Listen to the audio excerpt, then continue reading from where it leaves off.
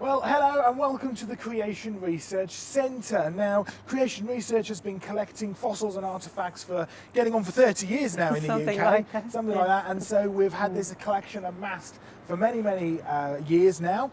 And we've just got a brand new building to put them all on display. So we moved in here a few months back, and Diane, you got a little sneak peek of the building last time you were here. Yes, I did. But we're now underway getting it all sorted because we've got an open day coming up at the end of this week. We've got a whole group of volunteers helping us organise and get it sorted and get everything completely ready for the open day. But we're actually joined here by Dr Diane Eager, and Diane, you're one of our medical lecturers here at Creation Research. Yes, that's right. And you look after things like the evidence news and all that kind of stuff. So tell us a little bit about the kind of work that you do for Creation Research. Oh, well, I'm in the biological side of things, but of course that relates to the fossils as well. Absolutely. Because there are such things as living fossils. Of course. I think we ought to discuss that in a little bit. We will talk about that in one of our programs, yes. But yes, I give lectures, I do some background research for other people's presentations within the organisation. I write for our newsletter where we just keep a watching brief on the scientific news, see what's been discovered, and help people to see it from a biblical point of view, and how what is often claimed to be evidence for evolution turns out to be really good evidence for the Bible. Absolutely, if they can just discern the difference between what was actually discovered and what's the story they're telling about it. So we do that, and we have a museum over in Australia as well. I'm part of that. So it's really good to be here and see the museum in the UK opening really up or getting ready.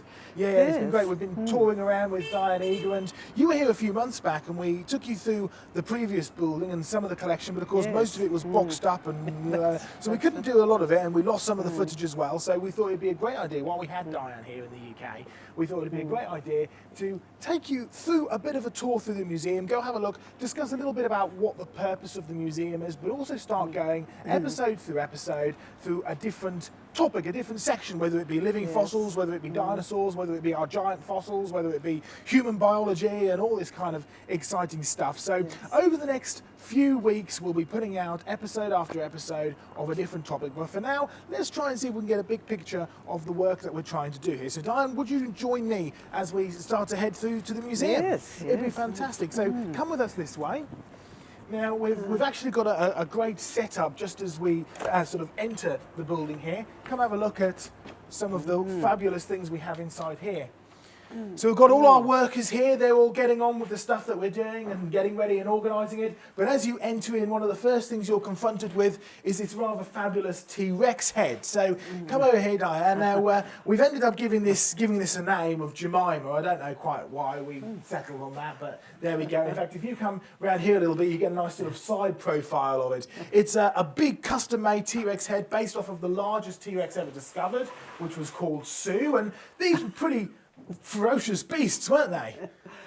Well, we don't know because they're dead. Exactly. They have big teeth, but as to what their temperament was like, well, we don't really know. That's the thing. When you come and see this, many times we envisage these creatures as being big, giant, horrible, slashy creatures, but the reality is most of that is actually influenced by Hollywood. So one of the things that we're going to try and do with our big dinosaurs and our models and things like this is give a slightly bigger perspective on, how did these creatures live? How can we tell how these creatures lived, and what do the fossils really say?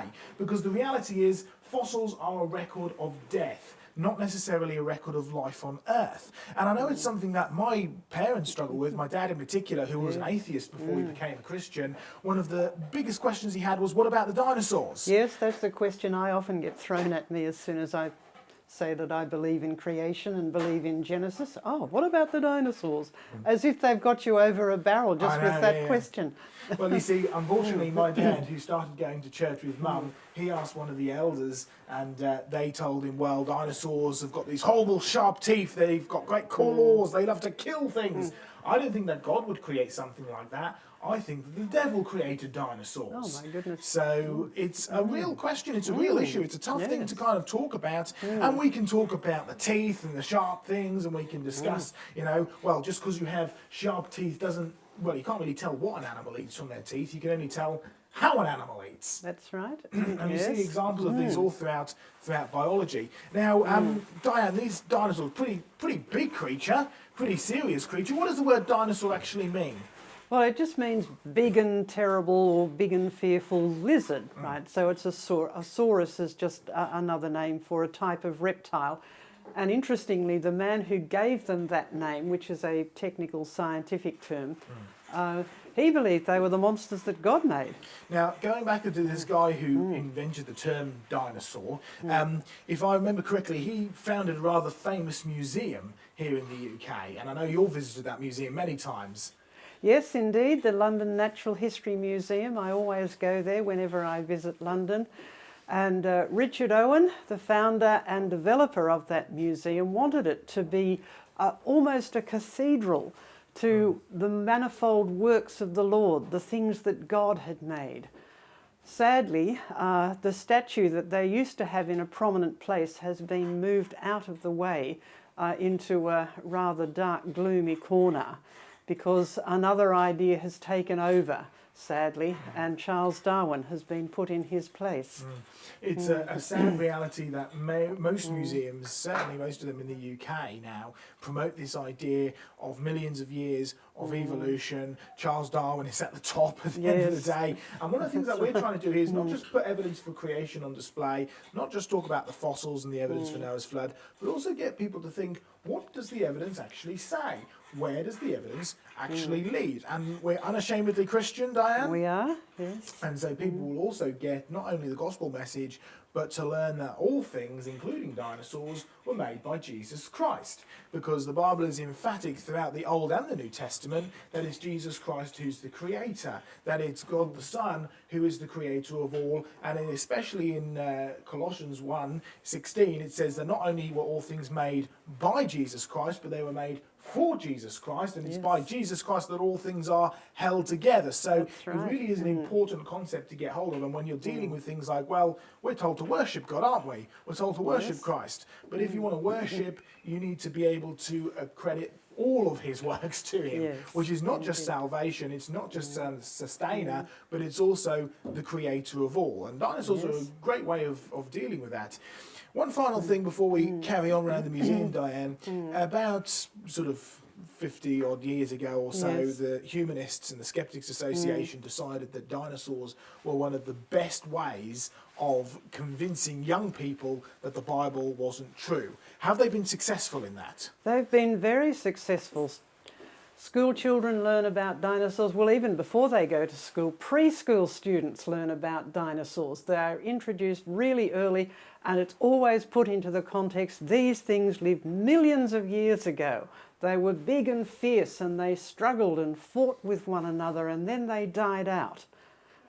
So as a result of that, it has convinced young people that not only is the Bible not true, but that there is no God, and therefore there is no basis for morality. Therefore, they can do what they want. And so we really need to take back the dinosaurs. Yes, we do. We need to reclaim the dinosaurs as the monsters that God made. Which is what they were considered when they were first discovered by Richard Owen. So and his colleagues. So yeah, we've got loads of stuff to try and organise and do here, and we're going to be going around and looking at some of our big dinosaur skulls, our actual real dinosaur skulls, and tights and mites and all sorts of stuff. But this is going to be the place where people first see when they come in and see the great big dinosaur. Behind me here, it's currently full of stuff, and you can spot one or two of our dinosaurs around as well. This is going to be a research area. Now, Diane, I want to talk to you about research because I know that you're involved in the research element of creation research, and this is going to be a place which is going to be, well, it's not going to be quite public, but it's going to be slightly barricaded off. But it will be a place where members of the public can come and see the research we're doing and observe what we're doing, and maybe even take part of it, because this isn't just a museum to walk around and look at things. This is a working museum as well. Right. And we will have lots of research projects. So can you give us just a little taste of some of the research projects that have been done at some of our other museums around the world, like Jurassic Ark, for instance? Well, Jurassic Ark is an outdoor museum. It actually started with a collection of fossils, but they were really big ones. It's actually a fossil log jam, and I mean seriously big logs, like you would see in those photos in Canadian rivers where a huge pile of logs gets washed down the river. Well, Definitely a flooding event. That's definitely a big catastrophic event. And so that was found in this place. So we had some of those analysed in terms of, we sent them off to an expert. What sort of logs are these? It came back, they were southern pine trees. Southern pine trees actually grow in Australia, a classic living fossil. So we planted some so that people could not only come and help dig up fossils, and they can come and help dig up logs. They can see the real ones growing only a few yards away. Classic living fossils. So that was a way of teaching them about how the Bible is true. The Bible says that everything was designed to multiply after its kind, and that's exactly what's happened with these petrified logs and the southern conifers that still grow in Queensland. Then we thought, well, there are other examples of living fossils, so we'll plant some of those. So we planted cycads and palm trees. And I notice you've actually got a fossil of some cycads up here. We have indeed, yes. yeah. So you've got not only got the dig sites, you've also got the botanical gardens and everything in Jurassic Park. Right. But if I remember correctly, there's a specific place which is just for research. Things like the strata machines, things like the stalactite machines and stuff like that. And many of those are able to be replicated here? Yes, they could be. So one of the things we are looking at is rapid processes, because one of the big things the evolutionists use against us is things take so long to happen. Rock layers take long. Fossils are really old. Whereas when we look at the world, we see rapid processes. So what we're trying to show people is this is real. You can make, we even make coal, and we have stalactites actually growing, and they grow in months, not thousands of years. We've got some experiments going with looking at how sediment is formed. The standard story is slowly and gradually, one layer at a time on top of one another. In fact, sediment forms sideways, and we can actually show that. You can sit there and watch rock layers form within minutes, because as sediment is transported by water, it's already in layers. So lots of rapid process really experiments that are going into place, and so another big part of the things that we're trying to do is not just have the museum on display, but also set up so that we have the research element of it that people can come and observe and get involved with and look at, and we'll have the stalactite machines and that, but also bringing in fossils, having to glue them back together, having to clean them up, all that kind of stuff is part of what is really an active museum. So we're going to be doing that in this section, so it's again it's hands-on, public can come and actually see it. And then if you come this way a little bit more, we start to get into the main bulk of the museum. Over this side, Diane, we're going to have a big fossil shop with great big fossils for display, so you can buy your own fossils and display and evidence for creation and Noah's flood. We'll have the books and the DVDs and all the different programs that we've produced with creation research, the new documentaries and stuff like that. And just behind you, Diane, we've got what is currently a fossil storage space, but we are in the middle of organising and sorting everything out. Over here, we will eventually end up with a little cinema room, which we can show stuff and put stuff on display, so that would be really, really exciting. Yes, so it's not good. just, again, it's not just a display museum, it's a centre, it's an active hub for not only research, but also facilitating teaching and information, a place for home educators and people who want to give their kids a biblical education come here. We're going to have a lot of hands-on stuff here. It's a place where we can train interns and young people, get up training programs and stuff as well. So it's much bigger than just your average museum. In fact, Diane, I think it's about time that we head over this way and start to have a look upstairs at some of the fossils and stuff, because over the next little while we're going to continue to go through all of our collection and bring you some of the evidence that we talk about. So we've got these,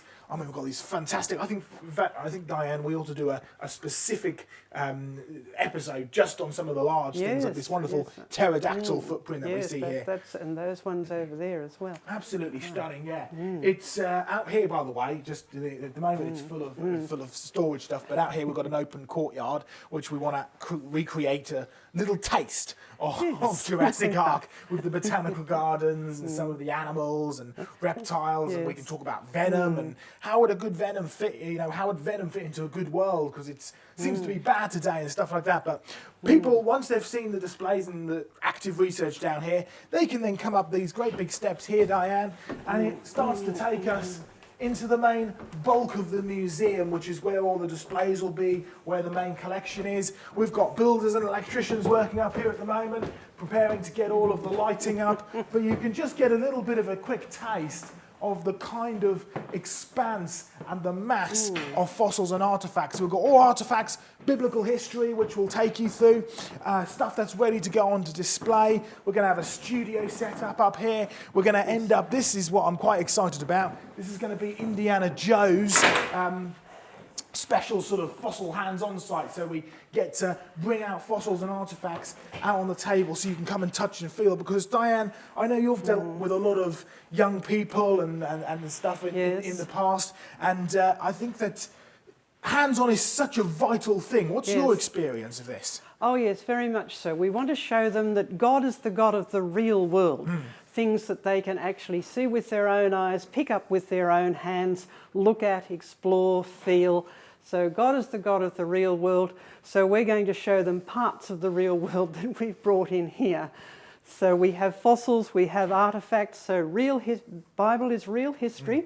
So real artefacts, fossils that show evidence for design, for Noah's flood, for the fact that the real history of the world is not sort of chaos to human beings, but rather it started out good. It's full of brilliantly designed things, but things have gone downhill. So, and we've got examples of those all over the place here. And so it's an opportunity to be able to come and get hands-on. It's an opportunity to come and touch and feel the evidence and show that you don't have to be scared of the evidence. The evidence is there, and it points, I mean, at the end of the day, if what we read in God's Word is true, then what we see in God's world should match up with it. And it does beautifully. It does. Brilliantly, really beautifully. So it's not just your average museum. We've got so many fantastic things here. We've got fossils all on this side. It just gives you a bit of an idea of the immense collection, because we've still got stuff stacked up in boxes downstairs. So yes, by the way, Diane, in order to make this project a reality, we need supporters' help. We do indeed. We need practical help and we need financial help.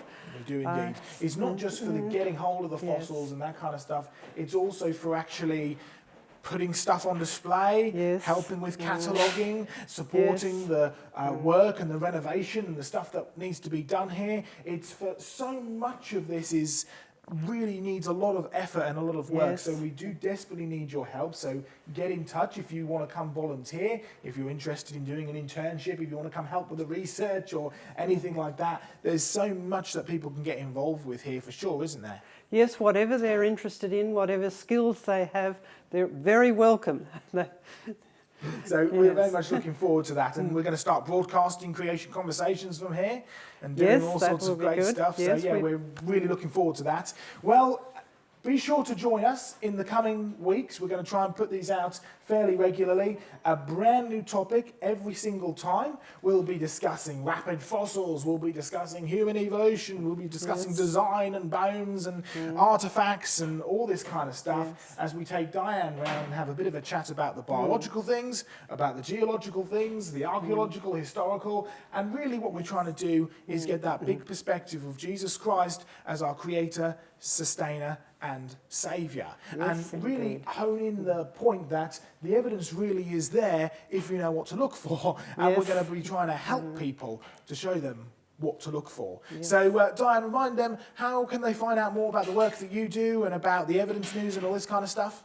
Our main site is quite easy to remember, creationresearch.net. Nice and simple. Nice and simple. And that has links to our other websites. It has links to the Creation Research UK website, so you can find out what's going on in the UK. It also has links to a site that's dedicated to questions and answers. That's called Ask John Mackay. You can go directly to it, or you can go through our main site just with Q&A. And we send out a regular newsletter where, as I said before, we look at the regular scientific news and report about that, and also report about what the ministry is doing. That goes out in a newsletter. The science news items get archived. As individual items, you don't need to know when they were sent out in which newsletter, and they get archived on a website called The Fact File, where we just look Simple at as that. scientific facts. And you can get to that through our main website or go directly to a Creation Fact file. So creationresearch.net is the place to go, creationresearchcentre.com to find out more about the research and the projects that we're doing here and how you can get involved. But Diane, I think we've got a lot of things to film, a lot of things to go around, so we better head off and go and do that now. Catch us next time for our first topic. We'll see you in a bit. I think we should go over here, Diane. Let's have a look at this.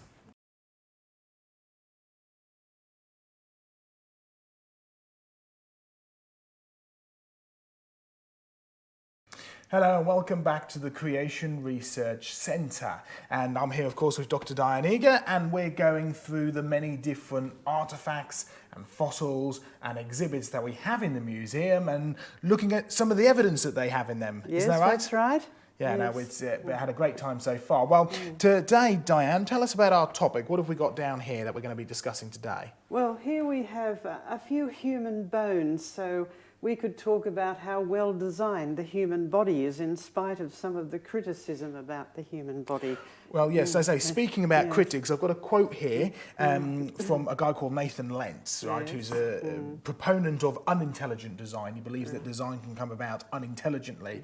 And he says one of the biggest evidences for this unintelligent design is actually the wrist. Now, we have a human limb here, a human arm. You've got the bones and everything. But this is what he says about the wrist. He says that the wrist is way more complicated than it needs to be. He says the small area that is just the wrist itself has 8 fully formed and distinct bones tucked in there like a pile of rocks, which he says is about as useful as they are to anyone. So it's really this claim that they're useless, that they're a result of random mutations and random, thrown together over millions of years. No real use to these kind of wrists and these bones. But your medical biology background, correct? Yes, that's So right. you know a little bit about these kind of things. So just take us down through the arm, through the wrist, and some of the design that it shows.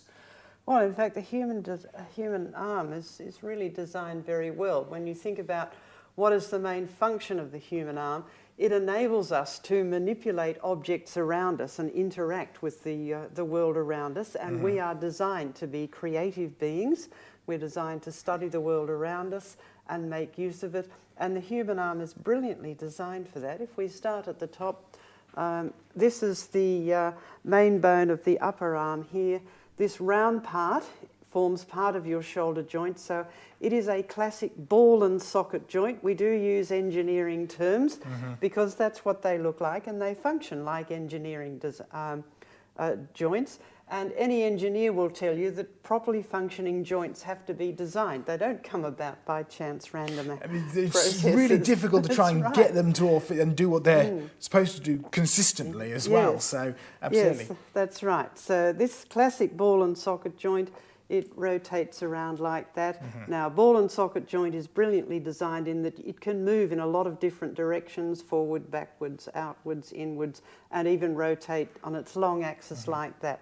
Now, these knobs here are where muscles are attached to it. One of the main functions of bones, of course, is muscles attachments. So we have muscles in our shoulder that hold the whole arm to the rest of your body, of course, and the rest of the shaft of this bone forms important muscle attachments for bones that you might be familiar with, like biceps. All the the big bodybuilders know muscle. about their biceps. Yeah, sure. Yes. Well, actually, part of that muscle has a long tendon that fits into this groove here. So, brilliant piece of construction here of compactness and flexibility and strength. So that orientates the entire arm in relationship to your body to reach things, so that it gives you a big, wide range of reach. Then the elbow, which does function a bit like a hinge joint, but it's a bit more subtle than that. Well, I noticed, Yes. first of all, we've got 2 bones down here to Yes. kind of connect to the hinge joint. So what are these 2 bones here?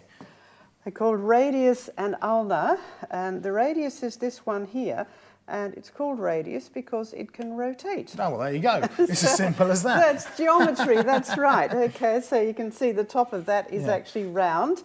And So really, when you're doing this with your arm, you're kind of Yes. crossing those bones crossing those over together. I see. And that movement occurs because the radius can rotate completely like round, that. all the way around. That's yes, fantastic. Isn't that brilliant? So this bone stays completely straight. This one then rotates over. So this one it, acts more like a strut, stabilising yeah. the forearm. This one rotates right over it, Fabulous. and that enables you to orientate your hand so that it's palm up or palm down or anywhere in between. And in between these two bones, you've got a flat fibrous tissue there, and altogether that acts as a big muscle attachment for the muscles that down here. have long tendons that go down into your hand. Now again, that's a good piece of design because it means the bulk of the muscles are up here. Yeah. You've got long tendons going down into the hand so that your fingers can stay nice and slender and slim. And you do have little muscles in the palm of your hand. We'll get to those. So radius and ulnar, again, good, clever design, a structure that's quite strong, but at the same time very flexible, very good for manipulating objects, orientating the hand to whatever you want to pick up and do things with. Okay, so we've done the main bulk of the arm, but now what about these bones down here, the wrist bones? Because these are the ones that Nathan Lent says are just as useful as a pile of rocks to a human arm. So what have we actually got down here? What's the detail? Well, he's obviously never broken one of them. you can break them, actually, if you fall heavily on your wrist, but that applies to any bone in the body. Sure. No, they're not useless because you think, again, going back to the function of the human arm, needs to be flexible, but it also needs to be strong. If you're going to pick up something or get a good grip of something, you need to have strength and you need to have flexibility as well. So the wrist not only bends up and down like that, it also bends from side to side. And that's important in holding things and manipulating things. Sure. And so this gives you a bit of extra flexibility because all of these can move on one another just by a small amount, but a small amount can add up, as well as giving the whole thing a lot of strength so that you don't have all of the forces involved in bending and moving from side to side imposed just on this one joint here, where the radius joins to the hand. So it's actually a piece of really clever design to give you strength and flexibility at the same time. Right. So just run us down through some of the bones and their function. I know some of them have these big sort of things that sort of stick out at the side. I'm assuming we're looking at, what are we looking at? Down here this way? Well, some of them are muscle attachments, and this also forms a nice curve for tendons come down from the forearm here and actually go through a tunnel.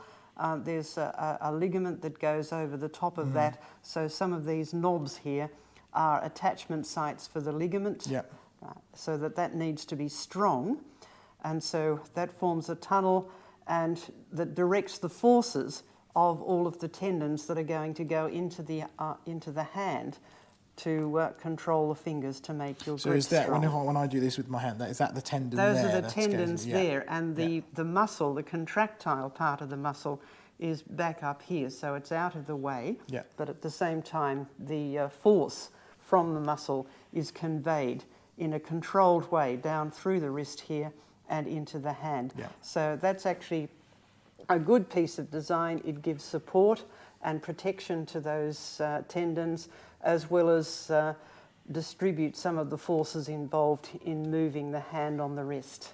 And so then we get into the main bulk of the hand Right, itself. this is the palm of the hand. Yes, there are some little muscles there, so that's how we get all of the really subtle movements that we get with our fingers. And you think of all of the trouble that robot designers have had when they've tried to copy a human hand, and all of the little motors that they would have to put into it, and the fake tendons with using man-made substances like nylon and various other synthetic substances which are not as strong as tendons. And there's some really subtle things built in here, right? You look at your own hand, when you open your fingers like that, you can spread them out and pull them together. Now, when you close up your fingers, now try and spread them out.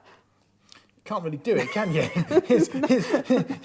You just can't move it, can you? That's right. But then if you want to pick up something like a handful of small objects or something that, that's actually quite a clever design, because all of these little joints here aren't pure hinges. They're just slightly offset, just very subtle design, and it all folds in together to give you a good device for picking up little small things and it's not going to run through the fingers. Yes, that's right. But at the same time, you can spread out your fingers and grasp something that's quite large. Much bigger, Yes. So a really piece of clever design, that.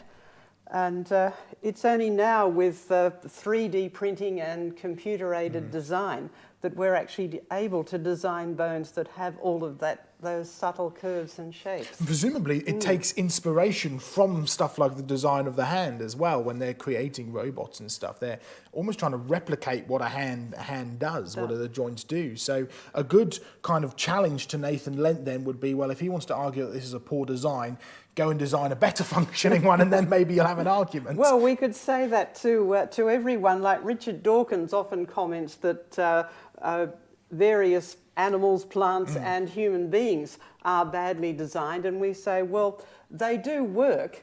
Now, just because we don't understand exactly how they work doesn't mean that they weren't designed. That just means that we're ignorant and we don't know enough. And the scientific approach is to go and do some more research and find out. Actually have a look and see. And that's what we've been able to do with modern scanning technology.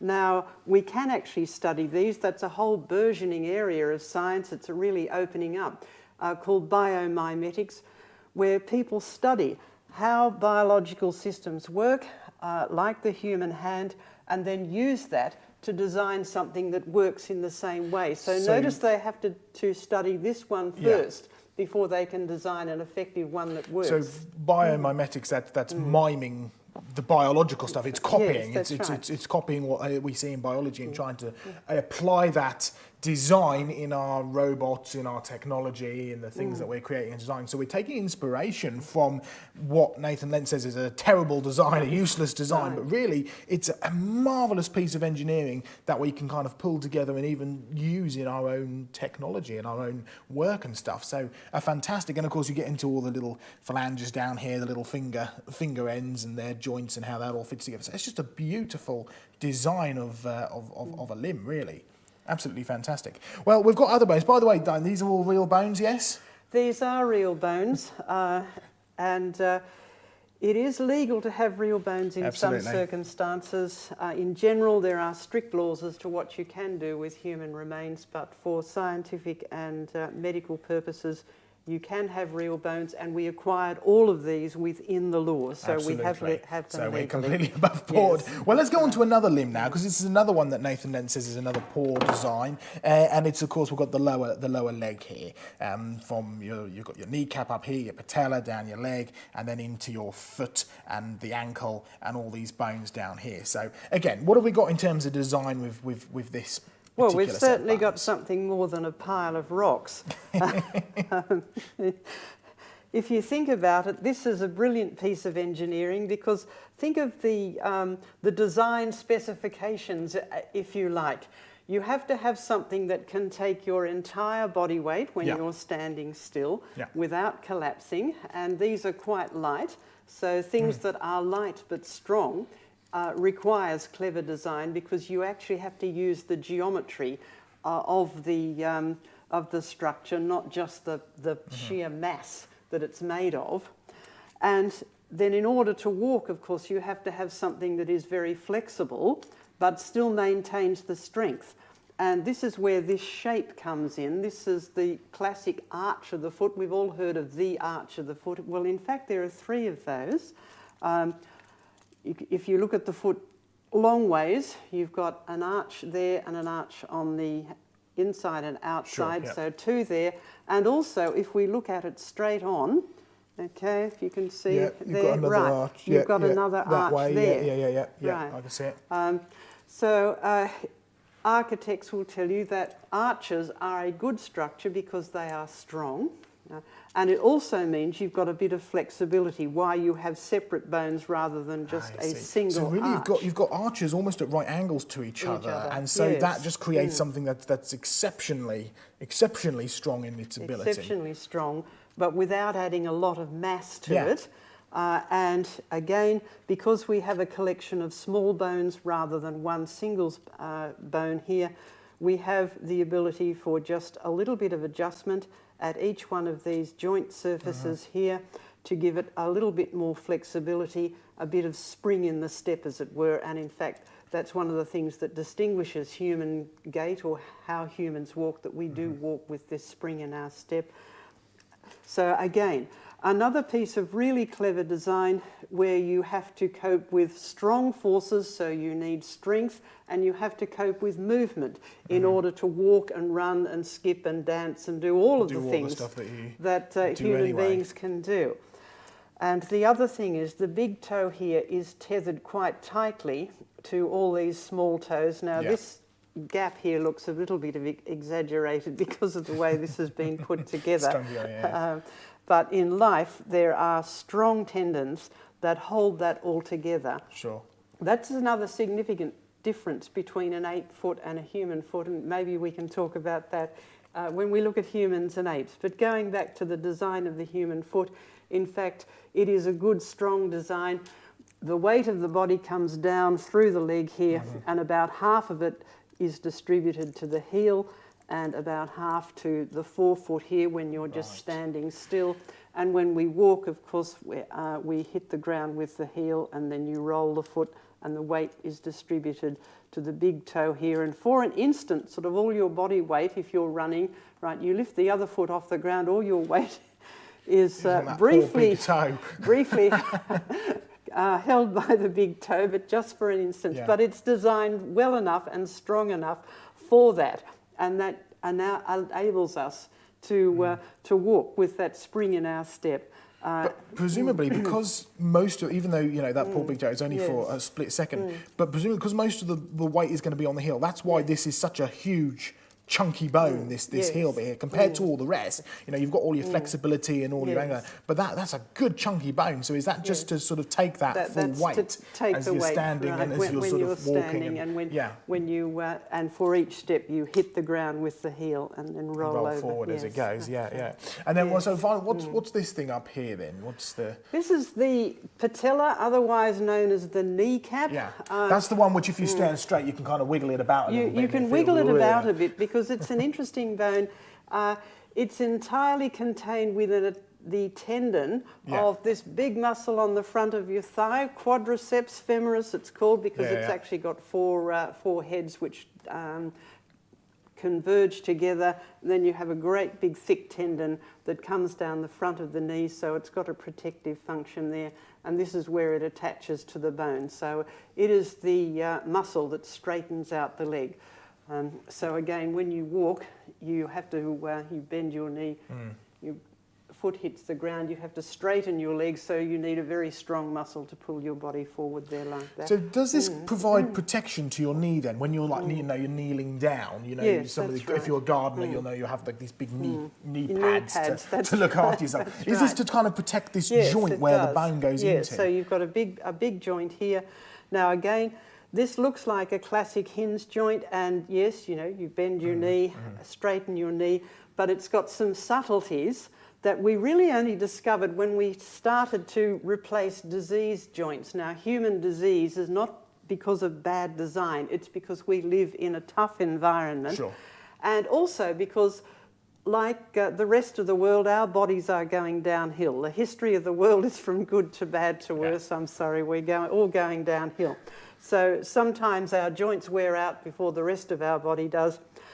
And one way to treat a completely destroyed joint is to actually replace this surface.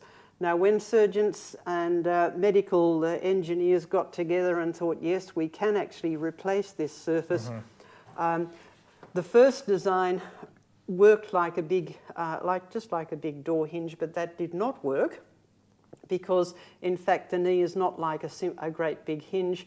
the femur, we don't have a femur, but if you can imagine the thigh bone here coming down here, it has two rounded ends that fit into these indentations here.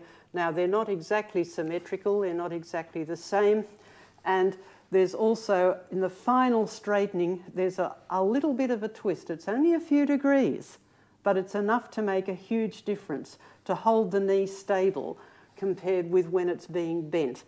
And they had to design two joint surfaces which would accommodate that just small twisting movement in order to get an artificial knee that works. Actually works. Yes. Yeah. So even the tiniest subtle little differences, the things that you look and go, well, that can't mean anything. It's actually an incredible piece of design and engineering that's gone into this fantastic knee, bone, ankle, joint, all of that.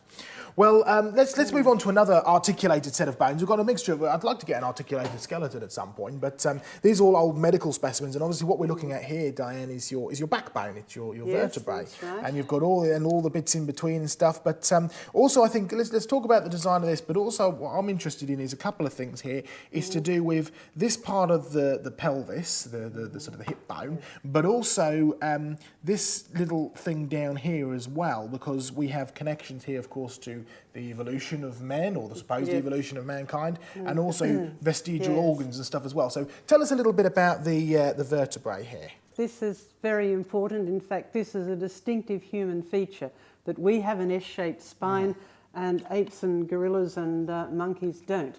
And there's a good reason for that. We are designed to stand upright with a minimum amount of muscles needed to just hold us upright. And so our body weight gets balanced around a line of gravity that goes down through the body. So if you look at the this region here, this is the neck region. So the head sits on top of here, The head sits on top of there, right. In fact, that bone is called the atlas because it holds up. Of course, yeah. Okay, so we have the cervical spine, or the neck bones, curving out in front there. Then we have the chest region, the thoracic region, where the ribs attach, and that's what these little facets here are. So it comes round your side like this, there, and that gives you the nice big shape that you need for your heart and your lungs to fit in. Then the curve changes again. We have a forward curve here. This is the lumbar spine, the small of the back, right? And the line of gravity will then be behind that. So we're balanced, right? Line of gravity behind, in front, behind, and then in front again. This is down in the pelvis. Now there are two bones that attach here that form a complete ring of bone, which is your pelvis. So of course we have, I'm just thinking, we have mass on the back, we have mass on the front, and then we have a mass on top. So it's specifically designed to help hold those masses in place so that you can be upright and move forwards. With a minimum amount of muscle contraction. Yeah. Remember, there are ligaments attached to all of this. And these things here are the intervertebral discs. You may have heard of these if you've had a disc injury. Or something. Yes, I have. Yes, I have too. They're made out of fibrous tissue and cartilage. Yeah. And so together we have a design for standing vertically upright, minimum amount of muscle movement needed to hold that. And that is a distinct human feature, really important. Now, if we come down to the bottom here... So this is at the back part of the pelvis. So this is the back of the pelvis, this is the sacrum. This is the part of the body that's considered to be a useless vestigial organ left over from when we used to be apes and monkeys. Apes don't actually have tails either, but... Do they have a coccyx? They do have a coccyx, yes, that's right, because it has a function. And all of these various knobs and bits that stick out of bones, they're there for a function. They are attachment sites for muscles and ligaments. Remember, the skeleton is part of a whole musculoskeletal system. It's part of a whole system that holds the body together and enables it to move. So the coccyx is a really important muscle attachment site and ligament attachment site for the muscles in your pelvic floor. So that literally holds up the organs in your pelvis, and also helps you to walk, because each time you take a step, of course, your whole hip bone moves. So very essential part of the body. It's just as useful as any other bone or part of a bone in the body. So it's something we like to try and remind people who try and claim that this is a vestigial or leftover or it's useless is if you remove it and then try and navigate the toilet, it's not going to work very well because it's so essential in holding everything together. And I mean, if you bruise it, it's painful enough. If you break it, you can't even walk, can you? No, you can't. It's just so painful to walk because you've got big, strong muscles all around here, big, strong ligaments. So any movement of those on a broken bone is just excruciating. Just ask anybody that's happened to. Yeah. Now, we can talk about this and we can talk about how everything begins to kind of attach together, and we can talk about how really the evidence that we're looking of is this is somebody who is designed to walk upright, because this is now part of the pelvis, isn't it? Part of the backbone, and we've got a bit of the pelvis bone here. So this is this is the right side, did you say? Yeah, this is a right side. So it fits on here. Bone like that. Yeah. Yes. So it fits in this little... So it fits in there. Now, these are obviously not from the same individual, yes, so it's give you a bit of an idea it's how not it a goes. perfect match. There are some very strong ligaments that hold this bone to the spine there. That's necessary because the body weight is coming down the spine and then it gets distributed between the two hips. But there's also a movable joint there. Again, flexibility and strength. All over the body we have that combination of flexibility and strength. So a movable joint there, you may have heard of it, the sacroiliac joint. Yes, that's right. And it can get arthritis in it just like any other of these movable joints as well. But that's not a sign that the spine or any of these bones are useless. That's just a sign that our bodies are going downhill. The reason the spine is often considered to be a piece of bad design is that back problems are common in human beings, but like any other piece of machinery, the hardest working bits do wear out. The quickest, yeah. And we don't always treat them particularly well with the sorts of things that we try to do. So yes, they do wear out, they do get disease like any other part of the body, but again, that's a sign of the degeneration of the whole world as well as our bodies that we're all undergoing. So these fit together, and this, obviously you'll have one on this side, one on that side, and that then joins to, we've got another ball and socket joint in down here. Yes, down here we've got a classic ball and socket joint.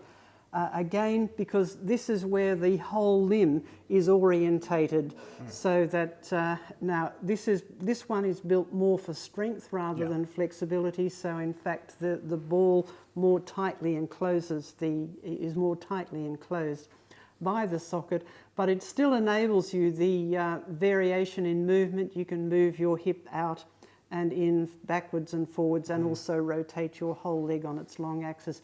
And that means that we can walk on uneven ground and do all sorts of clever movements. I'm a bit of a clumsy clot, so I'm not very good at dancing, but there are some people who can do amazing things with not just with this joint, but with all of their joints together. But again, that's part of human creativity as well. Absolutely, yeah. So again, we could talk about how the way that this is structured, the way that it's designed, the way that it fits together shows that this is designed for a creature or being that walks upright. But I think we're probably best to save that for next episode, because we're going to be talking about apes and humans and evolution and design and stuff like that. So we'll leave that. But there's something else that I'd like to talk to you about quickly, Diane, because we've got a mixture of other bones and limbs and various other things as well. And in particular, I quite like this one because you can actually see it's a bit broken off there, and you've got a lovely, I mean, you can see the incredible inner structure of the bone and how it all kind of fits together. It's referred to as almost the honeycomb structure. And I mean, just looking at something like a leg, right? We spoke about the kind of pressure that the poor little big toe has to go on when you're running or walking, and the toughness of this backbone to be able to take your weight. But just think about the amount of weight that this bone, from the top down, is having to put up with. And you can also have people who are morbidly obese, but they're still able to stand upright. The pressure on these bones are remarkable. So talk a little bit about the design, the internal structure in this. You can see in here as well, the sort of honeycomb structure that holds all this bone together so that it's able to take that amount of weight and take that amount of stress as the person is standing up and walking, because, I mean, this looks like a marvel of engineering in there. It is actually, it is a marvel of engineering. It's like architecture when you're designing a building that has to be strong, but you don't want too much mass in it. You don't want to just keep on adding more and more mass.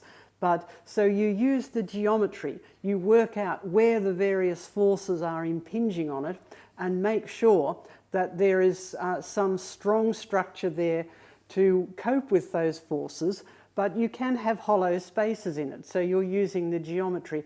A simple analogy that people would be familiar with is tubular steel. It's hollow inside, but it's extremely strong. So our bones are like that as well. They have a solid outer casing, as it were, but they are hollow inside. But inside, as you said, there is an amazing honeycomb sort of structure there, where you've got tiny little struts of bones, and they are in the exact right places for the forces that are impinging on your bones. And you see that particularly in the hip bone. If you see an X-ray of a hip bone, you can actually see some, and some of them are curved, and so that you can see where the forces are impinging on it, and the struts are designed hold all together to hold the bone together according to where the forces are impinging on it. Now, the really interesting thing is if those change, and they do change if you change your activity. For example, if you learn a new type of sport where you develop some muscles more than others that you weren't using, so you've got stronger forces in a different direction in the bone will actually remodel itself. Right, okay, yeah. So it kind of, it can almost adapt then to different, and this is true adaptation here? This is true adaptation. Adaptation is actually a design feature. It is the ability to adjust the structure or function of a living organism, of a living body, according to changes in the environment. Now, it is certainly limited. There are certainly parameters, as it were, within that framework that you can adjust. And that's what we observe in biology, in human function, in all other living things.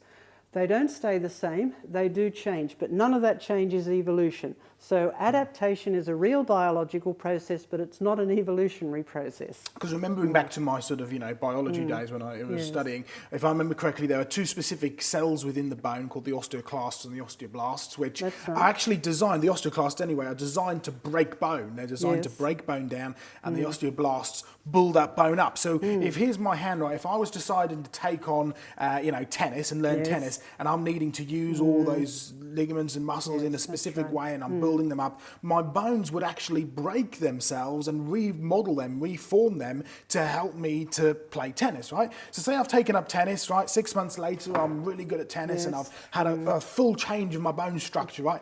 Have I evolved? Because I've changed, but is that, have I evolved?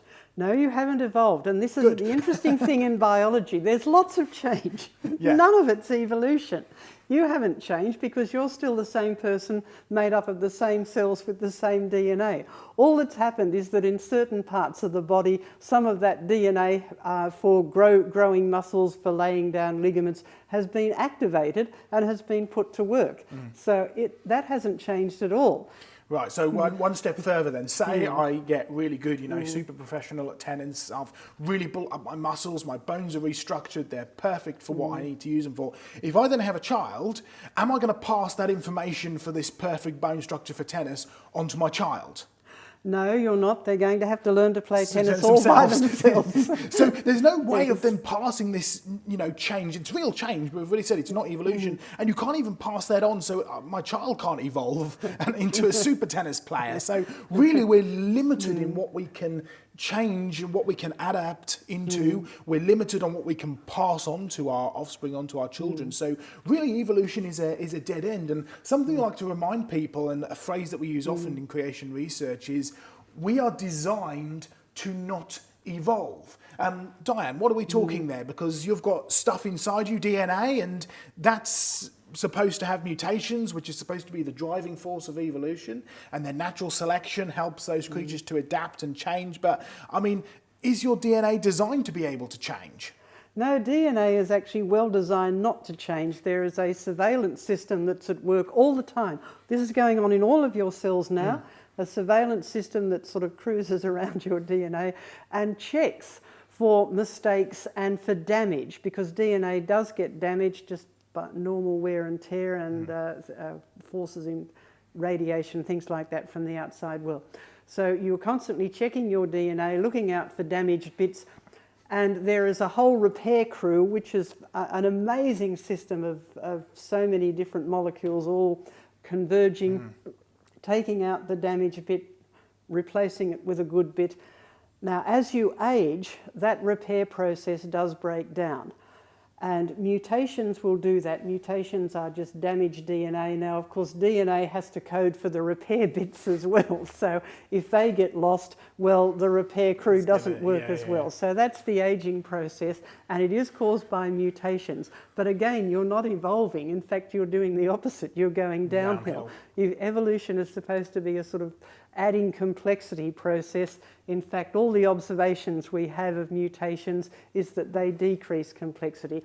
So yes, we do have changes. We have changes throughout our life, but none of those are evolution. From the day you're born to the day you die, you are exactly the same person, the same species, and have the same cells. Some of them have been a bit knocked around, but they've definitely not evolved.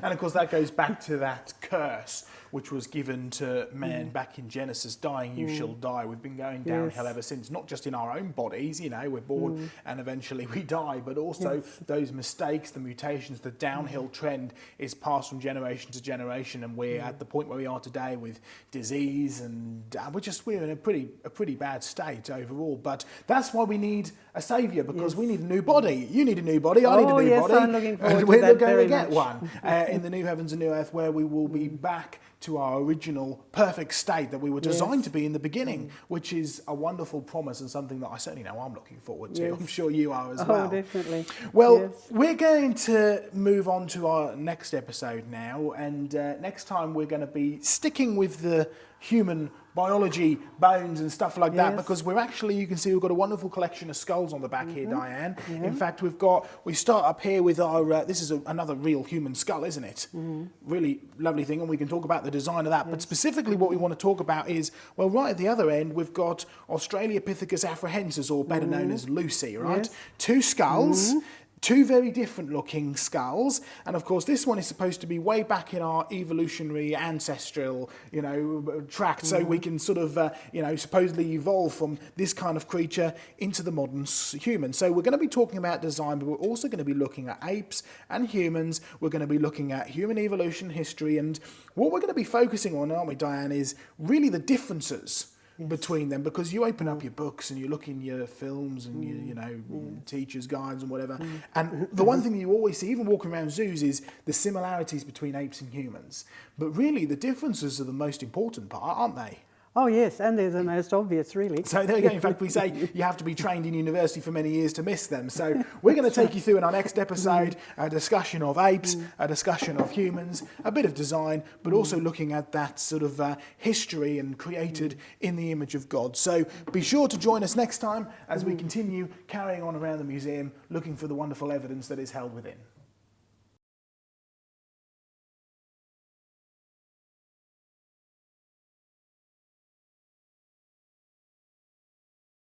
Well, hello and welcome back to our tour through the museum. We're continuing to go through the exhibits. In fact, Diane, you're here because we've also got an open day coming up shortly, which will have happened by the time that this goes out, but you can probably hear some of the renovating and stuff going on in the background. So we're getting excited. It's going really well. And I thought for the next topic, Diane, we spoke last episode about things like human design and human bones and stuff like that. Right. I think this time we should go on and kind of stick to the general topic, but move on to things like apes and human evolution and all that kind of stuff. So we bring in an element of, the fact that we know that this was designed to stand upright, and hands and feet and stuff like that.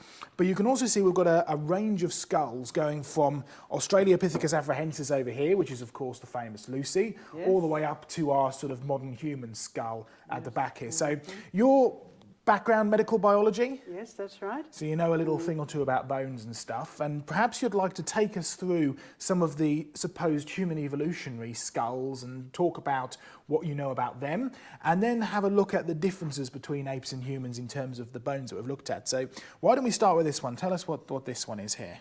Yes, this one is Australopithecus afarensis, commonly known as Lucy, and gets a lot of publicity, and in the general science reports it's usually put down as a human ancestor, but in fact its name tells you that it's not, because Australopithecus means southern ape. So it's just an ape from the south. It's just an ape from the south, that's right, and the scientists who studied it recognised that. But of course, in order to support the popular view that apes turned into people somewhere in Africa, whenever Lucy or any other skulls that are classified as Australopithecines are reported on, they're always reported on as human ancestors. Okay, so looking at this then, this is a replica of course, but it's a fairly accurate replica. I notice there's a couple of different coloured bones here. What are we looking at with the different coloured bones? Yes, you're right. This is an accurate replica, but the only pieces that are accurately replicated, and they're done well, are these darker pieces here. Right. So the lighter pieces are just reconstruction? The lighter pieces are reconstructions. So in other words, all we've found of the skull of the fossil that is called Lucy are a few fragments, and they're barely connected together. This one might be connected to that one. But in terms of the face, the teeth, and all of these other things, no, that's just been invented, as you like. This is an artist's model using these pieces incorporated into it. And that's an important thing to remember. The so-called evidence for apes turning into people consists of lots of fragments and lots of individual bones. It doesn't consist of entire skeletons. So we're very limited on the knowledge that we can have for Lucy, especially from her skull. And I know that there's been a few other bones and stuff that of hers that have been found. But what is Lucy? How can we tell whether she's an ape or whether she's a human, or is she in a human ancestry? I mean, if you go from a biblical perspective, in the beginning, God made them male and female. That Bible is abundantly clear. There's no long evolutionary process up to it. So where do creatures like this fit? Are they apes? Are they humans? I mean, there's even an idea that perhaps God made some other races of people the same time as Adam and Eve. Though, what are we looking at here with Lucy? Well, the Bible is actually very clear. There are living creatures that live on the land that were created on the sixth day of creation. Then there are human beings, and we're given some details about the creation of human beings. They were made initially from raw materials in the case of Adam, and then Eve, the first woman, was made of tissue taken from Adam. So there is no physical connection between apes and people as described in the Bible. Apes are part of the land creatures, and that's what we observe today. There are things that are fully ape, there are skeletons that are fully ape, and there are fossilized humans that are fully human. So after their kind, apes according to their kind, human beings according to their kind. Now, some creatures have become extinct. We don't have Australopithecines today. They seem to have died out. But then that's not surprising, because lots of other things have died out. I mean, the dodo is now extinct. It's, you know, dinosaurs as far as we're aware are extinct. So creatures do go extinct. That's not unusual, especially in a fallen world, in a world that has changed massively with climate. Because if as I understand, coming from a geology perspective, most of these bones are found in what we would refer to as post-flood rocks. They're things that are formed between Noah's flood and today. Many of them are, as you say, fragmented. I mean, you look at some of the beautiful fossils that you get out of flood-deposited rocks. These rocks go all around the world, and they're spectacularly preserved. They're just beautiful. Whereas these are really fragmentary. These are just little things that are fallen into mud and happen to get caught up and buried. So we're definitely looking at, well, what are we looking at? An ape here? So this is definitely an ape.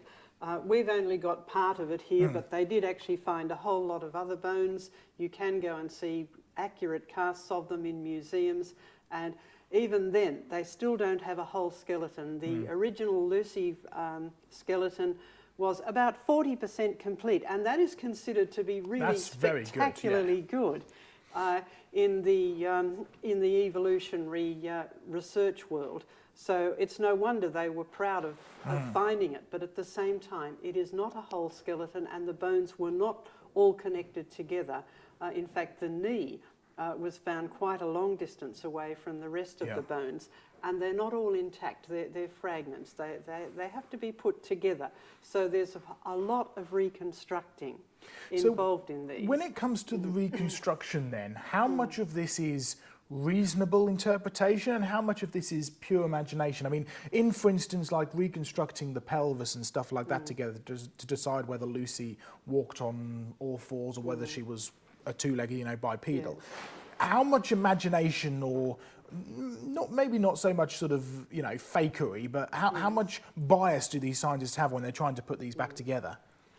Yeah, it's not deliberate fakery.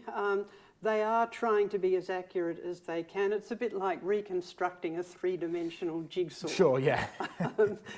With no instructions or picture to work on. No picture on the packet to look at. So it's not easy, so we must give them that. But at the same time, they are looking at it from an evolutionary mindset.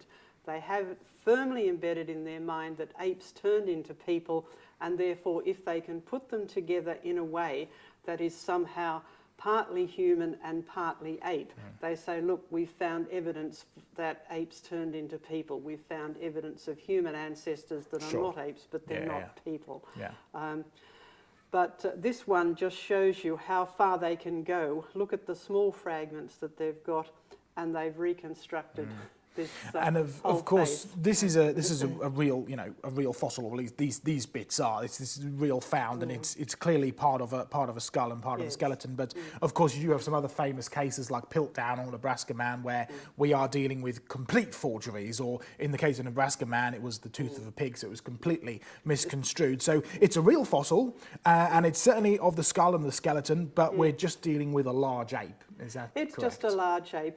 And in the professional literature, the professional scientists, they acknowledge that. It's just that that doesn't make for a very good story. Oh yes, look, we found a few dead ape bones.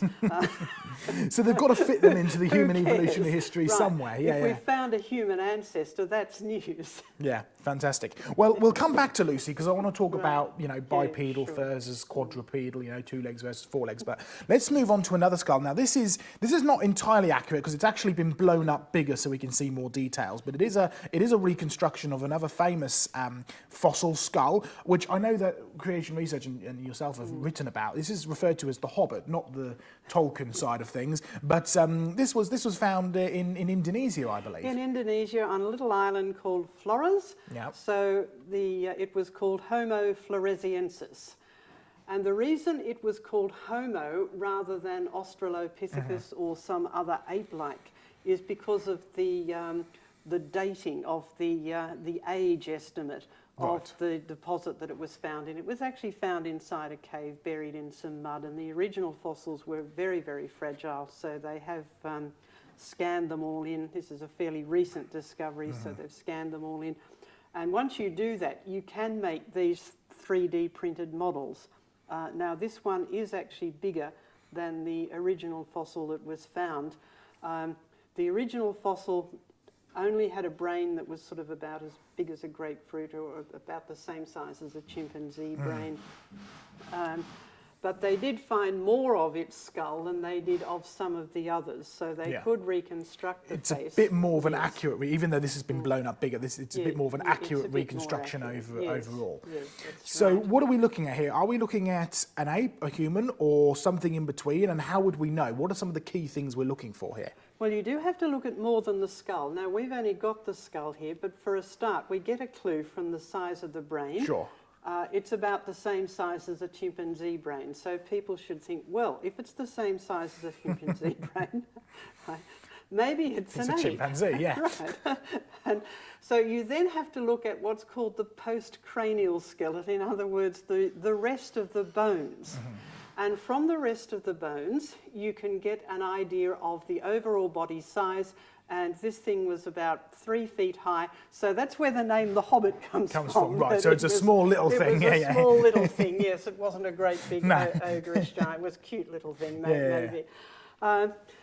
And you need to look at, you can then look at the overall body proportions in terms of how the arms and the legs are related, you know, which ones are longer, the overall size of the torso, and you can look at the joints and how they fit together. And in the face, you can actually get an idea of certain features, like does it have a chin and does it have a bridge of a nose? Yes. Those are significant features. Well, you and I are both wearing glasses here, so we quite rely on the bridge of our nose to be able to hold our glasses up. Whereas I'm not sure that he'd be able to. There's nothing to hold on to. So. No, that's right. In fact, that's one of the differences between apes and people. Yeah. It's only a small thing, but it is significant that apes have a flat nose. Without a bridge, and they don't have a chin, which is a distinctively human feature as well. When they looked at the postcranial skeleton in terms of the arms and the legs, they didn't have all of it, but they had enough of it to give you the body proportions and how they fitted together, and how things like how was the shoulder orientated on the rest of the body. All of those things turned out to be ape-like.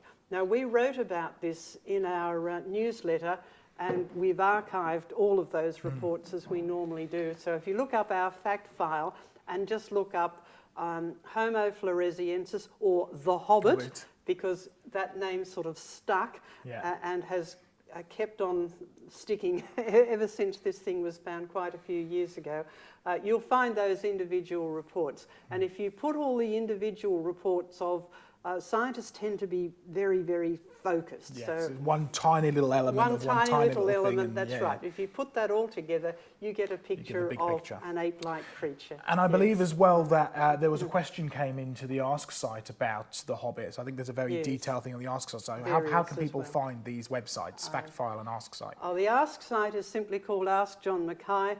There is a link to it from our main website. If you go to our main website, on the front page, there's a button that just says Q&A. Go to that, and that will get you to the question and answer site. And the newsletter items are archived in the fact file. Again, there's a link to that from the main website, so you can find information on the Hobbit, quite a bit actually, because it got lots of publicity, particularly in Australia, because it's not very far away from Australia. And a number of Australian scientists were involved in the original analysis. So it's creationresearch.net, all the links go from there. So that's where we go. Yeah. All right, moving on to another one of our skulls now. So this is known as Heidelberg Man. I mean, it's got some good gnashes. Again, this is a relatively accurate representation size-wise. So we've been looking at what are clearly two apes from their distinguishing features. Now we're moving on to this. What are we looking at here with Heidelberg Man? Well, this is one of a number of skulls and partial skulls that have been found throughout Europe. And so hence the name Heidelberg Man, because that's where it was found. And now we're getting into skulls that do have distinctly human-like features. Well, I noticed straight away you've definitely got a bridge here on the nose. If you kind of compare from Lucy, there's nothing, whereas there's definitely a distinctive bridge there. Yes, that's right, and it's got a more vertical face. In other words, the front teeth don't stick out further than this is the nasal cavity here. It does have these distinctive brow ridges, but we have other skulls that also have those, which are also considered to be fully human these days. Now, they've gone through a period where they were classified as being non-human, and of course those are Neanderthals. So Heidelberg Man is one of a number of skulls which are a bit different to the average modern human skull, but they have all of the features of being fully human in terms of a large brain size. We've only got part of this skull, but there are others where they have a little bit more than what we've got. And a human-like face and human-like teeth, and the shape of the jaw has this distinctive parabola shape, which is very distinctive of human. So it's really some interesting features on the skull, but it is distinctively human. So we've moved away from what are clearly ape skulls into what are clearly humans, and there's nothing really in between. We've just got clearly ape, clearly human, and we're now definitely onto the clearly human. And I also noticed just looking at it, there's some similarities between this and like Neanderthal Man. Yes. In fact, we've got some Neanderthal skulls here, so maybe we should move on to those. We've got part of the cranial capacity here, and then we've got a couple of more complete skulls. So what are we looking at with Neanderthal man? I mean, this... I mean, I know from what I know, Neanderthal from the Neander Valley, because it pays to learn your history of words and stuff. Yes, it does. But I mean, I know that with the history of these have been considered our ancestors, these have been considered our cousins, these have been considered a subspecies of human. I mean, where are we at now with the Neanderthal and the Parker? They keep on getting reclassified. But again, in the professional literature, the professional scientists have had to admit, after many years of research, not only on their skulls and their postcranial skeleton, on their other bones, but also on where they lived, artefacts that are found with them. They are admitting these are fully human. They still want to keep the evolutionary mindset in, of course. So they get classified as Homo sapiens, which is fully human, right? Neanderthalensis, in other words, a variation of human. But they are finally admitting, yes, these are human beings. But we look at this variation, right? So it's Homo sapien, variation Neanderthalis, right? Now, this variation is really a form of the scientific term of race, because even though the term race gets a lot of flack nowadays, it is still a scientific term that is still used. It's the smallest unit of a species. So if you were to consider different people groups of different ethnic origins, right? Yes. Like you and I, both sort of the Caucasian, or you look at the African ethnic or the Asian ethnic and so on and so forth.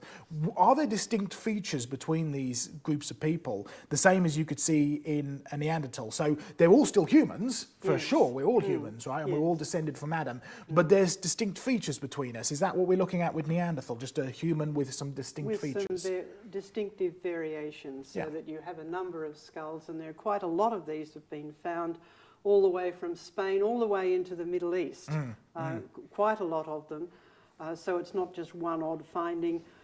And they do have this distinctive variation in the shape of the skull and a few other features in the face. But fully human, it's just a distinctive group of features that you would find in any other group of ethnic people that you can recognise and say, oh, well, you know, that person looks Chinese. Now, that's not insulting them. That's just saying, yeah, I think that person... There are distinct features that these people have. There are distinct features which are different to mine, but we're all fully human. Yeah. So we're looking at something that is classically human, distinctly human. It's got a few features like the brow and the side of the head and stuff like that in it. But we're definitely looking at something that's human, descended from Adam. These are post-flood, so these are after Noah's flood, probably after Tower of Babel as well. Yes. Yes, in fact, they are probably part of the descendants of Japheth, where a lot of people moved, as it says, west, right, which... when you're starting from the location of Babel, right, that's into Europe. So a lot of people moved into Europe and became the various groups of people, European ethnic groups. And yes, so this one certainly does look like it's had a long, hard life. Well, he's not got many teeth left. He's not got many teeth left, so he's probably quite elderly. Sure. And if you think about it, moving into Europe after living in the Middle East, we know that after the flood, the Earth's climate changed a lot from one extreme to the other. And when you're moving into a new area where there aren't many resources, or you don't know what resources are, life's hard. Absolutely, and so these people did lead long, hard lives, and that left its effect on their bones.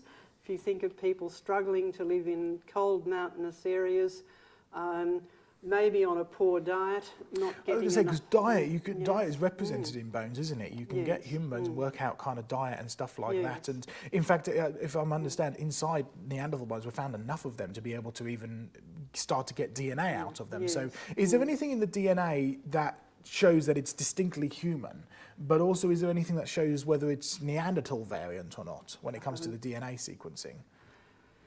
Well, there have been reports in the news here. So many people have Neanderthal genes. Yeah. Well, in fact, they're human genes. They're not genes that Neanderthals have and modern humans don't have, right? No. They are variants, gene variants. Right, yes, of course. Now, there are lots of gene variants. That's why all people have different faces, different body shapes, all of those things. We have masses of different human variants. So they have found some variants which are found in modern humans and found in Neanderthals. And of course that's more evidence that these creatures are of course fully human. They are human beings just like us. Now some ethnic groups don't have them, some sub-Saharan Africans, but all that means is that when those variants came into being, and some of them would have come into being as part of the normal mutations. Degeneration. It's this good to bad to worse process again. Well, it just means the ancestors of the Neanderthals and the ancestors of the sub-Saharan Africans had already parted company, and therefore they were no longer sharing their genes until now, when the whole world is on the move and we're remixing our genes again. So finding Neanderthal genes is not finding genes that they have that we don't. They're gene variants. Variations of the genes. Well, I've got another part of the Neanderthal skull here. This is part of the top skull. You can see the cranial sort of capacity where the brain would be. You're sort of looking on sideways like this. You've got those distinctive brows, but inside here you've got where the brain would sit. And so it's very useful because you can measure the size of the brain and stuff like that. But when we're dealing with this, is there anything different between the Neanderthal brain size and our modern day brains? Well, the interesting thing is the Neanderthal brain size is bigger. Well, there we go. We think we've got the biggest, most cleverest brains ever, that have ever existed, but in fact Neanderthals have bigger brains than the modern human average, and the evolutionists actually admit that, and they can't explain it. You know, how all of a sudden these things grew huge brains and then ours have shrunk. Because if we go back to that biblical picture of good to bad to worse, Adam was created perfect. And so those who were descended from Adam, much closer to Adam, were, even though they're now fallen beings, they're going to be closer to perfection than we are today. And these are post-Noah's flood, right? Probably fairly soon after Noah's flood. So you're talking about like 4,000 years closer to creation. You're going to be dealing with something which is bigger, which is healthier, which is stronger, which is better. And it doesn't, you know, it's not surprising. And hopefully we'll get on to later in these series, we'll get on to like the archaeology and stuff, and we'll talk about some of the archaeology we're doing. And these people were able to create some fantastic things that would require a computer and massive programming for today. Oh yes, now that we can not only study their skulls, but we've also looked at the places where they lived, their living spaces. We've looked at artefacts that they've made, and from that you can tell a little bit about their society. And from what they ate, you can also tell, well, where did they get their food? Well, you have to be really clever to go out and hunt mammoths and things like that, but there's also indications that they grew plants and had vegetables in their diet. But their living spaces and their artefacts indicate that they were really clever,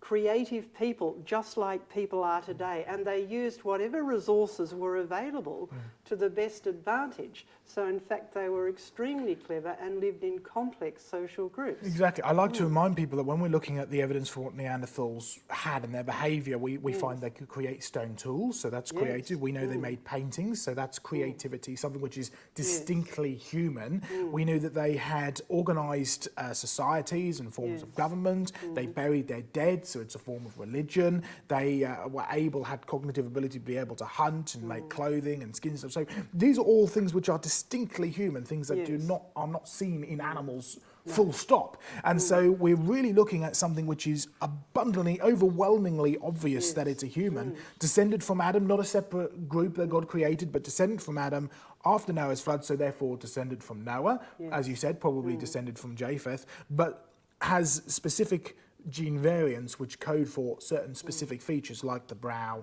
and like the extra large head and the bun at the back and stuff like that. So definitely looking at humans now, and we're firmly into the human camp.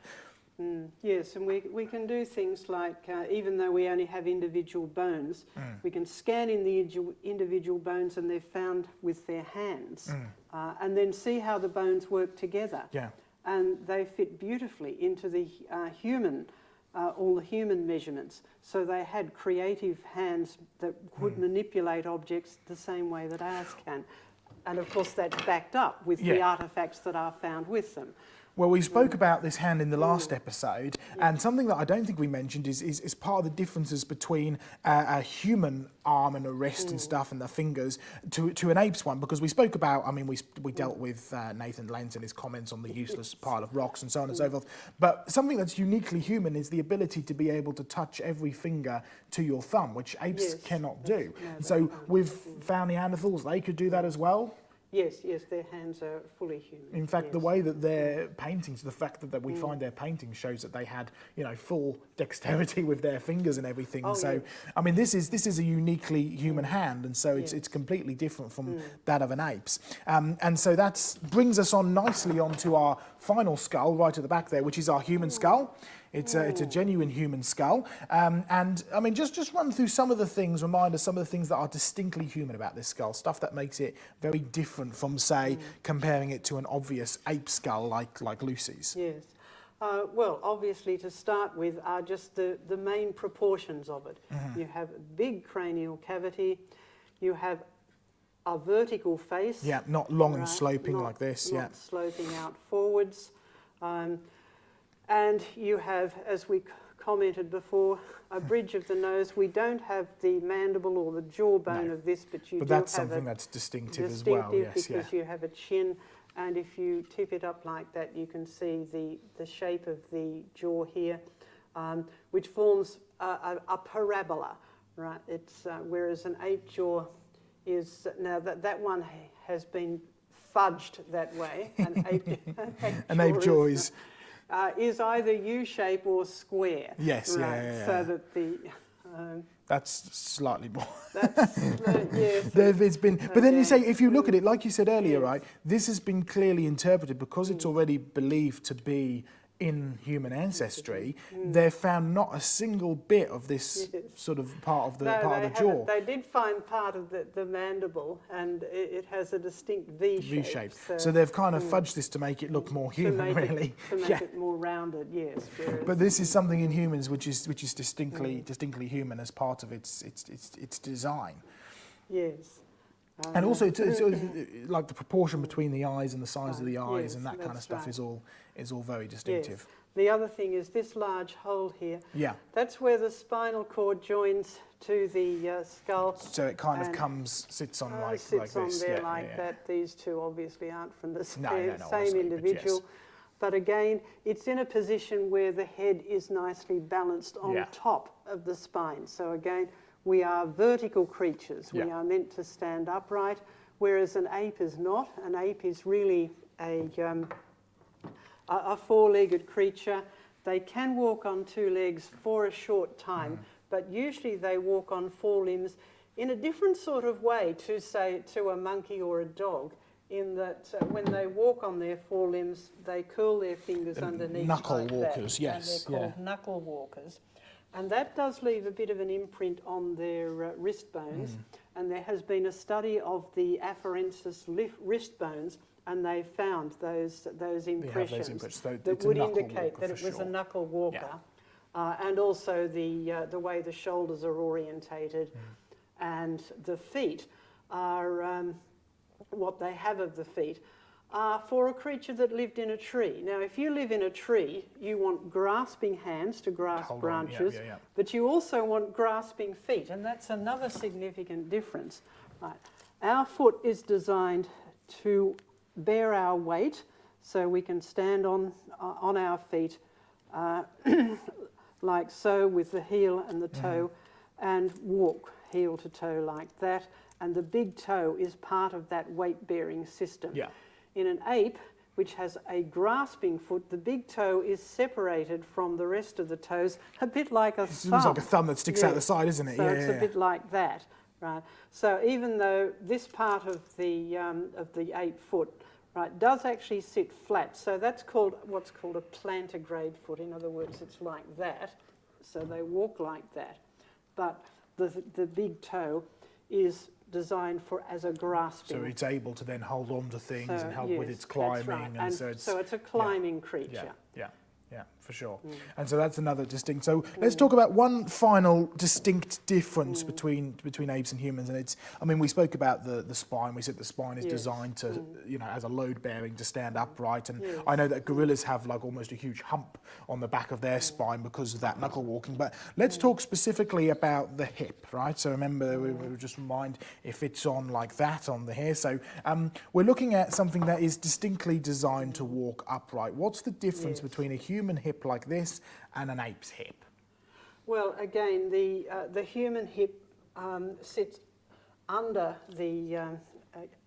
Right, these are not from the same individual, no, but so just it's to give not you an going idea, to be an it's exact match. It sits exactly kind of like that, yeah. So it sits like that. This is the front here, and this is the hip that you can feel at the side, so that the weight is distributed, comes down here, then across through the hip joint here, and then down the femur, down the thigh bone, all in one sort of vertical direction.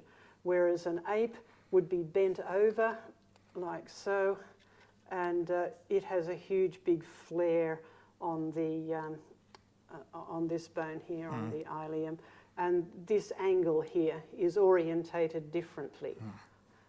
So it's something which is very distinctive. So if you can find things like part of the skull, look at the distinction of the skull. If you can find things like you said, the wrists, and see the knuckle walkers. If you find things like ape hips, you can tell clearly that there's a difference between apes and humans, and we find nothing in between. You've either got something which is completely ape, maybe a unique ape, but it's completely ape, or you have something that's uniquely human. And it may have specific distinguishing features like Neanderthal or like Heidelberg man, but they are still uniquely human. So really, we are looking at evidence that humans were created unique, that they were created in the image of God.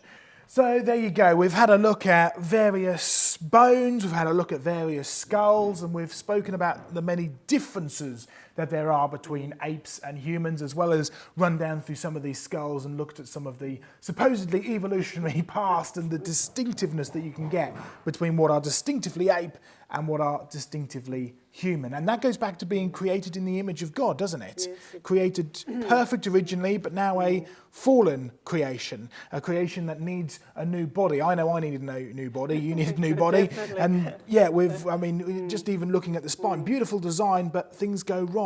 So we have that glorious promise of the new heavens and the new earth, where we will have a new body and we'll be able to be with Christ himself. So we look forward to that. So join us for the next episode as we move on, going through the museum and seeing what we can find. I think we've got some fossils next, haven't we? We have some wonderful things to find.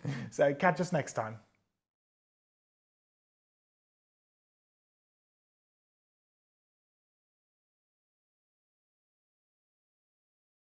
Well, welcome back to our tour around the museum. We're now moving on to the fossil-y things, which of course is my expertise, but we've still got you, Diane, because we're dealing with things that are called living fossils. And of course, coming with the biology background that you have, living fossils are, well, living fossil, how can something that's dead, fossils are a record of life that have been buried and preserved in stone. Why do we call them living fossils? Well, the fossils themselves might be dead, but there are living examples that are still roaming the earth today or living on the earth today. So we have living things and fossil things that are exactly the same. So we call them living fossils, but it's not something that I came up with or you came up with. Who invented the name living fossils? Well, ironically, it was Charles Darwin. He was indeed. And in fact, Charles Darwin actually said that these ought to be anomalies. He said these anomalous forms that really shouldn't exist could almost be called the living fossils. And he said it was one of the biggest issues with his theory, because really, when you look at the fossils, you don't see any evidence for it. And just a paragraph or two later, he actually ended up saying that it wasn't the strongest creature that his theory was founded on, but the one that was most adaptable to change. And yet what we're looking at here are examples of creatures, examples of plants, examples of organisms which haven't changed no matter how old you want to believe they are. So let's run through some of these, Diane, and let's talk about one that's supposed to be one of the oldest on the table. It's actually one of my favourites. I mean, you see this great big circle thing here, and then you've got this little sort of circle in the middle here. We're actually looking at a fossil jellyfish. It's a type of jellyfish called Eldonia.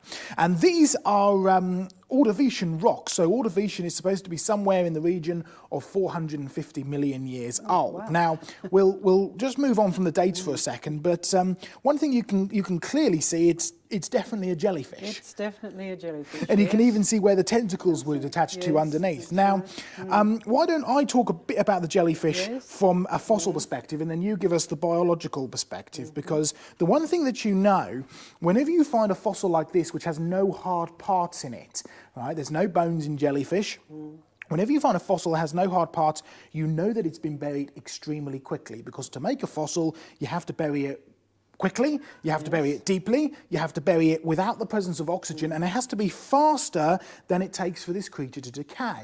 And I mean, you come from the part of the world where there are lots of jellyfish, and I'm sure you've seen them washed up on the beach before, and we sometimes even get them here in the UK. They don't hang around for very long, do they? No, they don't actually. I can remember on the beach as a child there would be jellyfish washed up, and we hated them because they stung, and so we would actually push them out into the water, and you could almost watch them shrivel up before your eyes. They wouldn't last a day. I mean, now you can see the layers and layers that are in this rock, and each layer is supposed to be a slow build-up, a slow accumulation of sediment. And the reality is, if you had that, you would never get a jellyfish fossil. In fact, you'd never get any fossil, because you simply we wouldn't be able to bury it quickly enough to be able to preserve it. So this is actually Ordovician rock from Morocco. We've got another example of some jellyfish. Can you see the two circles there, Diane? Again, it's got in a bit of really nice detail, isn't it? Oh, lovely layering in there as well.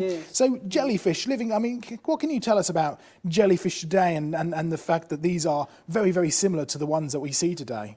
Well, jellyfish are supposedly very, very primitive creatures that evolved hundreds of millions of years ago, but they look exactly the ones that wash up on the beach. Yeah. So they certainly haven't evolved. It doesn't matter how old you want to make them, they haven't evolved. In fact, they're a classic example of something that's multiplied after its own kind. Well, let's stick with the Ordovician rocks. By the way, Diane, Ordovician, all of these rock names have wonderful, great big names like Ordovician or Jurassic or Silurian and so on and so forth. And we like to remind people that the names really have nothing to do with the ages. It doesn't mean millions of years. It hasn't got anything to do with time periods. In fact, Jurassic, tell us what Jurassic means, Diane. Well, Jurassic refers to the rocks in the Jura Mountains. So a lot of these names were actually given to rocks before the theory of evolution took them over, as it were. And the man who named them Jurassic was actually a Bible-believing Christian. And he lived in Middle Europe, in Germany, in the Jura Mountains, and he observed the rocks there. He then went wandering around the world, studied the rocks in South America, and said, well, these rocks here look like the rocks that I studied back there. So I will describe them as being similar to the Jura Mountains rocks. So Jurassic. Jurassic, like the rocks Jurassic. in the Jura Mountain. So it's actually a description of what the rock looked like, what it contained. It had nothing to do with it being supposedly millions of years compared to other places as well. It was a comparison. Yes. And so you'll find that it doesn't have anything to do with millions of years. It doesn't have anything to do with evolution in the slightest, but everything to do with where it was first studied. Yes. And these rock types, so you hear the names like Jurassic and Ordovician, and they're referred to today, or they're often viewed today as time periods, as periods of time. But that wasn't what they started out as. They started out as rock types, and it's worth remembering that. Yes. Okay, so Ordovician, when we're talking about Ordovician, if you go to Wales, sort of mid to South Wales, back in the Celtic times, there used to be a Celtic tribe, which are now extinct because the Romans wiped them out, called the Ordovici tribe. And when you go to the rocks where the Ordovici tribe used to live, you find extinct creatures called trilobites. And you'll find that they named the rocks with the extinct creatures in them after the extinct tribe that used to live there, the Ordovici tribe. So Ordovician, it really is as simple as that. Yes, there's even a rock layer named after a place in Australia, Ediacaran. Yes, of course. And they have jellyfish in them. And they have wonderful, Yes. beautiful.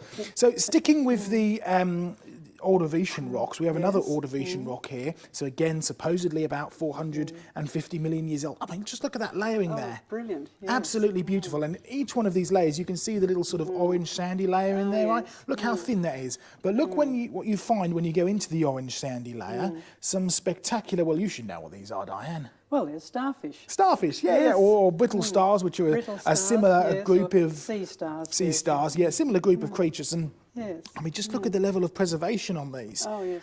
The fine detail, particularly in this one here. Absolutely beautiful, isn't it? And you know, these are obviously buried very quickly. Again, these creatures don't hang around for a very long time. If each one of these tiny thin layers is supposedly a season, so half a year, 6 months, you just simply wouldn't ever get a fossil. So we're also not just looking at evidence of rapid burial, we're also going back to that living fossil. So another beautiful classic living fossil there.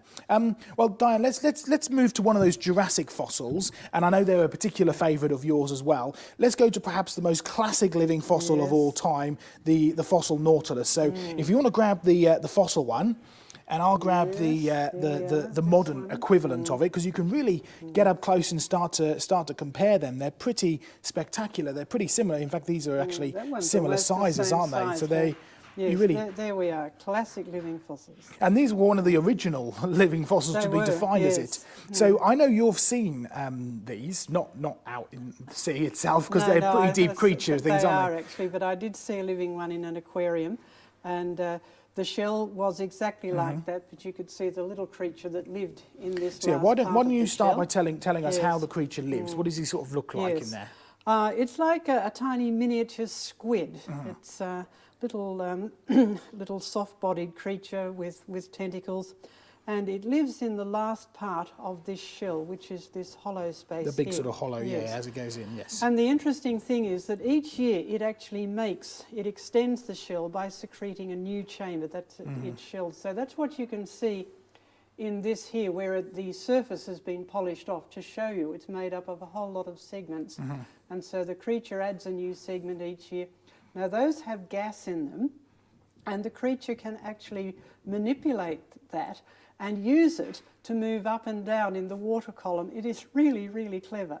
So he's actually, it's almost like a submarine then, really. It's the same way that a submarine put itself down. Yes. Absolutely spectacular. So again, classic living fossil. These are, what, about 200 million years old, supposedly, the Jurassic, and yet they haven't changed in the slightest. And you're starting to see a theme here with all of these, living fossils. So a beautiful example. Now, something that you might recognise, because they're very, very similar to the Nautiluses, is the ammonites. Now, ammonites, as far as we're aware, are now extinct, and you can see here you've got the one, there's the shell there, right, and then we've cut it open and opened it up. Absolutely stunning chambers inside. But even though these aren't alive today, what can we see when we study ammonite fossils from as far back as when they first appear in the fossil record to when they appear to go extinct? What's a common theme, Diane? Well, it doesn't matter where you find them in the fossil record. They're all the same. They all have this distinct spiral shape. They all have these multiple chambers, just like the Nautilus. And these wavy lines here, the walls, vary a little bit in exactly how many curves they've got, but basically they are exactly the same, whether you find them at the bottom of the evolutionary timetable or to the last time they were found in the evolutionary timetable. Now, we don't believe in that timetable, but wherever you find them, they are all exactly the same in terms of this basic pattern and these segments, these chambers. So really what we're looking at evidence of then is that these creatures, as far back as you find them to the point where they go extinct, and with the living fossils, which is as far back as they start to today, they've reproduced after their own kind. They've reproduced after their kind. They have not changed. Now, where did we get that phrase from, after their kind? After their kind comes straight out of Genesis. And it's very interesting, within one chapter, after their kind occurs 10 times. Now, if God wants you to know something, telling you 10 times is a good way of making sure I mean, if God says something once, you ought to pay attention. If he says something 10 times, he's really trying to make you think about it, right? 10 times, reproduce after their own kind. And in fact, that's what we actually see in the fossil record. Whether it's the living fossils, the ones that are still alive today, or whether it's the ones that appear in the fossil record fully formed and seem to go extinct, no matter how long you want them living for, the one thing you can be sure of is that they have reproduced after their own kind. There simply is no evolution there in the slightest. So evidence even in the extinct creatures that we have today. Well, let's move on, Diane. What do you think we should deal with next? Shall we deal with perhaps a living fossil which has changed? And that's interesting because change, of course, means evolution. This is something which Charles Darwin did. He observed change, called change evolution, called all change evolution, and therefore he claimed that evolution had been proven. Now, we've got a rather beautiful fossil here. In fact, I know that you've got some of these in the gardens, and at my university, we have these growing here today. These are the ginkgos, but they've got a specific name, haven't they? Ginkgo what? Ginkgo biloba. Biloba. Yes. And that's because of the little sort of cut that most of them have in the top here? Yeah, so a lot of them have two distinct lobes. So they form a sort of heart shape. Yes. Now these are the supposedly younger ones. These are the Eocene ones, right? And they're still alive today. So these are supposedly sort of 20 odd million years old. But we find them as far back as the Jurassic, which is supposedly a couple of 100 million years old. But they have something distinctive because I've dug these up right from the Jurassic, and they don't have two fronds. They can sometimes have many fronds, and they kind of extend right up outside of the leaf. These huge, great big, almost like three great big things that kind of extend up and out. So they've clearly changed. They used to have these big long fronds.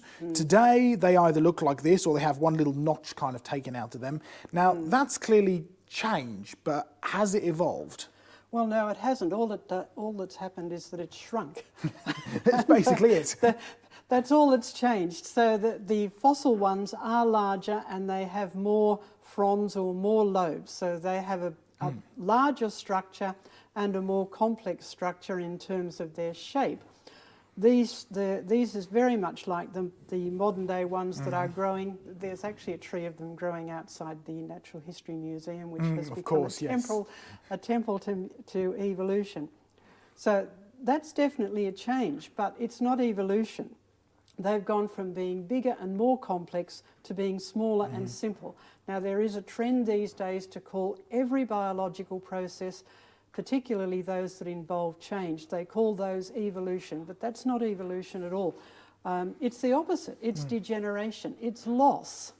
It's not a gain in complexity. It's not a gain of structure. It's a loss of structure. So what you're saying then is these have clearly reproduced after their kind. They're still, we can still refer to them as living fossils because even though they have changed, it's a loss of information. And evolution teaches that you start down here and you build your way up. You get bigger and better, and you're gaining information. I mean, let's face it, Diane, if you want to turn an amoeba into a man, that's an enormous amount of information that you have to add to it, right? You've got to add quite a lot of structure and function. Absolutely. So what we always see when we do observe change in the fossil record is it's always good to bad to worse. I'm afraid so. Which is what we should expect to find if the Bible's true, because the world was created perfect and then it changed. Man sinned and the world started going downhill ever since. And so we expect to find, not just in us, but also in the whole world which was cursed, a general trend of good to bad to worse. And maybe that's another episode to come a little bit later. But another great living fossil, and even though there is obvious change, it's definitely not evolution. They're still reproducing after their own kind. Well, let's have a look at it. I love this one, and it's just so perfect. This is a beautiful fossil all the way from Italy. Now, you've got the modern one there, Diane. This was actually found by my brother on the Norfolk coast, by Cly, which is it's actually it's the closest thing the UK gets to a seahorse. Because what is this referred to as, Diane? This is a pipefish, which gets its name because it just looks like a long, stringy piece of pipe. It is related to the seahorse. It's similar to a seahorse in that a seahorse is much more curled up. Yeah, it's got the proper, like, it's a little it's a horse, isn't it? It's a little yes, it does. curled but up. this it still has the little horsey face. It still has the same sort of head, so you can see the similarity. Yeah. Now, we actually have one of our researchers in Australia, Craig Hawkins. He's an expert in these things. With his wife, he runs Seahorse World. And they breed them. They breed them. And I remember going there and seeing living examples of these. And I think he even has a live example of, a pipefish and seahorses, but he also has some fossil examples as well, which is great. But look at this fossil I've got here. Let's actually put it down. Let's put it side by side, just so you can see exactly how similar that is. I mean, it's just absolutely spectacular, isn't it? So again, number one, beautiful preservation. Yes. So you're definitely dealing with rapid burial. Fine detail. Oh, it's just beautiful, isn't it? You can see its eye. It really is spectacular. So rapid burial for sure. very quick burial, nothing Yes. slow about it. But also we're looking at another living fossil, something that hasn't changed in all the millions of years that it's supposedly been. In fact, we've got not just that example, also from a slightly different formation in Italy. You've got another one there. It's not quite bent the same way, but you can see again, beautiful detail with the eye and everything. So more living fossils. Again, it's that reproducing after its own kind, which is the key thing. Now let's have a look at another living fossil example. There you are. You take that one, Diane. These are both fossils from France, and these are what we refer to as pecten shells, or what's the common name for them? And scallops. Scallops, which you can, of course, you can eat for your, you know, your dinner, your fish and chips.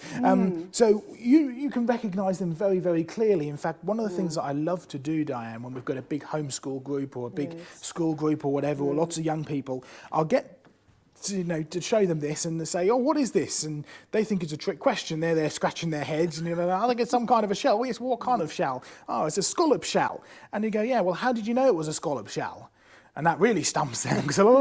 But the reality is, it's not a trick question. It's a simple question. Yes. You know it's a scallop shell because it looks like a scallop shell. It's as simple as that. Right. There is no trick question here. That's right. In fact, that's how fossils got their names. People looked at them and said, "Oh yes, that looks like a scallop shell, so we'll call it a scallop shell." Yeah, we'll give it a scientific name, but it's a scallop shell. Yeah. Yes. So again, living fossils, no change in these whatsoever. Let's show you one of my favourite living fossils, actually, and it's quite a big one, so I'll pull this out and pull it over here. But have a look at this. Now, there's no prizes for guessing what this is, Diane, I'm afraid, but I mean, just look at the detail, and particularly I love all the teeth of this beautiful crocodile skull. That's right. Yes. Absolutely fabulous. Now, can I talk for a minute, Diane? Let's just have a chat about naming, okay? Yes. Classification systems. So you're a biologist, you know all about naming and stuff. And what does the term binomial mean? Well, binomial means two names. Right. So the scientific name of every living creature is in two parts, a genus and a species name, so two words. Okay, so you mentioned there two things, genus and species. Where does our concept of genus actually come from? Well, it actually comes out of the Bible. Oh, right, okay. This is scientific language we're talking about here. That's right. We've been talking about after their kind. Now, that's an English word, so that's what's in the Bible, after their kind. If you look up the original language, it's a word that means genus. Now, the Old Testament has been translated into Greek, and you can read that Greek word, genus, there, which was put there by the Greek scholars who translated the Old Testament, 3 centuries BC. Right. So they're not fudging it or anything like that. That's what that Greek word meant. Genus means kind, and kind means genus. And the guy who invented our sort of modern classification system, Carl Linnaeus, he borrowed that word straight out of the Bible because he saw that, well, if creatures are created to reproduce after their own kind, then we better have my classification system starting with that kind, and then, well, even this is before Darwin, isn't it? He recognised that creatures could be classified lower into species, a special type of that kind. So you've definitely got adaptation, you've definitely got diversification and changes within that kind, but they're always limited. So even though you can find that crocodiles used to be much, much, much, much, much bigger than this, big enough to swallow you and I whole, today they're not too much bigger than this at the largest. So it's definitely reproducing after its own kind. It definitely hasn't changed in its kind, but it has changed within its kind. Yes, it has. They have got smaller, and there are also varieties of them which have distinct regional differences, like the alligators in North America, the gharials. The Nile crocodile is a bit different to the Australian crocodile. So they are given different species names. In other words, they are a special group within that kind, within that genus. Yeah, but they are all still reproducing. But each one of those reproduces after its kind. That's what we observe in the living world, and that's what we observe when we compare the fossil versions with the living versions. And a quick little point about this, Diane, not only is it obviously a living fossil, notice how it's got most of its teeth. Yes. Now, you're from Australia, where you have a lot more crocodiles. I know not as far south as where you live, but nonetheless. Something that I've noticed distinct about crocodiles, having worked with lots of reptiles and stuff in the past, is these teeth aren't set in very deep, are they? No, they're not. They kind of lose their teeth all the time. They lose their teeth all the time. They do replace them. But but when they die, the teeth can often just fall out really quickly. So for a creature of this size to be buried this well, and this well preserved, with all its teeth still in, it hasn't been lying around for very long. No, it didn't lie around for thousands of years, or certainly not millions. In fact, no, it had to be buried quickly to have it intact. This is in a type of limestone, and limestone is one of those things which is supposed to slowly build up on the bottom of a shallow sea into something called calcareous ooze, which is a wonderful term, but it's supposed to be extremely slow, gradually building up, and creatures may sink into it and slowly get. But you wouldn't ever get a crocodile fossil at all if that was the case, because it would have fallen apart. You need to bury it quickly, and so you've got evidence. In fact, these are Cretaceous, and Cretaceous means chalk rock, the rock from the chalk, and this stuff goes all around the world. So it's buried quickly in a flood, found all around the world. Yes, starts to sound a bit like a worldwide flood, doesn't it? Yes, so let's put Mr. Crocodile back. Well, we've probably got enough time, Diane, to talk about one or two other examples. So I'd like to talk about some UK examples. Yes. And I like this in particular because this is actually from Whitby. And this is one that I went and dug up. We've got lots of large examples of this. Now, Diane, I know that you should recognise this because you have them in Australia. In fact, they're native to Australia. Yes, but we have them alive. They're called cycads. Yes, cycads, there you go. So this is a cycad fossil. Now, I collected this, and it was a windy, wet, freezing day. I was all togged up in my car, and I had the muffler on and everything because it was freezing. And I find if you wear big gloves, you can't sort of split stuff easily. So I had to take my gloves off. I was freezing cold, and I was sort of chiseling it and opened it up. Beautiful, beautiful cycad fossil. Now, lovely. Would that cycad fossil have been able to survive in Whitby on that cold, wet day? No. No, they like it a little bit warmer. They like the warm parts of Australia. We have them growing in our Jurassic Ark site, of course, which is subtropical. Yes. So no frosts, no freezing cold winds. And pretty nice generally all year round, more or less. So it does sort of give you an interesting perspective on climate change. Yes, because we know at some point where this fossil was growing and where it ended up getting buried at Whitby, it was a warmer climate back then. Yes. But then you shouldn't be too surprised, because at the end of Noah's flood, God promised Noah that for as long as the earth shall remain, there'll be cold and heat, there'll be springtime and harvest, there'll be summer and winter, there'll be day and night. So we know that for as long as the earth remains, God will keep his promise, and that there will be changes in climate as we go through. And we see that historically as well. So there's an interesting little point from our Whitby cycad. But this is a UK example, Diane, and you find these fossil ones. Well, I know John's collected these fossil ones in Germany as well. Yes, that's right. And they're also Jurassic? They're also Jurassic, yes. And remember, Jurassic means named after the Jura Mountains, nothing to do with millions of years or evolution. So we're definitely looking at evidence of a very large-scale burial, because you also find fossil fish and stuff buried with these. So it's a flood burial as well. Wood and plant and fish material means buried together, means a flood. But what can we tell about this from a living fossil perspective? Because you have these in Australia. Yes, we do have these in Australia, and this pattern of the leaf fronds here is exactly the same as the ones that are growing in Australia, and we have some at our Jurassic Ark site. In our little garden of living fossils, we have a living fossil garden and, of trees and bushes and plants that have been reproducing after their own kind. And in terms of the evolutionary timetable, the cycad has to be the oldest one, but there it is. It's exactly the same. No change as whatsoever. This fossil. It has exactly that same leaf frond pattern. So it's a living fossil to the truest extent. It hasn't changed like the living fossil ginkgo has. It's not a slightly different version like some of it is a true living fossil, hasn't changed in the slightest. So an excellent example there. Let's have a look at one other UK example, and then I'd like to finish on a really special living fossil. This is a rather beautiful one, which again I collected from the Norfolk coast. We have the big chalk cliffs there, and these often come out. And this is preserved in flint. So flint is a silica rock, which comes from the creatures that get buried within the flint, right? Within the chalk, sorry. Chalk is a rock that's made up of lots of teeny tiny fossils, and it gets compressed down and you end up with this rather beautiful impression. So it's where the creature was there, it got infilled with flint, the creature rotted away, and although sometimes you can see the remains of the actual shell on top of it, but you end up with this rather beautiful cast fossil, cast in flint, of a, well, the technical term is echinoderm. What's the common name?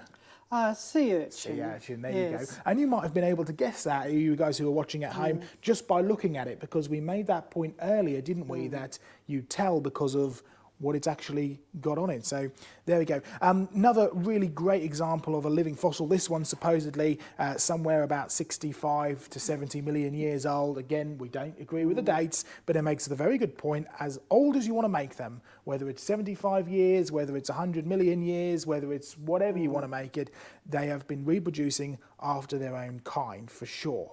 Now, Diane, I just want to finish this living fossil section because I know we're running out of time, but I have a model of a rather beautiful fish here. What is this fish? This is a model of a coelacanth fish.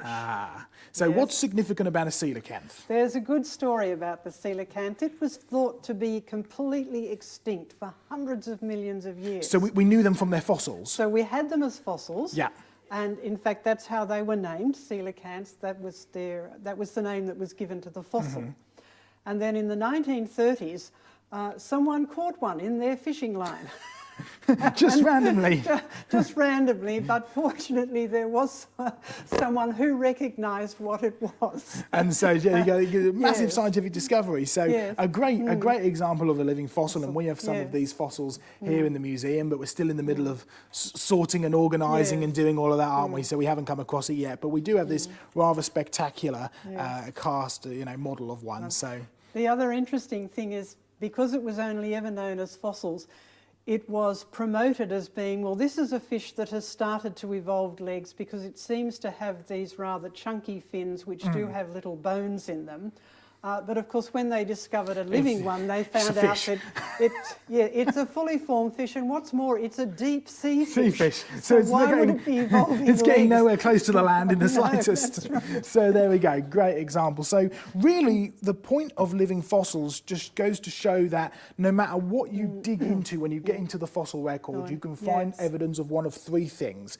Creatures have either remained exactly the same, they haven't changed at all, like our fossil cycads. Creatures or plants have changed, but they're still reproducing after their own kind because the ginkgo changes, but it's not evolution. No, not in the slightest. They're still reproducing after their own kind, or creatures go extinct, like the dinosaurs as far as we're aware. Now, you have to realise that not one of those three things is any help to evolution in the slightest. If you remain the same, you haven't evolved. Full stop, you're stuck in a rut. If you've changed, but it's not evolution, it's the wrong way, then you're on the wrong track. You're not going to evolve, right? Exactly. And if you're extinct, you couldn't evolve even if you wanted to, so you're dead. So that's the end. So really, all the fossil record shows us, and we've seen great examples of them here, is that for as long as these creatures have been around, they've been doing exactly what God said, which is reproducing after their own kind. And it's as simple as that. So, Diane, I'm just looking around. We've got so many other things that we've got to move on to, and rapid burial and all sorts of stuff. So why don't we head off now and go and explore that? And why don't you join us for the next episode as we continue going around the museum?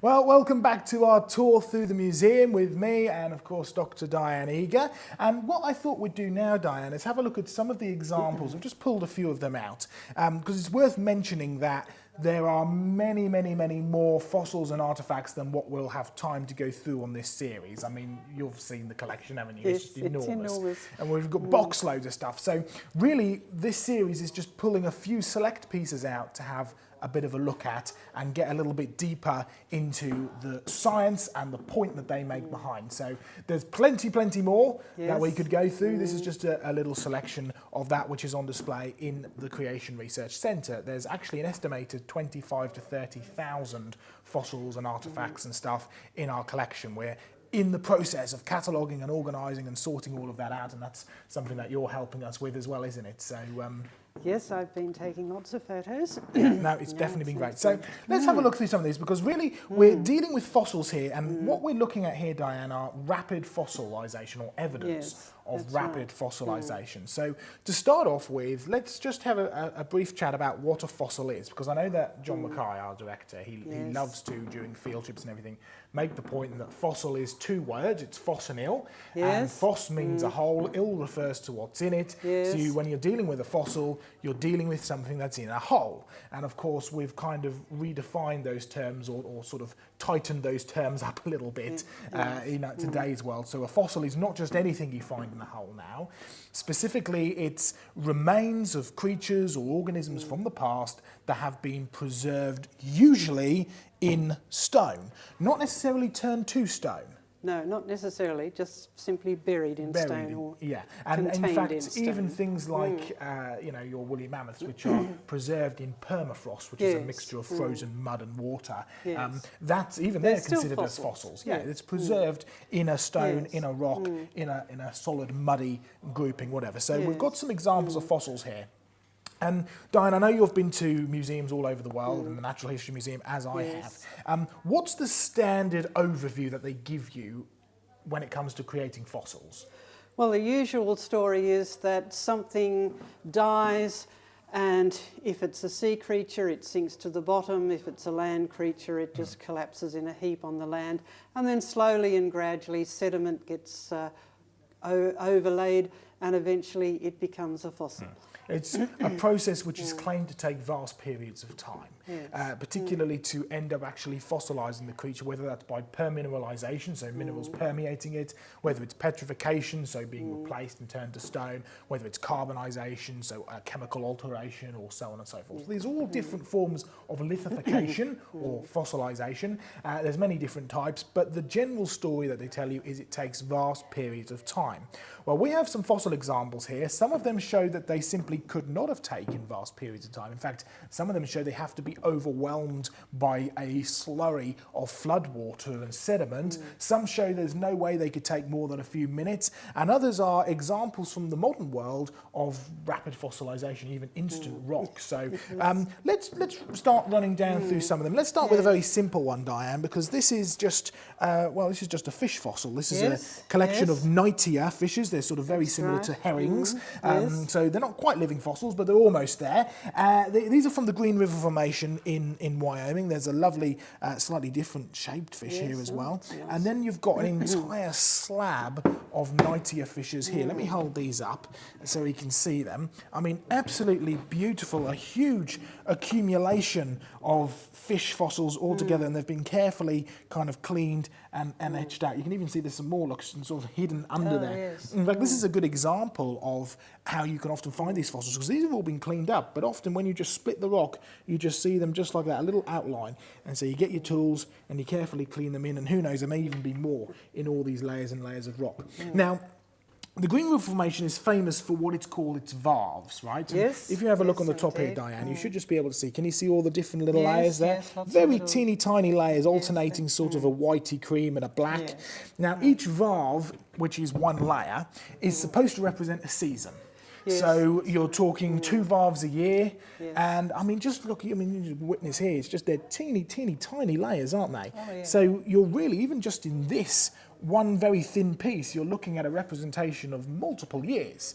And yet in these, you get enormous amounts of fossils, not just fish, but also plants, and you get insects, and you get all sorts of wonderful stuff. Now, again, you've been around museums, and I know specifically both of us have had the experience of visiting museums and seeing what they say about how fish fossils form. So give us the rundown of how fish fossils are supposed to form according to museums and science books, and then let's see if it actually matches up with what we can observe based on what they believe about the varves and what we see with the fish. So how do fish fossils form according to the secular literature? Well, the standard story is a fish dies, it sinks to the bottom, and it gets covered in sediment on the bottom of the river or the bottom of the sea. Yeah, so it dies, sinks, and that is a slow accumulation of sediment, Yes. and then eventually you get enough pressure to be able to fossilise it. Well, let's start with the step one, okay, which is a fish dies. Well, that happens fairly regularly, doesn't it? If a fish Yes, I've observed that or, myself. yeah. I lived in a house which had a lovely pond at the back, Oh, and there were yes. fish in it. Fish in it, okay. Yeah, So and a fish, some of them died. a fish dies, Yes. and then the step two is a fish sinks to the bottom of the lake. Now, have we got a problem here from yes. a biology perspective? Yes, we do. When the fish in the pond died, they floated. Floated. Now, if you want the biological reason, it's because fish, or many fish, have what's known as a swim bladder, Yes. which is a gaseous sac, to my understanding, helps them with Yes, buoyancy. that's right. Yes, And so it's actually very clever. The fish Yeah. uses it to control its movement up and down. a bit in like the a sort water of column. submarine kind Yes. of concept. And so when it dies, it presumably has no Control over control, that, and the no. gases can ferment, and it floats, Yes. and that's the end of it. Now, would you ever get a fish fossil like that? No, If it bloated because and floated? when they bloat and float, they start falling to pieces. Very quickly. Very quickly, So yes. there's clearly something unique that's going on here. Yes. Now, we have had the argument put forward to us that, well, under certain conditions, like if really cold water environments, Yes. or some fish don't actually have a swim bladder, that you the fish can actually end up sinking to the bottom. And then Yes. perhaps the argument is then maybe they could slowly form. The problem with that, of course, is you can speak to any fish farmers, as we did. Yes, that is true. Under some conditions, like very cold water environments, they do sink to the bottom. Now, this is not a cold water environment based off of the species that we find buried in here, so really tropical plants. But also, even if it was a cold water environment, as we spoke to the fish farmers, they said the problem is when the fish dies in cold water tanks and sinks to the bottom, you are really at a race against time to get that fish out of there, because there's a fungus, multiple fungus in fact, that live at the bottom of the tanks, live at the bottom of the seas, bottom of the oceans, which come up and actually attach themselves to the fish and end up digesting it in just a matter of hours. They begin that digestive process. So again, if you want to make a fish fossil, you have to bury it quickly, Yes, bury it deeply, yes. without the presence of oxygen, and it has to be buried so quickly that it has the right conditions. And this really leads us on to our first big point of rapid fossilisation. Fossilisation has got nothing to do with time, correct? Nothing to do with time. It's all about the conditions. It's the conditions, it's the process. It's the Nothing to do with process, time, everything to do with process. And process really is the key. So if you want a massive fish buried like this, or even we've seen some slabs of this with plants and ferns and palms and all sorts of stuff. So again, mixed environment, so it's definitely a flooded environment. You've got a flood which has swept in and caught up the fish and caught up the plants and buried them together. But really you're carrying a slurry of sediment. But let's just talk about the layers here for a minute, Diane, because each one of these layers is supposed to represent a season, 2 seasons to a year, 2 valves to a year, right? Now, we know that there's no way that that could be true, because if it was, you'd never get a fossil. No. But something we've observed, and I know you've seen this and I've helped develop it as well, the strata experiments that we've been doing in creation research, right? Water already contains layers. It does, yes. It's called laminar flow. And it's a well-known phenomenon. And so when you've got flowing water, it already has layers in it, water travelling at different speeds. Different speeds of water carries different rock formations or different rock forms, sediment forms. And so you already have layers, and if the water is carrying sediment, that sediment is already in layers, even when it's flowing and fluid. And so when it begins to deposit it, it will naturally deposit it in layers, especially under a flooded environment. So it can happen really quickly for sure. Oh yes, yes. We've actually observed it in our strata experiments, which you can read about on our website. Remind everybody of our website, Diane. Yes, right, creationresearch.net. And if you go to that, there's a button that says research or exciting research. Press on that and you'll see that will give you a menu, and one of the items on that is strata experiments. So if you go to that, and as we've done the strata experiments over many years and we're still doing them, we report on what we've been finding, and we found some fascinating things as we varied the machinery that we've used for it. But the one thing that we've consistently found is that strata are deposited sideways because it's the effect of flowing water. They don't Sideways form one on deposition. top of the other. It's flowing water. It's left to right or right to left, depending on which way the water's flowing. But it's flowing sideways, and that's what's depositing it. So fossil fish like this and our mass fossil fish, they're excellent evidence that it's about process not about time.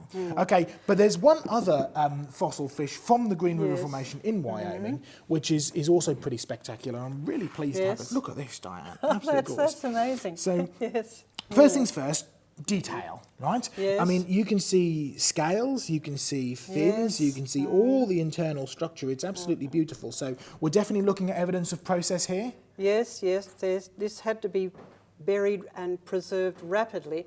Otherwise, all of those internal structures would have just degenerated very, very quickly. So it's an excellent example, as we're looking at with our big fish slabs, it's rapid burial, extremely quickly.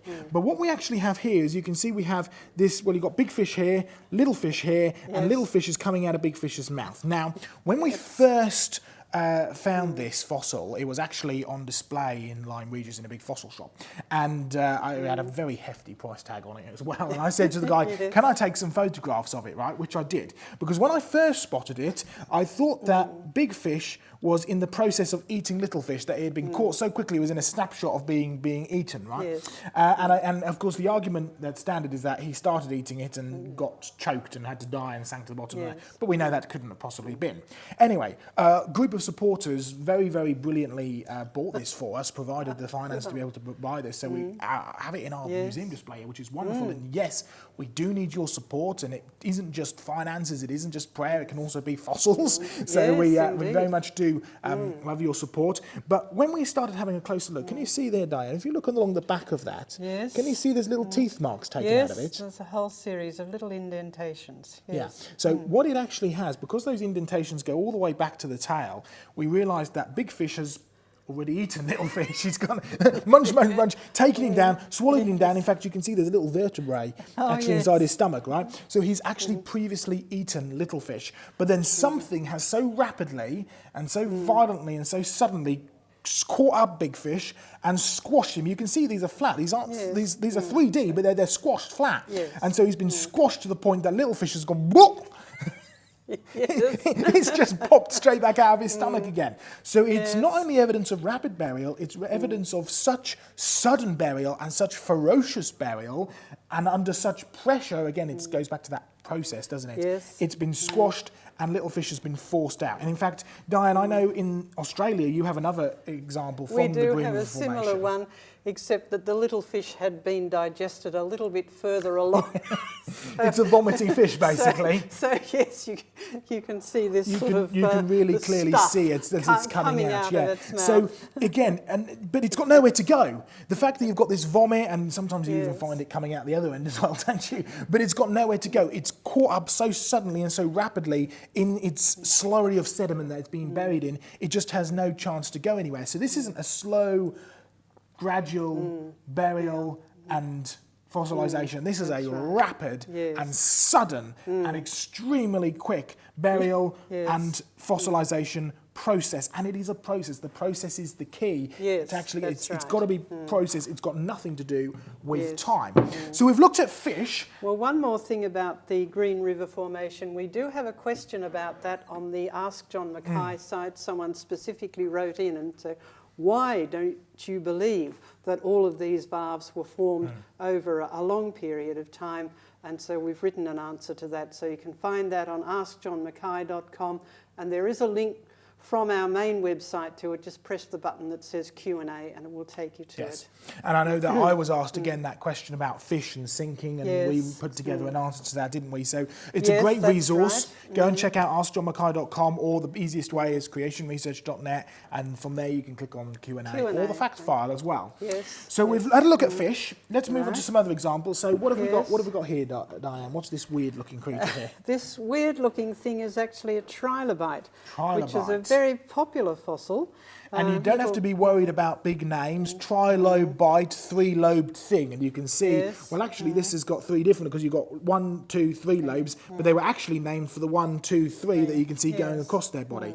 But what's going on here, Diane? Because this is a particularly unique example. Well, this is unusual in that it's not flat. Normally they're found with their head, and this is its tail here. They're normally found out flat. But this one has been rolled up. So has it rolled itself up, or has it something else rolled it up? Well, it's probably rolled itself up. These are now extinct, so we really can't observe their behaviour, but they're very much like some little bugs that we know about that are literally called roly-polies. Roly-polies or pill bugs or woodlouse. There's lots of different names for them. That's right. And they're in the same kind of grouping, aren't they? They're the same kind of grouping. They have the same sort of structure. And when these things are startled, and I've done that, they like to sit in little in little crevices in the garden. Or I remember lifting up a flower pot one day, and there were a whole lot of these things, and they all instantly rolled up like that. Straight away. So, but if you just wait for a couple of minutes, they unroll. So this rolling happens very, very rapidly, and then if you leave them alone, they'll just unroll and get on with their scrounging around. So this is something that's been buried while it's rolled up. Yes. So two things. Number one, something frightened it seconds before it got buried. And secondly, it's been buried alive. Yes. Because it hasn't died and slowly sank down and slowly been buried. It hasn't relaxed. It's been buried while it's alive. And it's been instantaneous burial and then proceeding into fossilization while it's still alive, while it's still there. And then obviously eventually it killed it. Yes, but it's been killed. It's been killed while it's in action. While yes, it's rolled that's right. up. All its muscles are still contracted. So yes. So it's a great example there of rapid fossilization. And of course, we've got some seashells. I've got two big ones. This one's from the UK, from the Isle of Sheppey. This one is from Madagascar, and these are bivalves. They're called. Why are they called bivalves? Well, they've got two shells which oppose one another. So bivalve just means shell in this case. And again, they're closed, and this is another case of being buried while your muscles are in action, because these do in life. They open and close, and they have they can clap along, can't they? The seabed. They can that's right. In fact, that's how they move about. But that takes muscle contraction to do that. So when they die, the muscle, of course, relaxes, and the shells just come apart. That's why when you're walking down on the beach, you often find just the half shells. You often find one. Because they've opened up. Yes, or sometimes you will form two, and they look a bit like a butterfly because they're fully open. But they do open up. Yes, these are clamped shut. So definitely fossilised while they're still alive, buried while they're alive. Yes. So rapid burial, process not time for sure. Yes, that's right. Good rapid stuff. Process, and no time for them to open up, even after they died. Not at all. In fact, which indicates they were buried deeply. Deeply, Yes. but without being able to, because these things can tunnel into sand, can't they? Oh yes, you can bury them down a couple of feet and they'll come back up again. So it's been buried deep enough to stop them from doing that and to stop them in their tracks. Okay, well let's look at one final fossil before we move on to some of our unique examples of process not time. Let me pick this one up, Diane, because it's quite heavy. Now, we briefly mentioned these kinds of fossils in our last episode, which was, of course, the living fossils episode. Yes. But this is one example that one specimen we didn't use. It's quite a nice specimen of Aldonia, which is the fossil. They're jellyfish. Jellyfish. Again, this is Ordovician, so supposedly 450 million years old. Yet they haven't evolved, have they? No, they definitely haven't evolved. They're exactly like the ones you would find on the beach. They are the great living fossils, so there's no need for the millions of years full stop. No. But let's also talk about how these are buried, Diane, because they are wibbly-wobbly fossil jelly, we often call them, right? Yes, they're pretty fragile. They're well named. They are just like blobs of jelly. Yeah, I mean, and so there's no hard parts to preserve. There's not very easy to preserve. I mean, first of all, you'd need the right kind of sediment to bury them in. It couldn't be a coarse sediment like a sandstone. No, because they're very soft and squishy. It's to be a nice mudstone. And have you got very long for these to hang around before they get buried?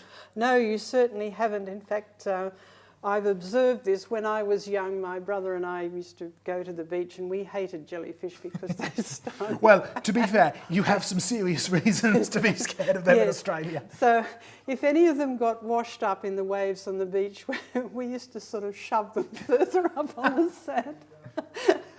And you could almost watch them shrivel up and die. I mean, if you came back the next day, there wouldn't be much left. No. So really, you've only got a few hours to bury these and preserve these. Yes. So you've got to do it quickly, especially with all of these all together. Look, absolutely fantastic. And the preservation detail is remarkable. So it's quick burial for sure. It has to be, yes. All right, so we've looked at examples of fossils then, Diane, that show evidence of quick burial. But can we try and think a bit about the process behind this? Because a lot of these fossils are what are known as permineralized, or they've been squashed or fossilized and trapped and so on and so forth. So we've got some examples of modern day fossils, right, which of course wouldn't be regarded as fossils by secular science, because fossils have to be older than 10,000 years to be regarded as such. Now search high and low, you can't find any reference to that 10,000 years other than if fossils really are older than 10,000 years, you can't believe that the Bible is true.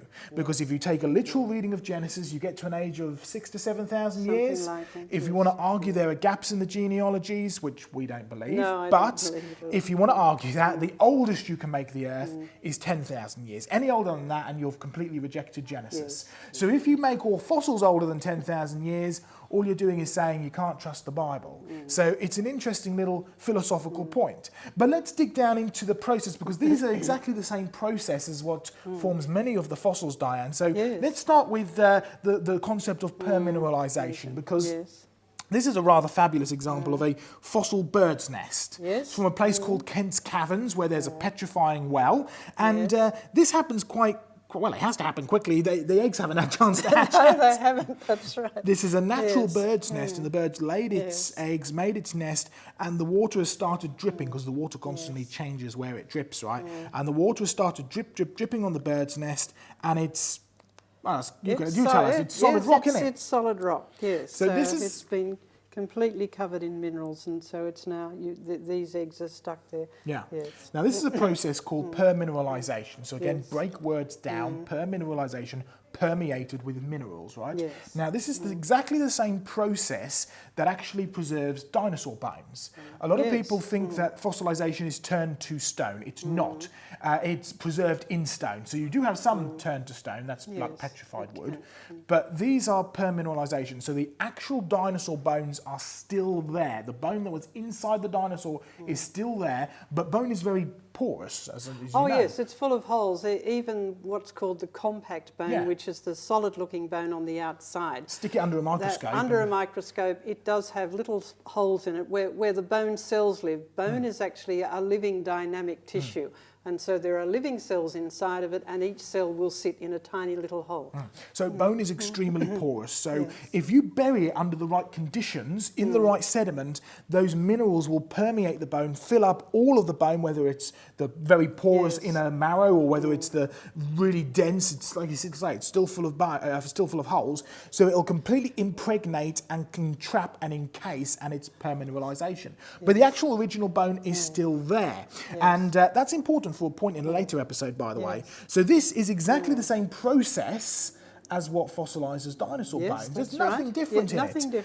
And yet this happened in just a matter of, well, it had to be weeks, didn't it? Because the eggs haven't hatched out yet. Days to weeks. In fact, you can go one step further. This is from another famous place called the Kolovovari in the Czech Republic, and I actually bought these are mass produced there. You have these wonderful mineral springs which are full of a mineral called aragonite. It's a type of calcium carbonate, so the same kind of stuff that stalactites and stalagmites and chalk is made from.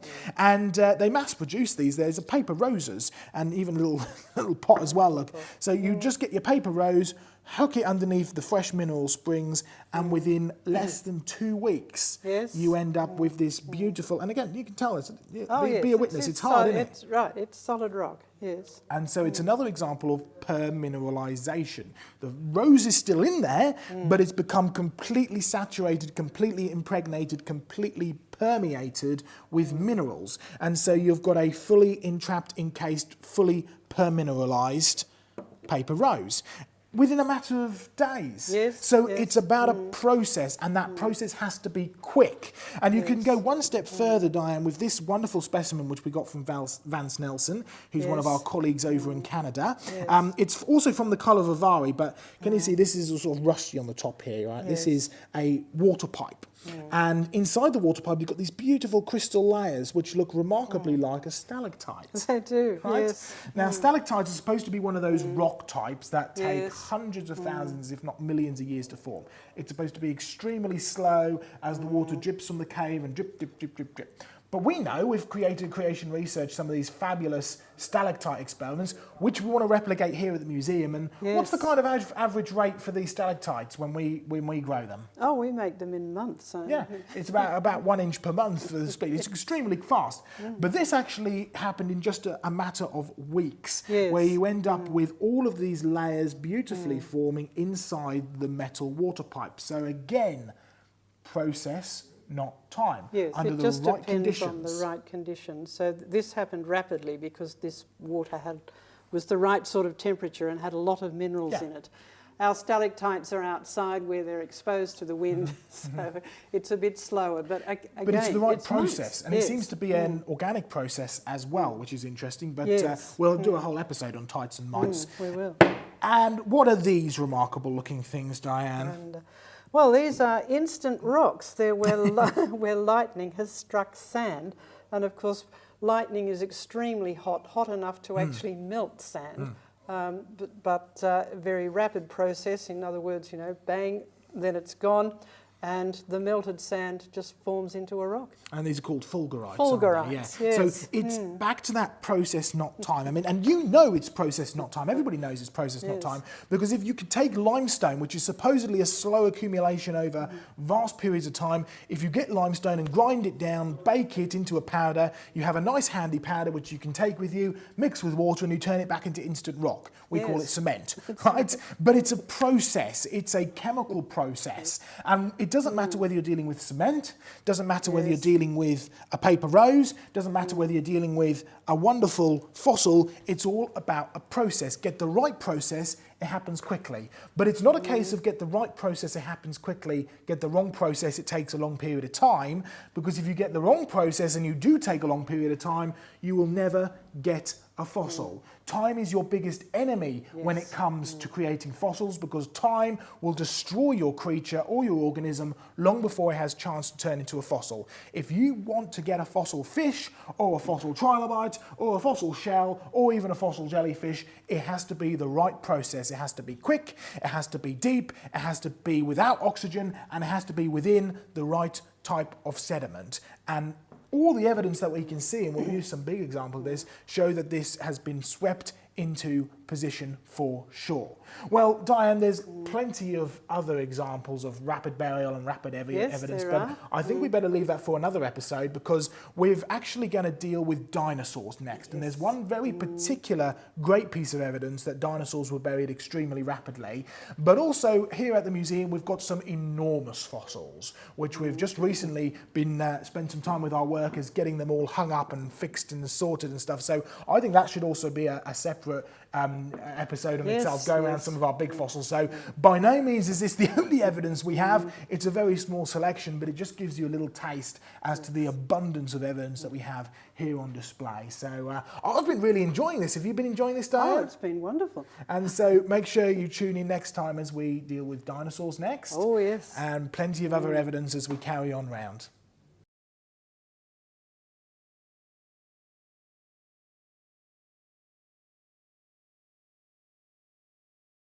Well, welcome back to our tour through the museum. Now, Diane, when we were sort of discussing, I can see you through the dinosaur there, when we were discussing this, we thought, well, the problem is there's so many big fossils and big things that we've kind of left lying around the museum and we're getting set up, and, you know, even though they fit into living fossils or rapid burial and stuff like that, or dinosaurs, we thought because we've got so many of the larger things, we ought to do a separate episode just for them.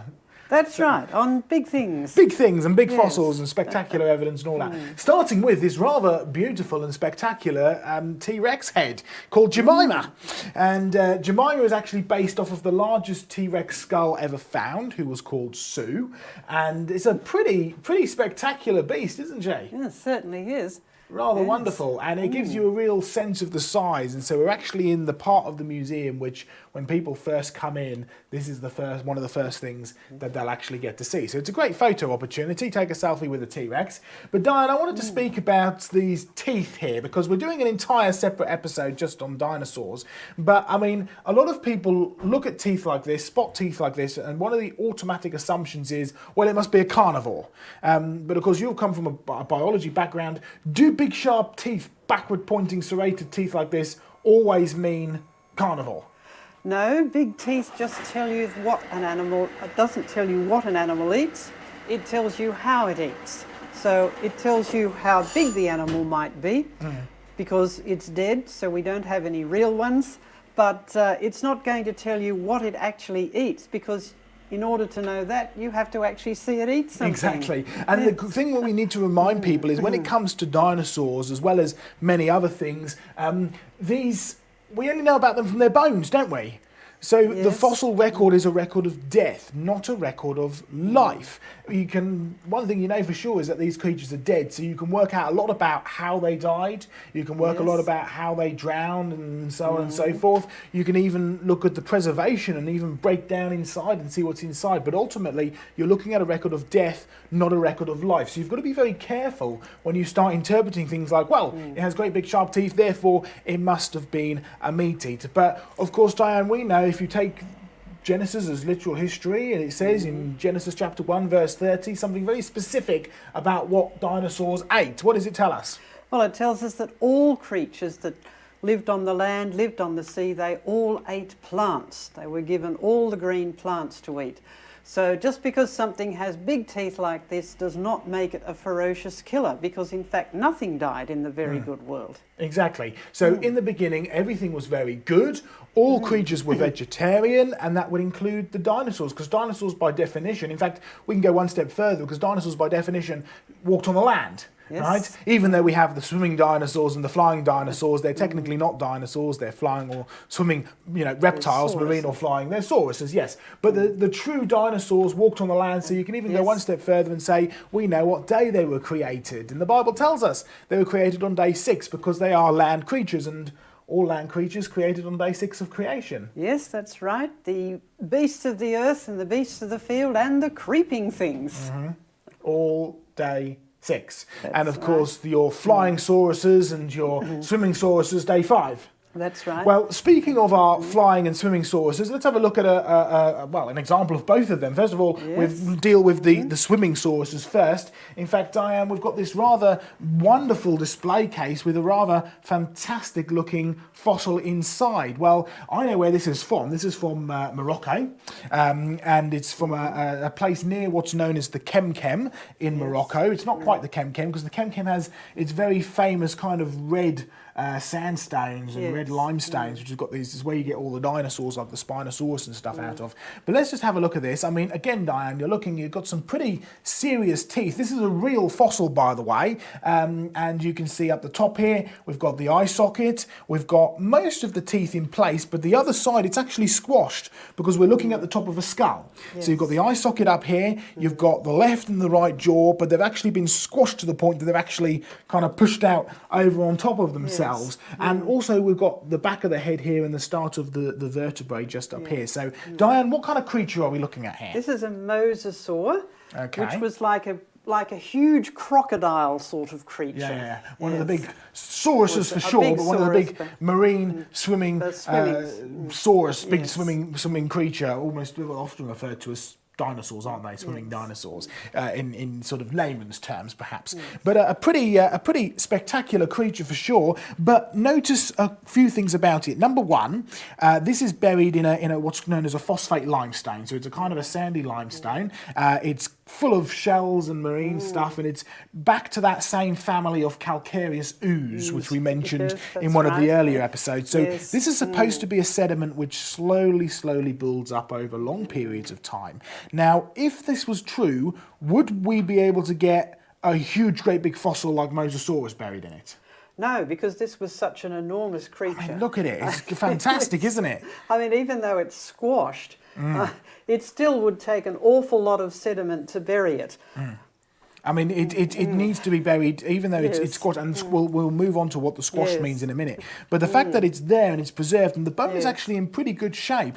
Now, this is what we call as an as-found fossil, right? It's been cleaned up, it's been scraped off, but there's been no reconstruction done to it. It hasn't been pulled out and built back up into how it looked like when the creature was alive. It's not had bits added to it or glued together. It is the complete creature. So you can tell a lot about how it was buried. And so, number one, it had to be buried quickly, because the fact you've got a fossil here, well, it couldn't have slowly built up. The fact that the sediment is full of tiny little shells, even that tells you it had to be buried quickly. Because what's the key point? We've made this point before, but Diane, what's the key thing when it comes to making a fossil? Is it time? No, time is no help whatsoever. In fact, time is a problem with fossils, because nothing's going to sit on the ground and just wait to be fossilised, because it will disintegrate, other animals will come along and scavenge it. If you want something to be fossilised, it has to be buried quickly and deeply.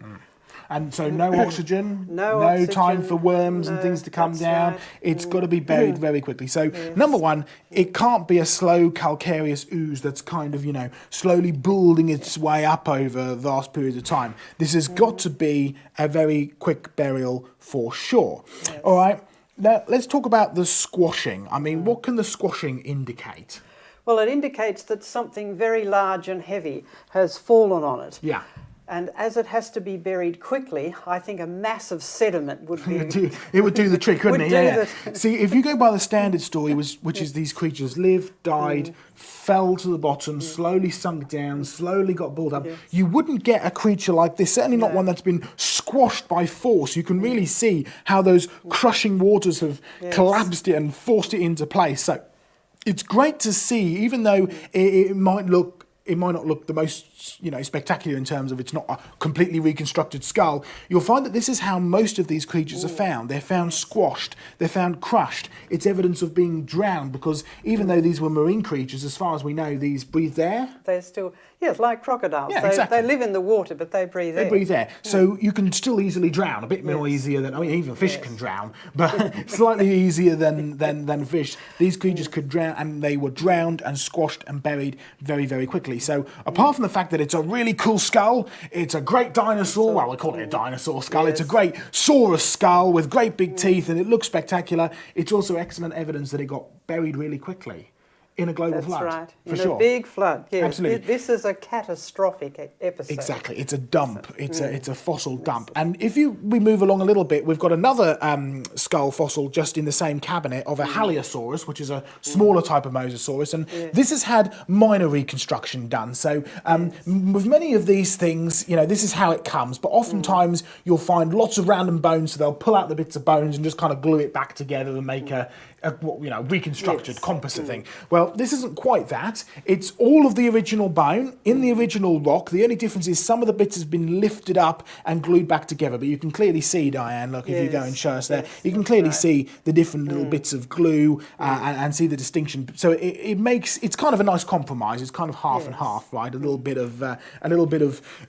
gluing and bringing it back and kind of lifting it up, but it gives you a nice perspective of what this creature looked like. So you've got this nice head with all the teeth, bit of the backbone, fairly long neck on the Haliosaurus, unlike the short neck on the true Mosasaurus, and then a whole body. So it's a bit more sort of plesiosaur-like, but I mean, just you can see all the little tiny shells that are still inside of it. You can see all of the detail, all of the bone structure. It's really beautiful. And again, the same evidence of being squashed, so it is indeed a flood deposit. So we have these here, Diane, because we want people to come in and be in awe of these things straight away. And, what are we trying to do with the museum? What are we trying to prove with these kinds of things? What's the point of showing evidence for a global flood?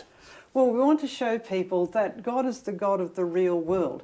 And we are told about a global flood. Well, if that really happened, there should be evidence. Absolutely. Well, here's the evidence. huge big fossils squashed in masses of sediment. And so that also indicates that if God really did send a global flood, that was his judgment on mankind. Right. So not only did he judge, he also has the right to judge, and he's promised he's going to judge again. Indeed, because he is the creator of the world in the first place. He judged the world when human beings rebelled against their creator, and he is coming back as the final judge. But in the first judgment, in the judgment of Noah's flood, did everybody perish? No, some people survived. Some people found grace, and it talks about one particular man who found grace, which is God's favour. And so that's a lesson that we can learn, because we can also have God's favour.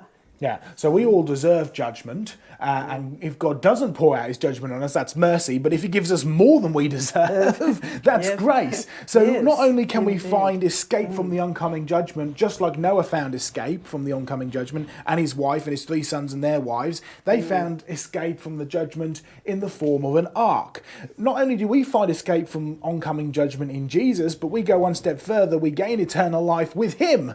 So we get grace and mercy. So praise the Lord for that. And that's why we're here. We're not just here to prove a global flood. We're not just here to prove creation. We're here to tell people about who the creator and the judge was and is. It's Jesus Christ. So let's move on from here, Diane. We've got a great job. We're going to come round here because, in fact, later on we're going to do an entire episode on tights and mites, the stalactites and stalagmites. But I just wanted to show you this pretty spectacular stalactite here. It's all the way from China. We had it donated to us, which was fabulous. I mean, just look at this. It's enormous, huge, great big thing, isn't it? It is. It's huge. And it weighs a ton. It was a nightmare getting it here and trying to get it from one building to the other. But what amazes me is this thing hung down from the ceiling. And when I first saw it, I had visions of being able to suspend it back how it was in the cave. I don't think we'll be doing that anytime soon. No, the roof might fall in. It might not, yeah. So we're probably going to keep it this way up, looking a bit sort of stalagmitey, but it is actually a stalactite. But it's pretty great looking. It's really solid. You can see all the layers and the rings, and of course we've got some stalactite machines and research which we'll deal with later in our entire episode. But I just wanted to show you this because I think it just shows you that we really do have some world-class things in our museum collection. So that's brilliant. Anyway, we've got 3 other fossils to show you, big fossils, and we've literally just today, haven't we, Diane, ended up doing it. So follow us over here because it does look pretty spectacular. Let's start with this one. Now we've just spoken about the dinosaurs or the sauruses, and we've just spoken about the marine sauruses, the marine dinosaurs. These are one of the flying dinosaurs.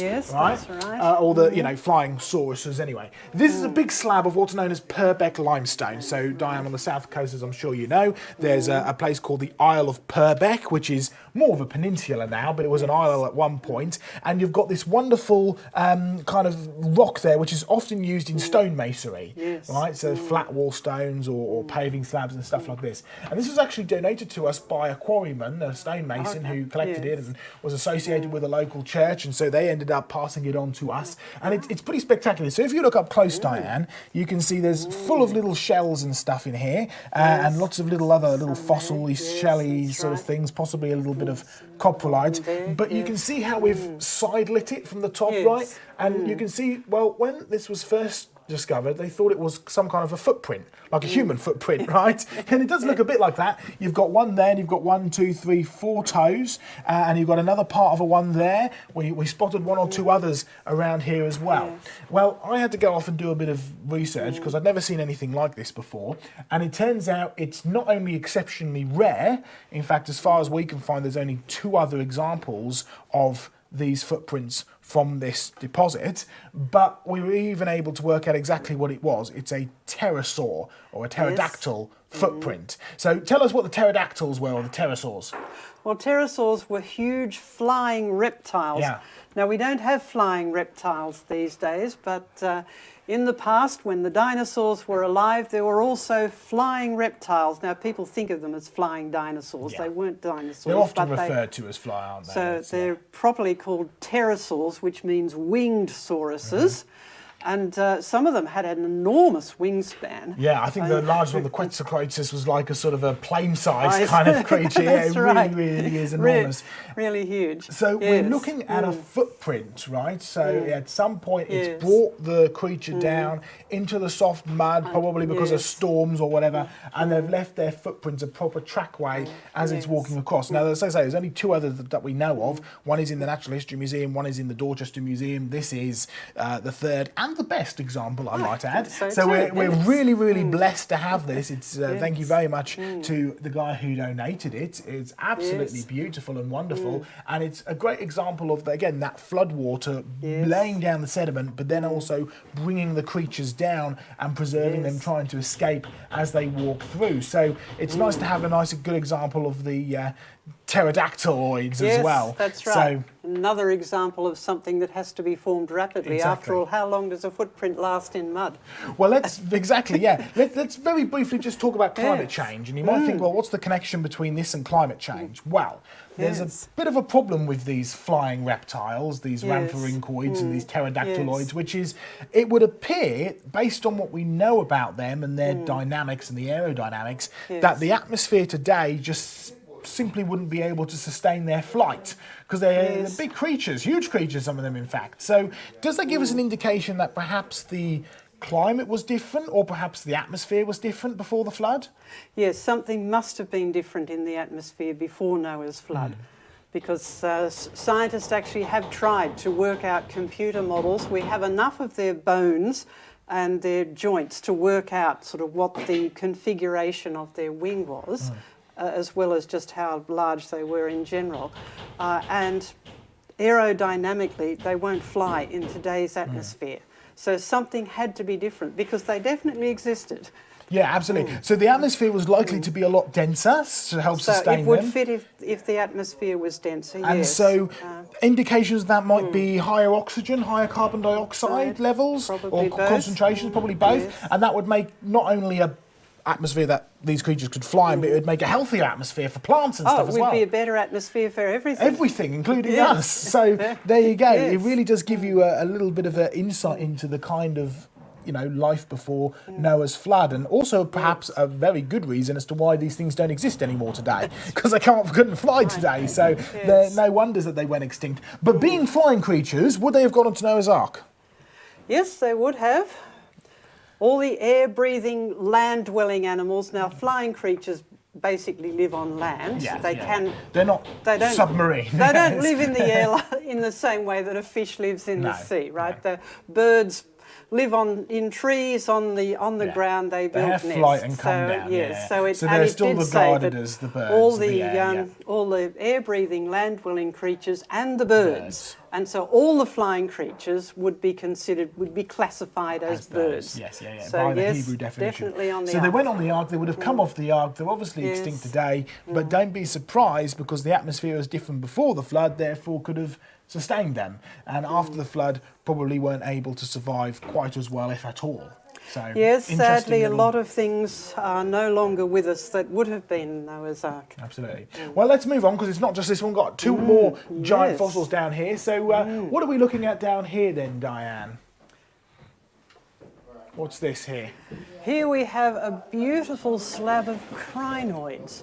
Now, these are called sea lilies, but they're not actually plants. They're actually animals, like starfish, like echinoderms in general, which are the starfish family, like sea urchins. And we have most beautiful preservation here, and that's significant in itself. Look at all the fine detail here. Absolutely brilliant. So quite a lot to gather from here. Number one, these are from rocks which are known as Ordovician, and we've mentioned before in the programme that Ordovician is named after the Ordovici tribe, so nothing to do with millions of years, but despite that, these are regarded to be about 450 million years old, right? Now, you said that these were crinoids, or also known as sea lilies. So why do we call them sea lilies? Well, even though they're animals, they are actually anchored to the sea floor, and that's what these stems are. So when you see them, they do actually look like a plant that's growing out of the ground with a flower-like head. So we know these from the fossils, but how do you know that they lived like that on the sea floor? Well, they're still alive. Ah, well, there we go. So these are true living fossils. These are true living fossils. So yes. remember, even though these are claimed to be 450 odd million years old, all you've proven is that in 450 million years, sea lilies have turned into sea lilies. Sea lilies. Yes, they haven't changed at all. yes. They're identical. So evidence of living fossils, no evidence of evolution here at all? No evolution. In fact, this is a classic example of things multiplying after their kind. And that's what we're told in Genesis. In fact, we're told 10 times. Every time God made some sort of new living creature, he said it was according to its kind or after its kind, depending on which Bible translation you mean. But that means it's to reproduce the same kind. So it's not going to change into anything else. That's how God built in the living creatures. So crinoids will always produce crinoids, and all living things will always only produce it. So there is no evolution at all. There might be some minor change, but that's also the wrong kind of change for evolution. It's a downhill change. There's downhill change and there's variation, but there's definitely no uphill change, and there's no change from one kind into another. So go and watch our entire episode on living fossils that we did. Yes. That if you want to find out more about that. But let's talk about another aspect of this, Diane, because you mentioned that there's something significant in the level of preservation. Now, if we have these as living fossils, presumably we can go and study the real things. And are they... I mean, they look pretty tough and hard at the moment, like they'll all hold together. But when you go and see them in the real world, are they really tough and hard? Would they be buried really easily? No, they're not tough and hard at all. They're very soft. And calling them sea lilies in a way reminds you, yes, they're petals. Rather, yeah. That's right, they're fairly fragile within the living world. So in order to get this level of preservation, they had to be buried really rapidly before anything could fall to pieces or anything else could come along and damage them. So it has to be a really fine sediment, so it doesn't destroy them. It's not like putting them through a sand blitzer. Yes. It's got to be the right kind of sediment. It's got to be buried very quickly. They can't be tumbling around for ages. No. You can see indications of flowing water because you can actually see almost a path that they're pointing in this way. So it's definitely flowing water. And of course, we know that it has to be flowing water to carry the sediment because you don't have sediment suspended and slowly settling down. No. You've got to get the sediment there in the first place, which can only be done by flowing water. Yes. So you've definitely got evidence of water that's flown into position. It's buried them very, very quickly, very deeply, no chance to decay or rot or fall down. It's beautiful preservation and really spectacular fossil, really. It's brilliant. Yes, it is. Now, these ordovician layers go all over the world, I know, because I've dug in them all over the world, right? So we're looking at evidence of a flooding event that has washed these into place. Yes. It's buried them extremely quickly.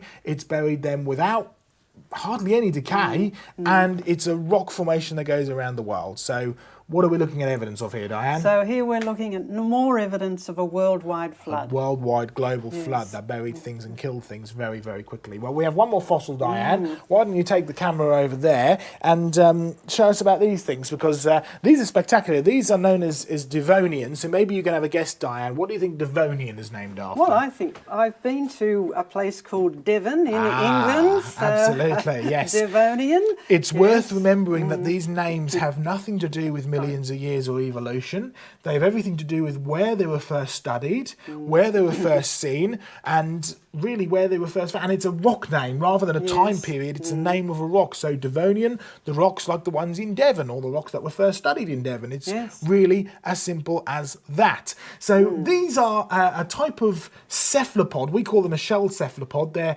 sort of grouped together in a group called Orthoceras. Even though Orthoceras is a specific genus, these are generally regarded as the orthocerids or the nautiloids. So cephalopod, what's a cephalopod, Diane? A cephalopod, well, there are living cephalopods these days. They're like squids. Ah, right, so the tentacly things. Yes, that's right. So soft, squishy things with tentacles that live in the sea. Yeah. Now these, I said, these are shelled cephalopods. Now we have one type of shelled cephalopod still living today. In fact, we spoke about him in the living fossil section. What's he called? Yes, that's the nautilus. But unlike these, the nautilus is curled up. So these are a bit like the curly-whirly nautiluses or ammonites, but these are a straight shell. You can see a beautiful, great big straight shell here. And what's interesting is you can see here, look, we've got all these little chambers. And what they think is that these chambers, similar to an ammonite or nautilus, were used to hold a gas. So a bit like a submarine, the more gas there is up it he floats, the less gas down he sinks. So pretty spectacular design there. Yes. And then there's a little chamber down the bottom here, which is where the creature lives and sticks his tentacles out, and off he goes. So these are Devonian, also from Morocco, similar to the crinoids one, same kind of area. These are from the Atlas Mountains, and it's in a hard limestone, and it's a hard limestone as sort of beginning the metamorphosis process, which means you can polish it up. So this would have come in a great big slab. You sort of carve and cut down in between each one, polish them up so you can see all the internal structure in the chambers, and absolutely beautiful. But Diane, there's something significant, something that I've noticed, and I know you know, about how these are all aligned together, because you have a similar phenomena happening over in Jurassic Ark, but not with Orthoceras, with wood. So what's going on here?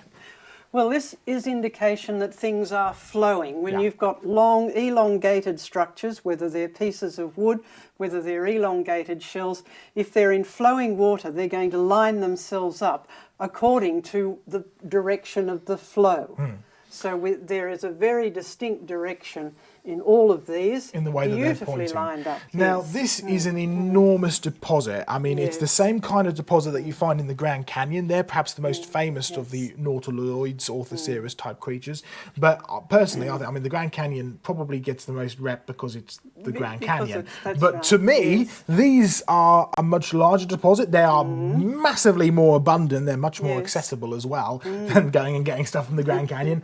But to me, these just show just as good, if not better, evidence of this massive flooding event which is washing all these creatures into place. And you get ammonites and gonatites and all sorts of stuff in here as well. So absolutely fantastic piece of evidence of it being washed into place. In fact, I remember first year geology, it was one of the things that they taught me, was that you can recognise flowing water, or they called it evidence for transportation. So the idea that creatures lived and died and got buried where they were, that would be sort of as life.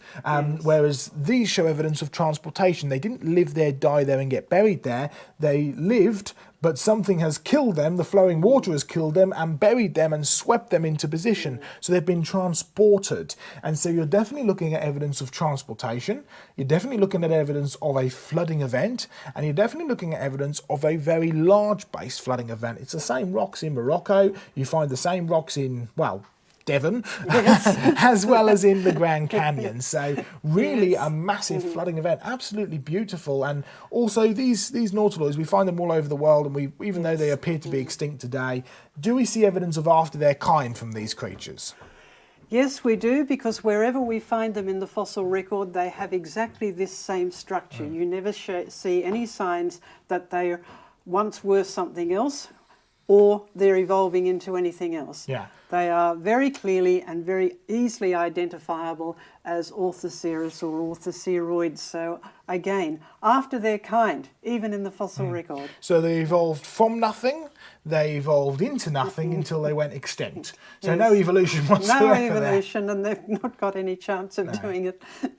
So not only are we looking at evidence of God's creation in both of these fossils, in fact in all of these fossils, but we're particularly looking at wonderful evidence of a large flooding event, and also that key thing which is process, not time. It's process that produces this. It's the right process as well, and it's the process which is really the key to actually bring this all together and getting it buried and forming it in these massive limestone deposits. So there we are, another excellent piece of evidence there, Diane. In fact, we've looked around at some of our much larger exhibits and displays as well. So I'm really enjoying this. We've had a look around. We've got a whole team of people here still setting up and still working on things and getting everything ready for display. And you've been working, we've got databases and stuff to do. So we better get on, Diane, and film some more stuff now, because we've got so much more evidence to go through. We have no idea. Well, we could keep going on this forever, but we're limited on when you need to go back to Australia. That's right. So lots of wonderful things to see. We want to carry on and try and get as much of this content out to you. So keep watching, keep tuning in every 2 weeks as we put these out, and we'll see you next time. So Diane, all of this stuff, we've reported on these many times. Remind our viewers how they can find out more about it.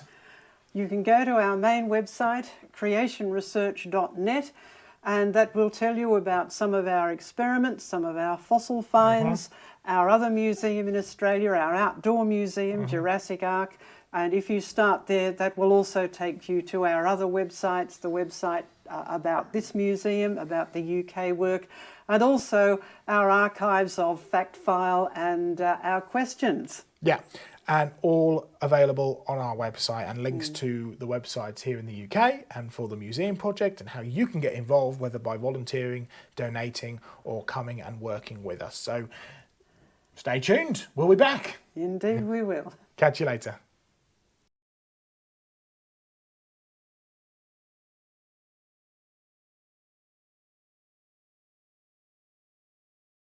Well, hello and welcome back to Around the Museum with Diane and Joe. And we've got a slightly calmer, quieter one this time. We're not running around the museum looking at stuff. We've actually pulled a few specific fossils out to have a look at. And we've also just gone for the wander around Sainsbury's car park just outside, because we specifically wanted to find some planty things or living things to talk about, because what we have here is one of the world's largest collections of fossil thorns. In fact, from our knowledge, there's only 2 collections of fossil thorns in the world. One of them is here, and the other one is Creation Research Australia. So that's right. It's Yes, quite a unique and quite a special and quite a spectacular thing, really. So we've got some thorns from the States. We've got some, or actually from Canada. Actually, we've got some thorns from the UK and some thorns from the States. These ones. So they all have a different point to them, no pun intended. And we've actually got a chance to talk about not only the implication that these thorns, fossil thorns, have, but also about thorns and things and how they came onto the planet in the first place. Now, Diane, this is the first ever fossil thorns that we found. They're pretty cool looking, pretty spectacular. Yes. So these were from Nova Scotia in Canada, found by John Mackay in 2009, 2011 kind of time. And you've got this central mid sort of stalk, and then you've got these thorns which come off of the side. They're very clearly thorny-like structures that stick out. Now, let's start by talking, Diane, about what a thorn actually is, because botanically there are thorns and there are prickles and there are spines and all sorts of stuff, right? And when because these have got a really important biblical point to them when we talk about that later, but we have had criticism in the past that these aren't actually true thorns. So we need to discuss first and foremost, what is a thorn, what is a prickle, what is a spine, what's the botanical difference, and then when we come to the biblical emphasis, what's the point with those, basically, is there any difference between them? So we've actually got 3 examples of these here. So which one of these is because I mean they're all thorny, spiky, prickly things. We've got a bramble, we've got a thistle, and we've got a sort of a hawthorny type of thing. Which one of these is the true thorns? Well, these are true thorns here. You can see they're very they're sharp pretty and vicious-looking things. Yeah, you've got. Well, actually, it's interesting because you can see you've got these sort of spikes, these thorns out the side, but you've actually got a thorn right on the end of it as well. It's like the whole branch kind of tapers into a thorn. So, if this is the true thorn, what actually causes these thorns? Well, what's happened here is that a branch has started to grow, and then it's given up. It's just stopped, and all you're left with is the sort of woody part of the branch. Now, in some of these also, the leaf bases have started to grow. I can see where the leaves, some of the leaves have but they've just carried on and then stopped. So they're like leaf, so failed branches and failed leaf bases are classic thorns. Right. So botanically, they're the true thorns, and that's different from what you have in like roses. Yes. So here we have roses and bramble bushes, and blackberries and things like that. Where here we've got a whole lot of spiky things projecting out from the side of the classic stem bramble thorny things. That's right. So yes, in common language they're called thorns. That's perfectly reasonable to say that. They are thorns, but in terms of classification to do with how they're formed, they're called prickles because they form in a different way. They are actually an outgrowth of the surface tissue, whereas the true thorns are formed by the woody tissue that's inside the stem, which forms the almost like the skeleton of the plant, as it were, but it's also the internal plumbing. Right, so it's actually got the tubes, the xylem and the phloem, which help the plant to grow and take nutrients up and take sugar down. That's right. That's actually, they're an integral part of these spiky things, whereas these don't have any of that vascular tissue, the tubular tissue. No, this is equivalent to a cancer, is that the kind of thing? Yeah, it's an overgrowth. It's a disturbance of growth. And in fact, both of these things are disturbances of growth. In this case, you've got overgrowth. Plants do have tiny little hairs on them. They're called trichomes. And people have actually studied the development of these prickly things. And they start out as just these minute little hairs that modify the surface properties of the stem. But they overgrow and they fill up with lignin, which is the very hard substance that you get in plants that makes wood tough. That's what's the toughness, and presumably this gets built up to the point that now they are pretty serious spiky things. That's right, so that they'll do you an injury if you're not careful. Yeah, so it's interesting because the true roses, which I mean, it was even famous in Shakespeare, you know. Yes, that's right. Rose without a thorn. Yes. They're not truly thorns, botanically. So in terms of botanical classification, but that's just to do with how they were formed. Yeah. In terms of general plain English, right, they're thorns. They're thorns. They're sharp, spiky things that stick out the side of the plant, whether it's a true botanical thorn or whether it's a prickle. They are still thorns, according to what Scripture talks about thorns. Yes, and these are also a disturbance of growth, but here we've got growth that's sort of undergrowth or lack of growth, where something starts to grow and just gives up. So either way, you end up with something that sticks out that's hard, but it's a disturbance of growth. So you've got undergrowth, overgrowth, and then we have what are referred to as, well, these are the thistle, but thistles don't have thorns or prickles, they have spines, which is something different. So, so if you get prickly weeds in your garden, some of them have spines or little spikes that stick out of the edges of their leaves. Now they form in the same way as these ones that are where the disturbance of growth has happened, and you've got the vascular tissue, that's the internal plumbing. Has formed the structure of it, but here the internal plum it's the leaf veins. Now we're all familiar with those, and if you flip it over, you can see all the structure, can't you? See the leaf veins, and you can follow them out to the edge.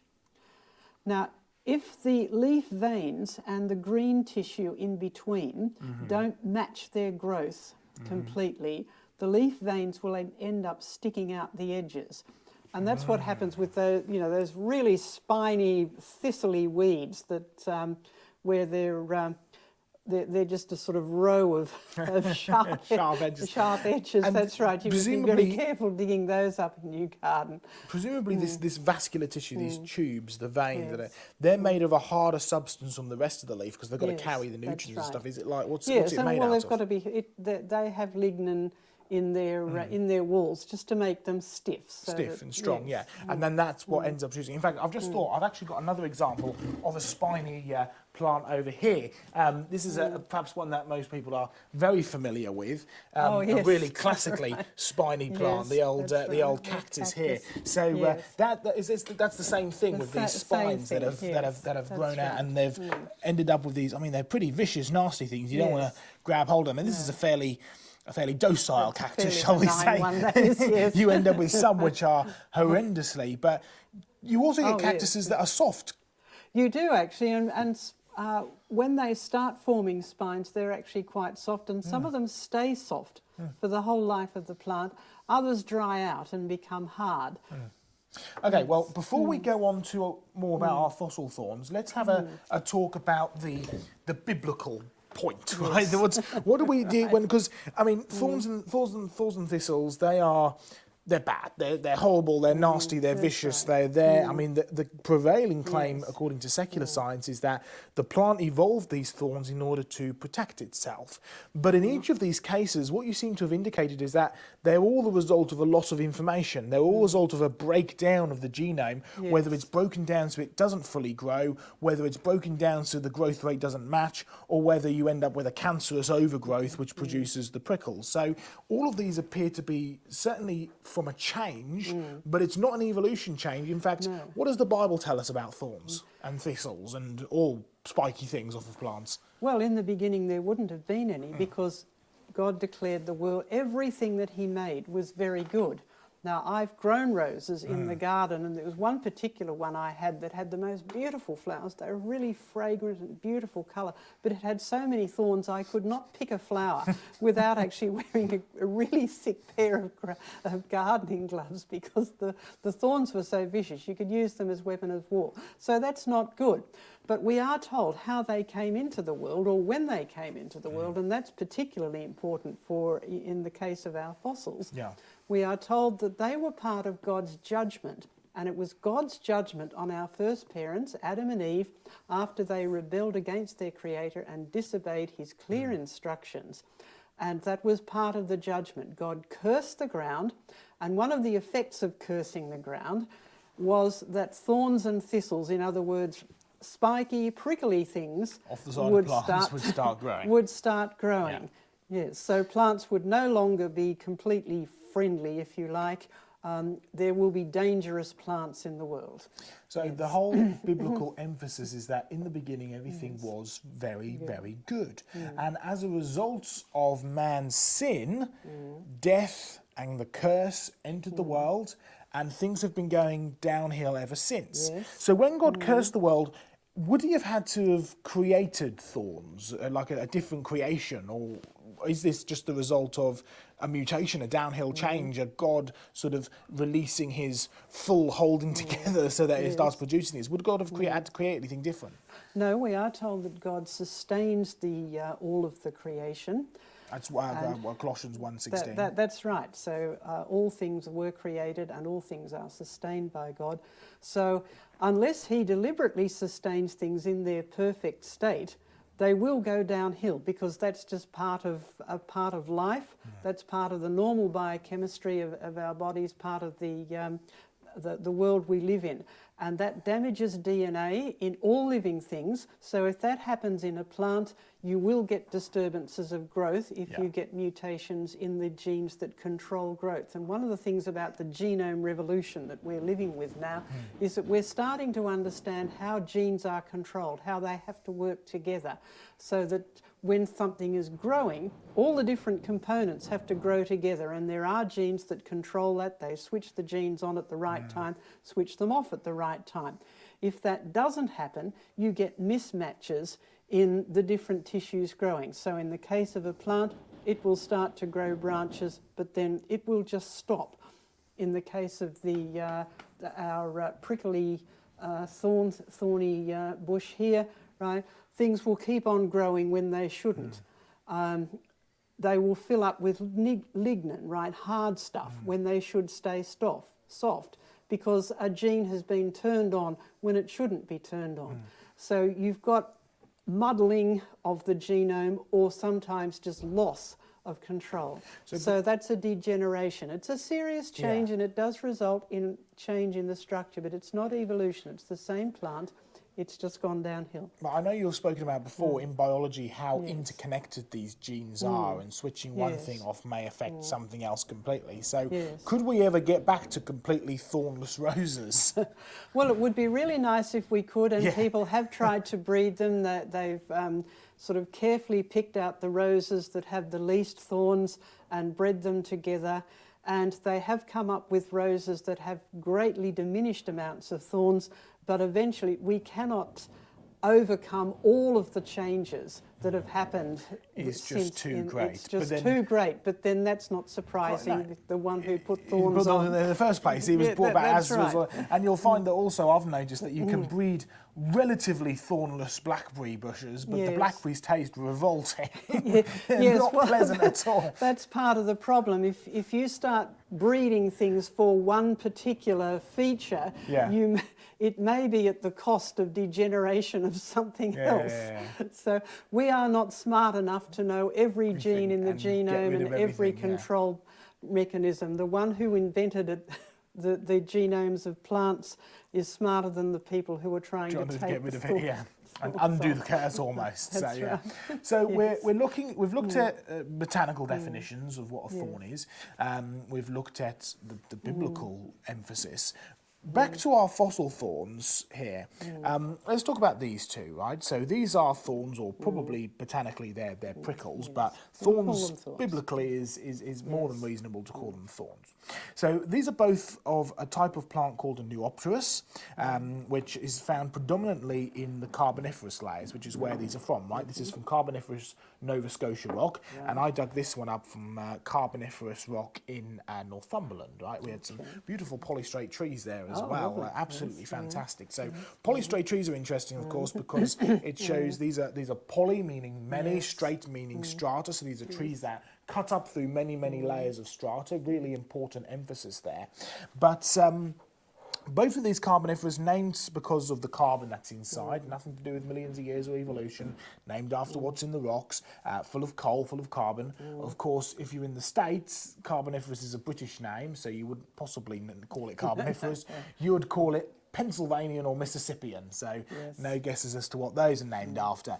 But these are found amongst lots of fossils, clearly a flood deposit, clearly buried very quickly, but there's actually a really biblical emphasis to these fossils because the Carboniferous rocks are supposed to be around 300 million years old.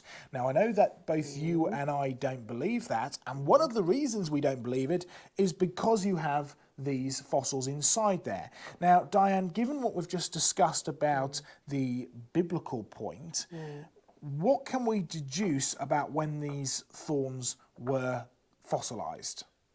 Well, they had to be fossilised after thorns were originally formed. And we're told when thorns originally formed, it had to be after human beings appeared on the earth. Because they were the result of Adam's sin. So it had to be after, not only after Adam was on the earth, but also after Adam's sin. That's the whole reason why these thorns came about in the first place. So really, these rocks, according to the Bible, couldn't possibly be 300 million years old in the slightest. And the great thing about this is you don't have to debate about the age of the earth or gaps in the genealogies or any of this kind of stuff, because these are rocks that are supposed to be 300 million years old. Yet the Bible is emphatically clear that thorns and thistles came about after man sinned, therefore after man was on the planet. So there's no way that these could be 300 million years old according to the Bible. They have to be under, what, 6 to 7 to 10,000 years at the most? Yeah, interesting and a really important point. Now, there's another reference to thorns in Scripture. And it has something to do with that original curse as well. Where else do we talk about thorns? Well, very significant place we read about thorns in the Bible is when Jesus died. They put a crown of thorns on his head. Now, they did that to mock him because he declared that he was the king. He was the Messiah. That was a king in the Jewish. They were expecting a conquering king, and he was crucified by the Romans, who scoffed at the Jews and said, "Oh, this is what we think of your king," and they put a crown of thorns. But even that was under God's control because he cursed the ground, and thorns and thistles were a sign of that curse, a sign that every gardener and every farmer would have to live with for the So there we have the sign of the curse on Jesus' head. He was taking that curse for us. The curse was our punishment. The curse was the punishment for rebelling against our Creator.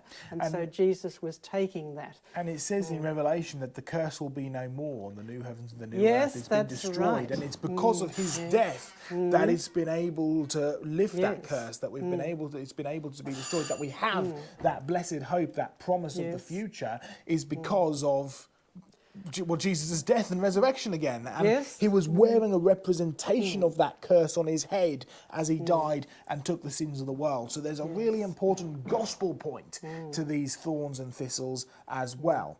Well, Diane, let's go one step further, because we've got another collection of things to talk about, and this is a nice thing to kind of finish on, right? So we've got our UK example from the Carboniferous. We've got our Canadian example, also from the Carboniferous Nova Scotia. But here we've actually got some rather interesting ones. In particular, this one, they're all from the same place. In fact, I helped dig many of these up. There's a place called Carthage, which is not in Africa, but it is. But it's also in Tennessee. You'll find that Carthage is right next to Lebanon, which is also in Tennessee. So it's all together there. Yes, come to America and see the world. Exactly. It's in one state and see the world. Yes. But there we are. In Carthage, in Tennessee, you have lots of rock layers there, and they have to cut through the rock layers to make the roads, right? So you can go driving along. It's great because you can pull up at the side of the road, and you've got these beautiful road cuts which cut straight through Ordovician limestone. Now, I know it's Ordovician limestone because we had one of the guys who worked for the surveying at the Tennessee Division of Geology with us. He's one of our good friends, Bob Powell. Oh, yes, and, I know yeah, Bob, he yes. came with us, right, travelled with us, and he had been one of the people who'd been in charge of going around and mapping stuff out. In fact, Bob actually found a little bit further down the road a brand new road cut with some brand new geology and with fabulous fossils that have never been reported on before. So he knows his stuff. And so we double checked with him, what rocks are these? He said they're Ordovician, right? Ordovician limestone. Now we travelled up and down and we found some fabulous fossils from the Ordovician limestone at Carthage in Tennessee. In particular, there's one old abandoned quarry, and you can go in there and chip around and look at stuff. You get big trilobites, you know, those big creatures, big trilobite carapaces or shells.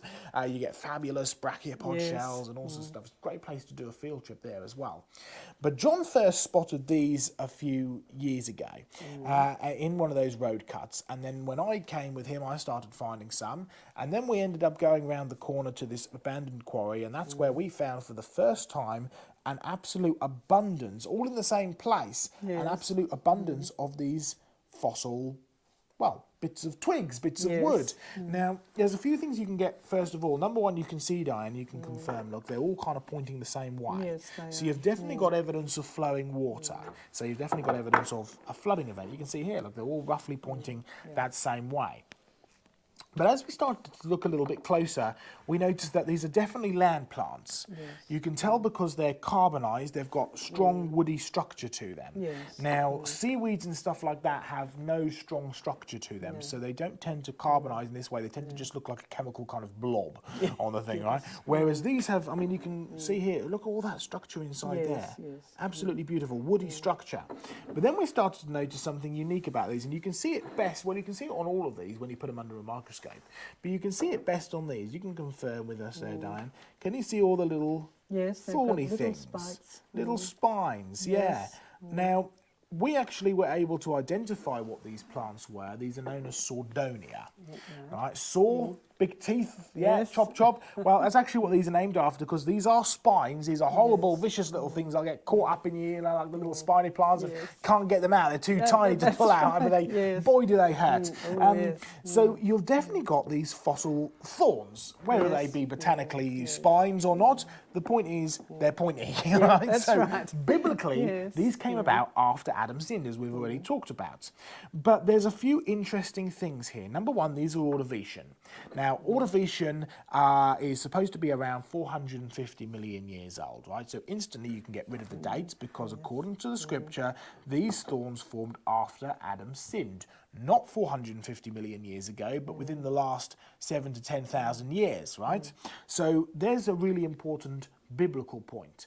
But also, there's a rather interesting scientific point here because, well, the problem is these are in Ordovician.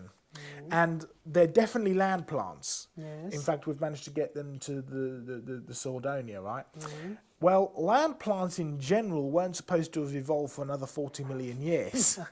That's right. So we're looking at an out-of-place fossil for sure. Yes.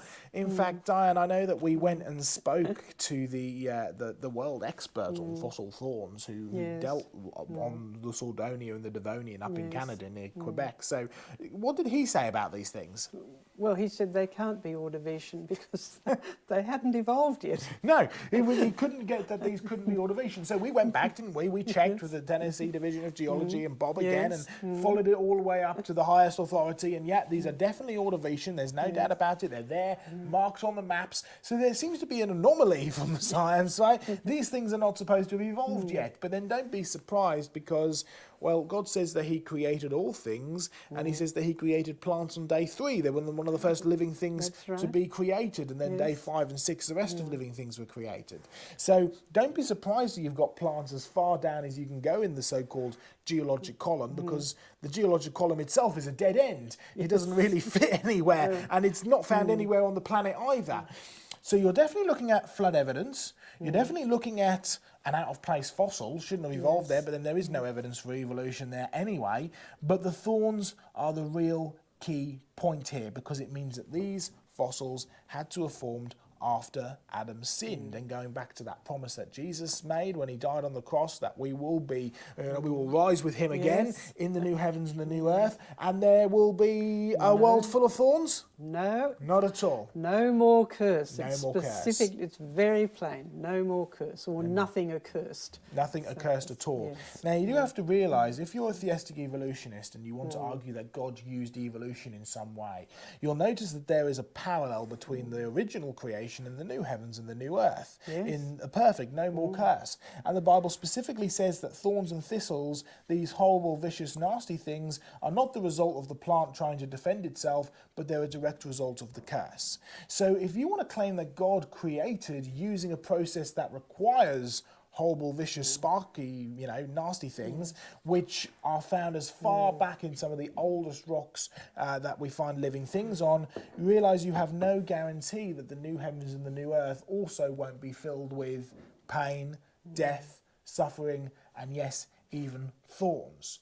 You see, if you want the full picture, you need the big picture. Yes. And it starts with a very good creation. Yes. It starts with a world that there is no thorns in. It starts with a world that was perfect not very long back.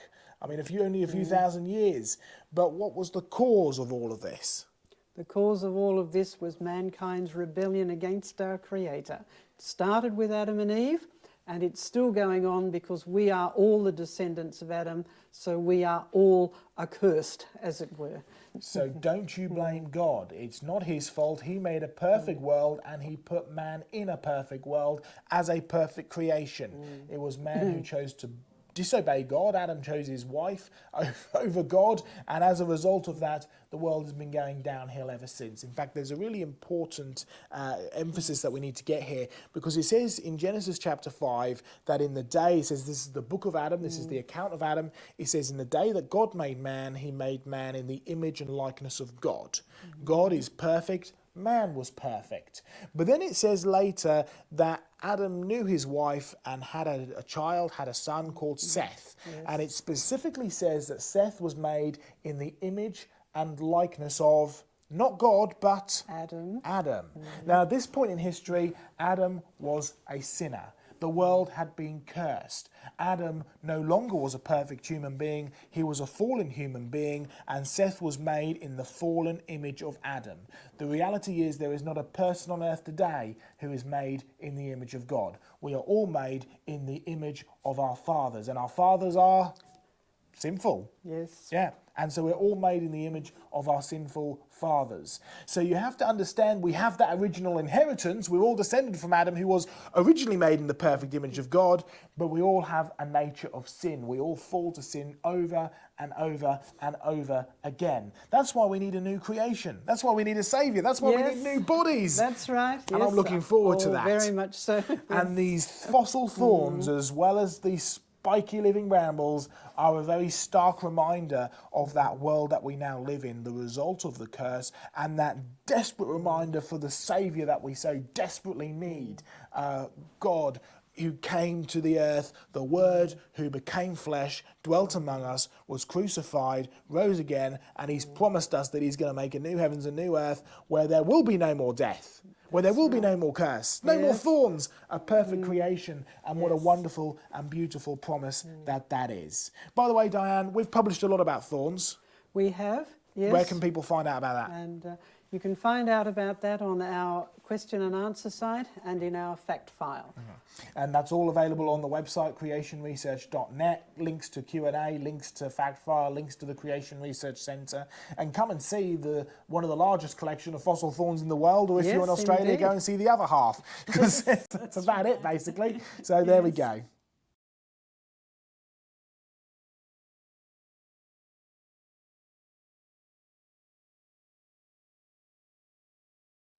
Well, hello and welcome back to Around the Museum with Joe and Diane. We had to have a little pause in our filming activities because of a certain open day that happened yesterday. Yes, we had an open day. It was wonderful. It was pretty good. We had a full venue, and we had to rush to try and get everything laid out and sorted. So some of the previous episodes have come to you with sort of, workers all around us and in the middle of doing stuff and so on and so forth. But we're actually here. It's very quiet. We're the only ones here, aren't we? And so we've managed to get everything laid out pretty much as we wanted it for the open day. It's by no means the last layout that it's going to be, because this is going to be a constantly changing museum, and our final episode of this series will be a bit of a walk through the museum, having a bit of a look around and giving you the full perspective of what we've done here. Yes. But Diane, our first of a few episodes now, we're going to be focusing on dinosaurs, and we have this wonderful dinosaur here.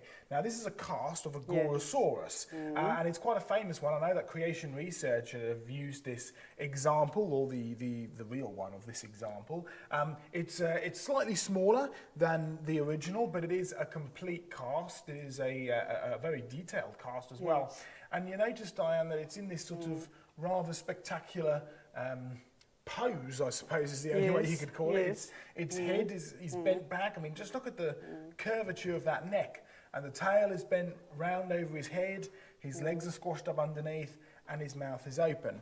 And to be honest, Diane, when you find most dinosaurs, and I know because I've gone and dug them out, as I know that John has, and I'm sure you've been on the odd dinosaur dig as well, this is how you often find them, just a random bone.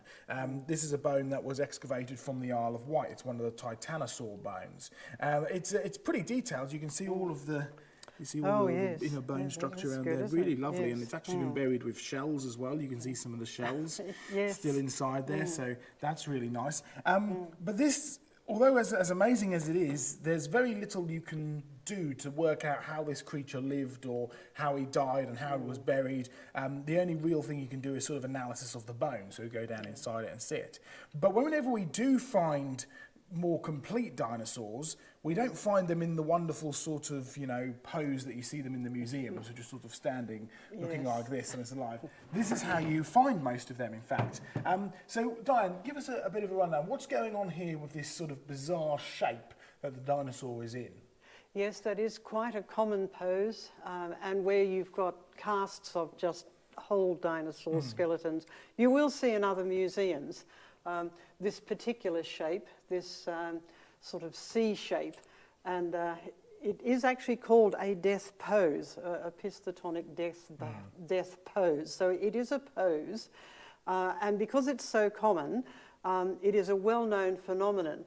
And scientists have tried to work out why this, because it's obviously something is going on here. Something's it's happening not just as it died. As it died. It's not just an oddity. It's common, and it's not just in this particular dinosaur. There are other dinosaurs that have this particular death pose, with the mouth open, the head bent back, and the tail bent up over. I think it's a really key point to make, right? Because the fossil record is often viewed as a record of life on Earth, right? That's what they talk about, life on Earth in the fossils. But the reality is the fossil record is not a record of life, it's a record of death. Yes, well, it's all dead things. It's all dead things. They're all dead, right? It's a record of how they died, not necessarily how they lived. So you've got to be careful with using arguments like, well, all these dinosaurs are found together, therefore they must have lived together, or all these dinosaurs are found around their eggs, so therefore they must have, you know, built nests and sat on them and stuff. So you do have to be careful at making that assumption, because we are dealing with a dead animal. That's one thing nobody debates over, and that's the fact that this dinosaur is dead. So we're really looking at a record of death on Earth. And so when we start to look at this pose, this common pose, what is it an indication of? Because, I mean, I've dug up dinosaurs like this. We find dinosaurs a lot like this all over the world. But what's the biological explanation for this? Well, this is thought to be the sort of literally your last gasp of a drowning animal. And this happens with mammals and birds as well. It's not just with reptiles. When you're desperate for your last breath when you're drowning, you do get this spasm in the back of the neck, or well, all down the back. Now, for a short, the spinal cord that runs down through your vertebrae. Yes, and the muscles. It's a sort of reflex action to gasping for breath. So all of the muscles along here go into a spasm. Now, for an animal that has a long, sinuous neck and a long tail, that is going to pull it into that distinctive C shape. It's not quite so obvious in an animal or a bird, right? In a mammal or a bird, because they tend to have short necks and no tail. But in a dinosaur, of course, having this long flexible neck, long flexible tail, you do get this extreme pose, and with the mouth open. Now, it doesn't last for very long, because when the animal dies, of course, muscles relax, and later on they will go into a sort of spasm again, which is called rigor mortis. But immediately after they die, they will go flaccid. So it's also an indication of how quickly this thing was buried. So really within a few minutes, because you haven't got very long before the dinosaur begins to, you know, his head flops forward, the tail flops back, and you've got about 30 minutes or so before rigor mortis sets in. So you've got a very, very quick burial evidence here. And these dinosaurs are found in the same layers all over the world, in the Jurassic and the Cretaceous, and it's definitely an indication of a flood, because we have this wonderful, you know, dinosaur hair with this sort of lovely sort of, you know, coloured rock, but there's very few, well, there's no other fossils represented in this fossil at all. But when you actually go and dig these things up, you find all sorts of fossils buried right next to these dinosaurs, including things like fish and bits of rolled amber and garfish scales and all this kind of thing. So we're really looking at evidence of flooding. Yes, it doesn't tell you where they lived, it just tells you where they got buried and what got buried with it. And if you imagine a great mass of sediment, water and sediment sort of rushing across the land, it's going to pick up whatever is in its path. We kind of describe it as a sort of a slurry of mud and sediment and water washing over the land. And if you've gone and checked out our strata experiments that we talk about in creationresearch.net, and it's got lots and lots of details on there as well, isn't there, about this sideways deposition, the water flowing in one direction, carrying this sediment, sweeping up whatever's in its path, carrying fish and plants and dinosaurs and all sorts of stuff together, and actually washing them all together as they carry on flooding down. So I think we could do a whole special thing on just sort of flood evidence, you know, evidence of mixed environments in the fossil record. But this is a great example, and lots of animals do this when they drown. It's an indication of drowning, and it's an indication that whatever caused the drowning was across most of the world. But if you recall back to that famous fossil of an Archaeopteryx, right, it also has its head bent over back, and it's got its tail kind of flared up a little bit and stuff. Now, the claim is that dinosaurs evolved into birds, and we'll discuss that a bit more in depth in a later episode when we look at some of our dinosaur feathers. But just because the pose is the same, does that mean that they're related to each other? No, it just means they died under similar circumstances, because an Archaeopteryx does have a long neck, and therefore if its back muscles go into spasm, it's going to pull it backwards. Exactly, so it's just an indication of how it died, not how it lived, and not how they're related to each other. No, you've actually got to look at the structure to see whether they're the same thing or they're not, And if you do that, you find an Archaeopteryx and a dinosaur have lots of significant differences. Yeah, and we can talk more about them in a later episode. But for now, Diane, let's head over here to our sort of dinosaur section, because we've got this rather fabulous dinosaur fossil here, which we're doing some actual research on, not just here at Creation Research, but also academically as well. And we've got some rather brilliant examples of fossil bones and fossil jaws and all sorts of cool things. This is one of my favourite ones that we excavated. This is actually an iguanodon from the, it's an iguanodon bone from the Isle of Wight, which is one of the 6th best places in the world to find dinosaurs in. And if you look up close, Diane, you can see how we've got the kind of the black stuff. The black stuff is the bone, but then we've got all these sort of white dots in there. Now, the white dots are not actually part of the bone. They are part of the minerals that have infilled this. And as we were talking yesterday during our open day, when we're talking about things like permineralization and stuff like that, it's something which is often confused with turning to stone. But if you can tell us what permineralization actually means, because it doesn't actually mean turn to stone. No, it means that minerals have infiltrated it. And we need to remember that bone is not solid. Even the so-called compact bone, that's the bone that looks completely solid, which is on the outside of bones. That has small cavities in it. They're microscopic because inside each one there is a living cell. In life, bone is actually a dynamic tissue. So it's full of living cells, and those are connected together by tiny microscopic channels. So even what appears to be solid bone has microscopic little cavities, microscopic little channels, and then in the centre of the bone, of course, you've all heard of bone marrow, and there's what's called cancellous bone or spongy bone, where you have struts of bones forming a sort of interlacing sponge work, so that the bone is not solid, but it's still very strong because of the interlacing sort of struts that connect with one another, and even those have cells inside them.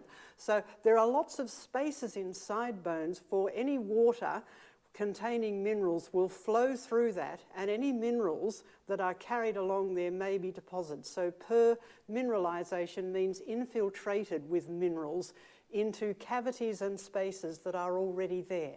Not actually may turn to stone. So there are some things which have turned to stone, things like petrified wood and stuff like that. But when you're holding a bone like this, you are actually holding the very bone that was inside the dinosaur. It's just been impregnated, infiltrated with minerals. Now that's really important for our next episode, which we're talking about things like soft tissue and stuff like that, especially from a biological perspective of how long this stuff can actually last. But let's just have a look down through some of our wonderful fossils and things that we have here, Diane. This is a slightly naughty one, but one of my favourite ones. This is something called coprolite, which I'm sure you know what that means. Yes, it means petrified poo. Lovely, petrified poop. But it's actually really useful. You can see here we've got some that we've cut open and polished up.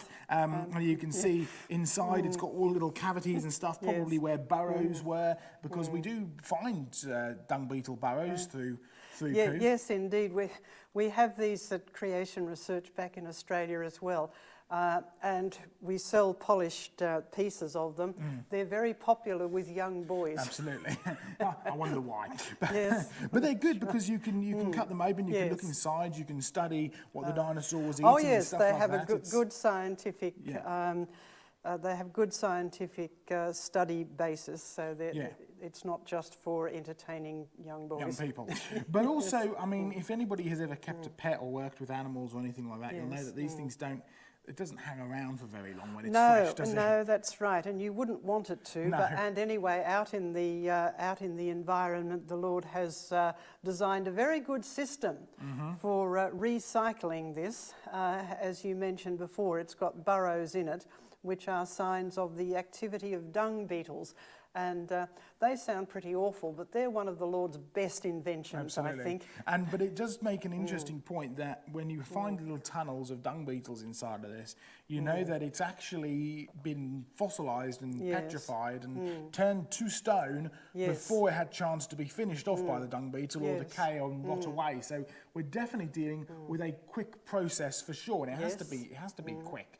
This stuff doesn't hang around for very long in the slightest. All right, well, let's have a look at some more fossils. This is a really nice example, Diane, of a Edmontosaurus jaw. So this is part of the jaw here, and you can see there's all the row of teeth on the top, and the teeth sink down into the bone, as you can see. So that's really nice. So, I mean, most people would look at Edmontosaurus and they'd say with nice flat teeth like that, it's clearly a herbivore. Whereas if you look at something like a Spinosaurus tooth, or we have a Carnosaur tooth here, these must clearly be meat eaters because they're sharp and pointy and spiky. But what are we really looking at when we look at things like teeth? Can we tell what an animal eats? No, we can tell how it eats, what it eats, but we can't tell what it eats unless we can actually dig it up with some stomach contents. Or if it was alive, of course, we could watch it eat. Which we can't do with Edmontosaurus. No, because they're all dead. But yes, this sort of tooth arrangement here, that is good for grinding things. And we know in the living world, of course, these days, animals that do have teeth like this do tend to be vegetarian because they are equipped for it.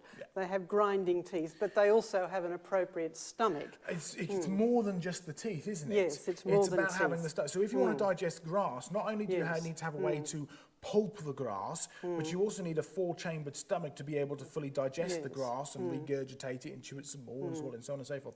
If you're a big, sharp-toothed creature like this, like a Carnosaur, or a spiked-toothed creature like the Spinosaurus, your stomach and your teeth are not equipped to eat grass. So you're equipped to eat chunkier, more protein-filled foods. Yes, well, that's right. There are other plant foods besides grass. Exactly, yes. That's right. So you're designed to slice your food. If you have sort of sharp serrated teeth like a Carnosaur or a T-Rex, you're designed to stab your food. If you've got sort of cone-shaped teeth like a crocodile or like a Spinosaurus, or if you have flat teeth like a cow or an Edmontosaurus, you're designed to grind your food. So it tells you everything about how an animal eats, but really nothing about what that animal eats in the slightest. No, it doesn't. And it's interesting in looking at these teeth and looking at crocodile teeth, which are similar to this. Crocodiles will swallow rocks to help grind their food as a digestive process because they don't ferment their food like a cow, which does have a sort of fermentation vat inside it. Yes. And that helps to roll it around and grind it up. A bit like a pebble mill. So there are ways and means of eating plant food. So just because an animal has sharp teeth doesn't mean that it has to eat meat. And it's rather interesting, actually, that we know that dinosaurs did the same thing with swallowing pebbles because we find those pebbles inside dinosaur stomachs because, well, number one, that shows you that the stomach is so brilliant, the fossil is so brilliantly preserved, so intricately preserved that you can still tell the stomach contents and you've got these little rocks, we call them gastroliths, right? Which is just stomach stones. That's literally what it means, isn't it? But what's really interesting, though, is that if you go online, you can buy gastroliths, right? Because what they do is they find supposed desert-like environments with loads and loads of smooth round stones in them. And they say, well, these must have been from the dinosaur stomachs because, well, where else would you get smooth round stones from in the middle of the desert? Of course, if you actually dig into the rocks and find what the evidence actually shows, many of these round stones that are found just scattered around are probably from floodwaters and not from the Yes, they're just rolled rocks that you find in rivers and streams today. Because what's really interesting, you find something ridiculous like 30 times to 40 times more stomach stone deposits than you do dinosaur deposits. So there's some kind of a discrepancy going on there. But it's a really important point when we're talking with about dinosaur teeth and plant, because we have plenty of plant eaters today that have big sharp teeth, serrated teeth even. Things like iguanas and stuff like that. Yes, that's right.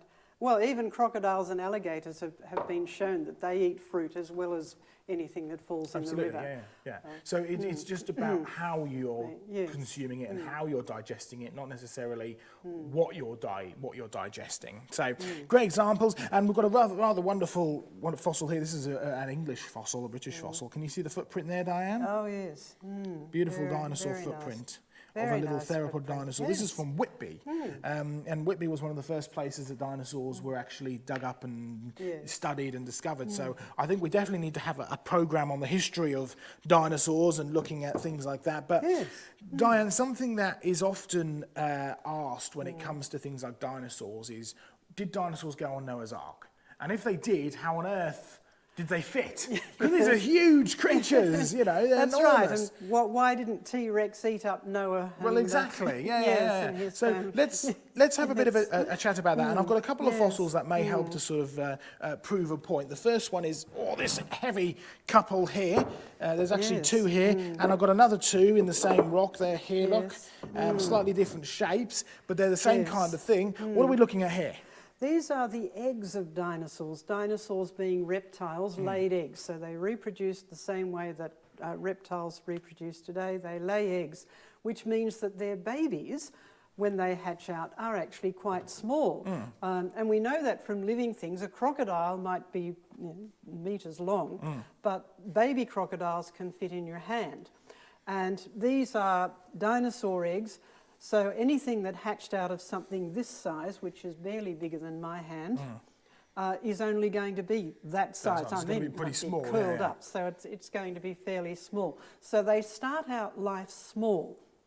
Now, reptiles can grow all their life, provided they live in a good environment. So that means a pleasantly mild, moist sort of environment with good food, provided they're not stressed, provided they're free of disease. They can grow all the days of their life. So if they live for a long time, they will grow very big. But when they start out life, they are small. They'll grow fairly fast in the first few years of their life.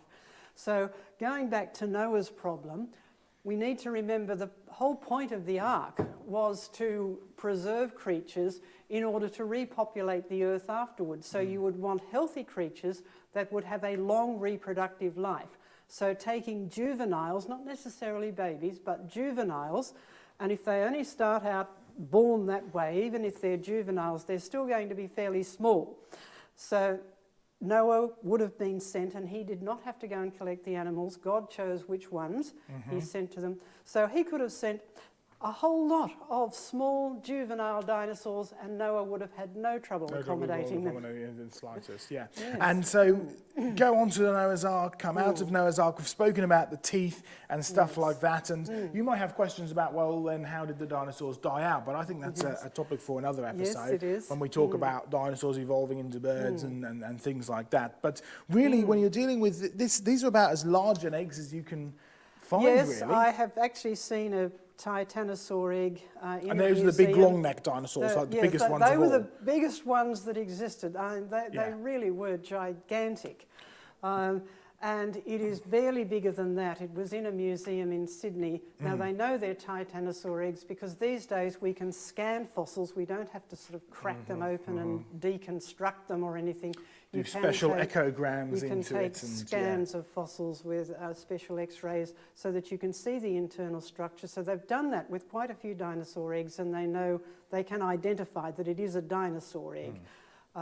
So even the biggest dinosaur that's ever been discovered, titanosaurs, one of the big brontosaurus type dinosaurs, their eggs are only slightly bigger than this one. So biggest dinosaur eggs, biggest dinosaur, only that size. Well, I'm going to just have to ask you now, Diane, because you've just mentioned the word brontosaur. Right, yes. Brontosaurus. Now, see, my dad grew up knowing all about Brontosaurus and had pictures of Brontosaurus. And then when I was growing up, I was told that Brontosaurus was a fake dinosaur. It was never real. And now you're using, are you just behind the times? What's going on here? No, this is an example of something that's done a complete circle. Yes, there was a time when the term Brontosaurus was, that is an unscientific term.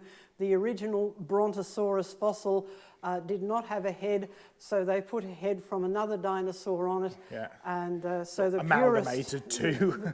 That's right. And so the purists decided, no, we must classify this original dinosaur skeleton without a head, Apatosaurus, which means dinosaur without a head.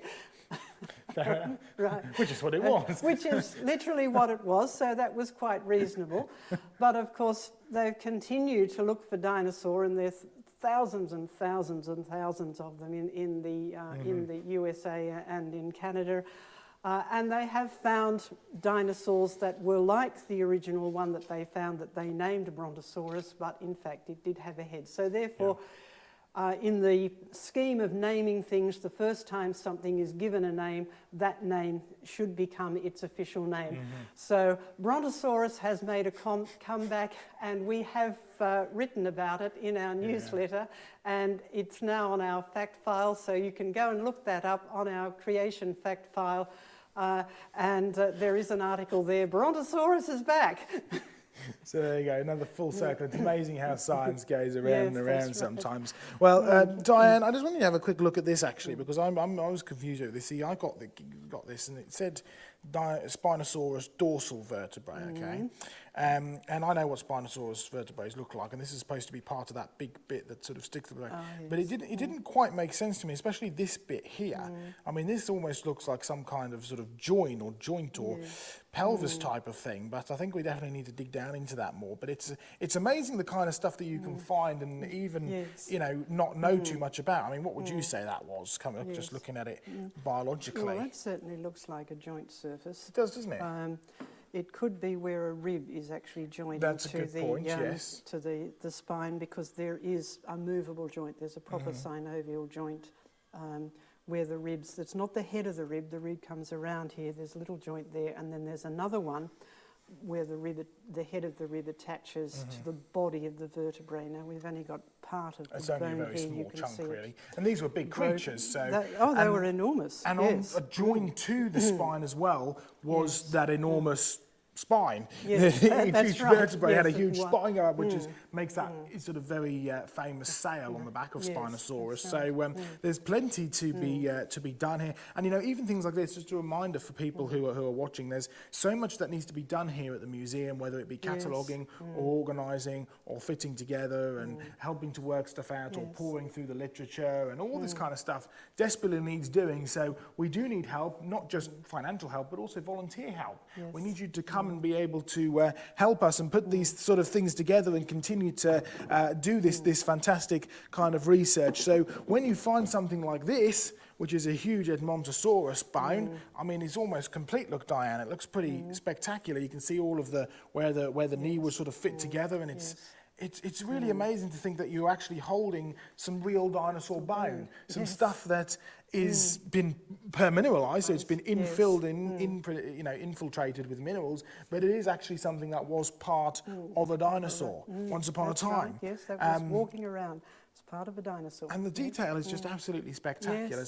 It's no wonder that people are fascinated by dinosaurs, but a few years back, Diane, the Skeptics Association decided that dinosaurs were going to be a really effective tool in one particular thing. What were they talking about? They want to educate young people with the whole concept of millions of years and of evolution. And they want them to start learning that young, because that embeds it in their mind and gives them a complete worldview that they grow up with. When you grow up with a particular worldview, it's very, very difficult to change that later on in life. So they wanted to attract preschool children, young primary school children, and of course dinosaurs, being big monsters, are very attractive. And so they have used dinosaurs to promote the theory of evolution to these young people. So you'll find it in school literature, you'll find it in museum visits, you'll find it in the just popular media and entertainment. It's everywhere, and it's all a promotion which is really an anti-God promotion. It's if dinosaurs really did live millions of years ago, there's no way that you can trust the Bible. In fact, we were talking yesterday to people about fossils needing to be older than 10,000 years, and it doesn't make much sense. You know, why is a fossil not a fossil at 9,999 years and 364 days, but on his next day birthday, he suddenly is a fossil, right? Surely fossilization should have more to do with the process that it deals with than anything to do with time. And really that's the key thing. I mean, process is the key here. It's got nothing to do with time, everything to do with process. But hunt high and hunt low, the only reference to that 10,000 years that you can find is straight out of Scripture.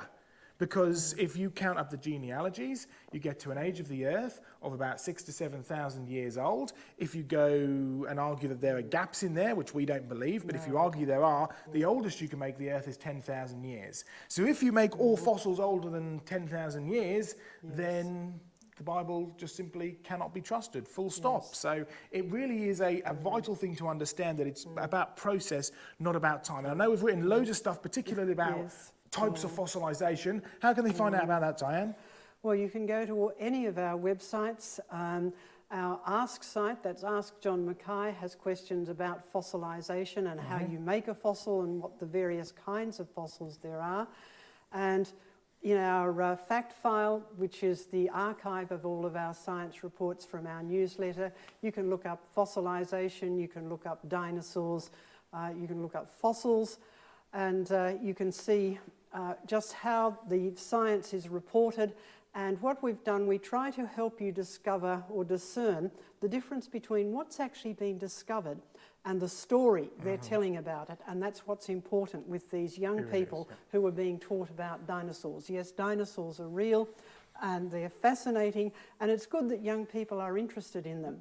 But this additional story that's being told about them is very dangerous, the one about millions of years and evolution. Well, there we go. Check out the websites, find out more. Join us next time as we're sticking with dinosaurs. Yes. And we're going to be looking at not only the concept of, well, did dinosaurs evolve into birds, but also how did dinosaurs go extinct? And I wonder if there's any soft squidgy stuff inside these dinosaur bones today. Well, that's an interesting question. Yes. Join us next time for another episode of Through the Museum with Joe and Diane.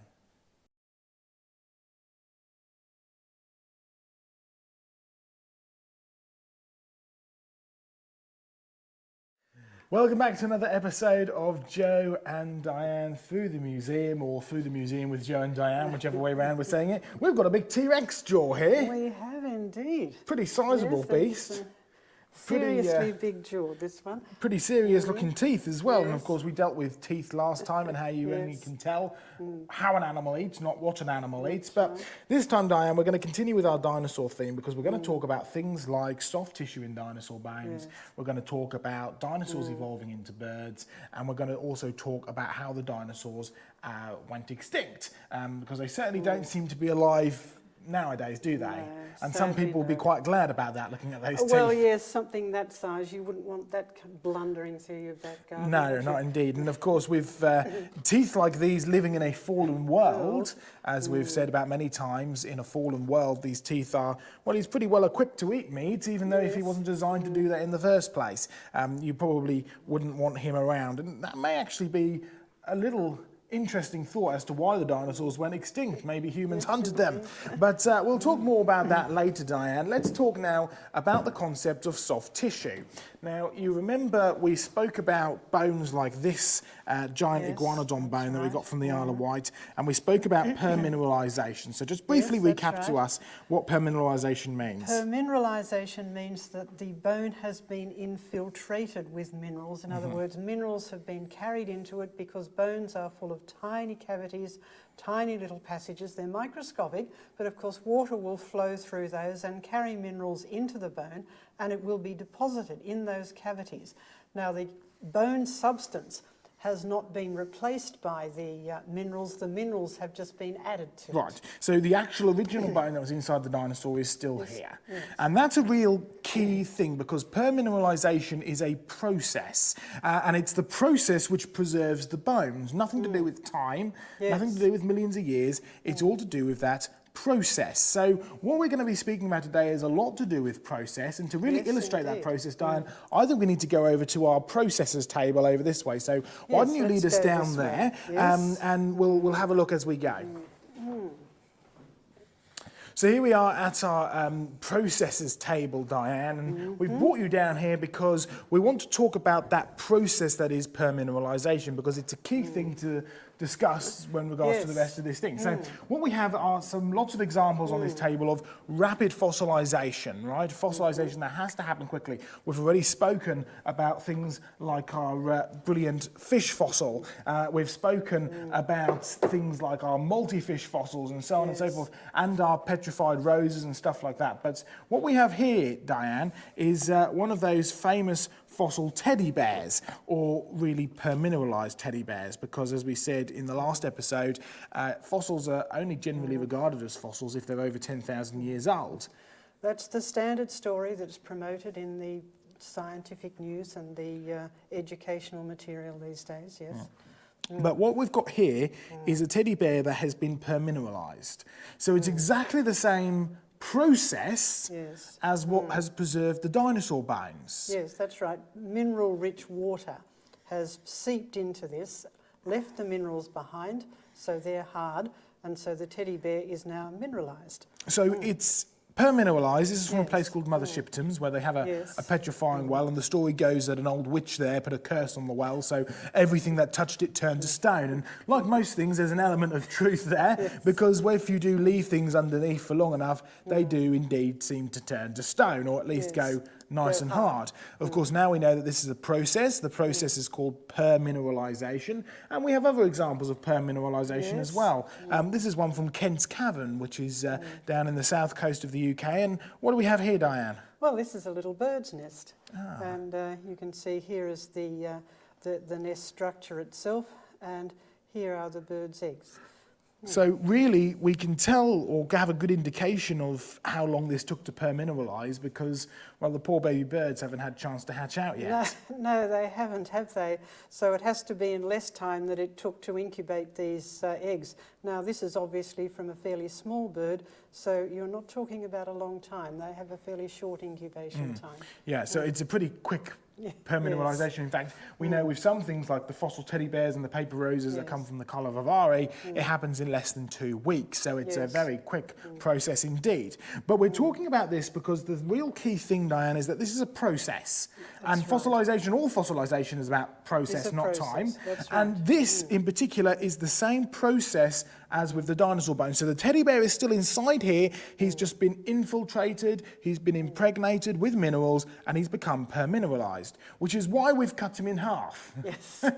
Because if you cut them in half, we have soft tissue inside. That's right. Quite literally soft literally tissue. Soft tissue in this case, yes. It's all this teddy bear stuffing. You can actually see, look, Diane, you can see where the minerals have begun to permeate that teddy bear. Yes, the fur, they're made out of fake fur, so you can see the structure of the fake fur. It's still there. It's still there, and it's become pretty hard inside, infiltrated, but it hasn't managed to get all the way inside.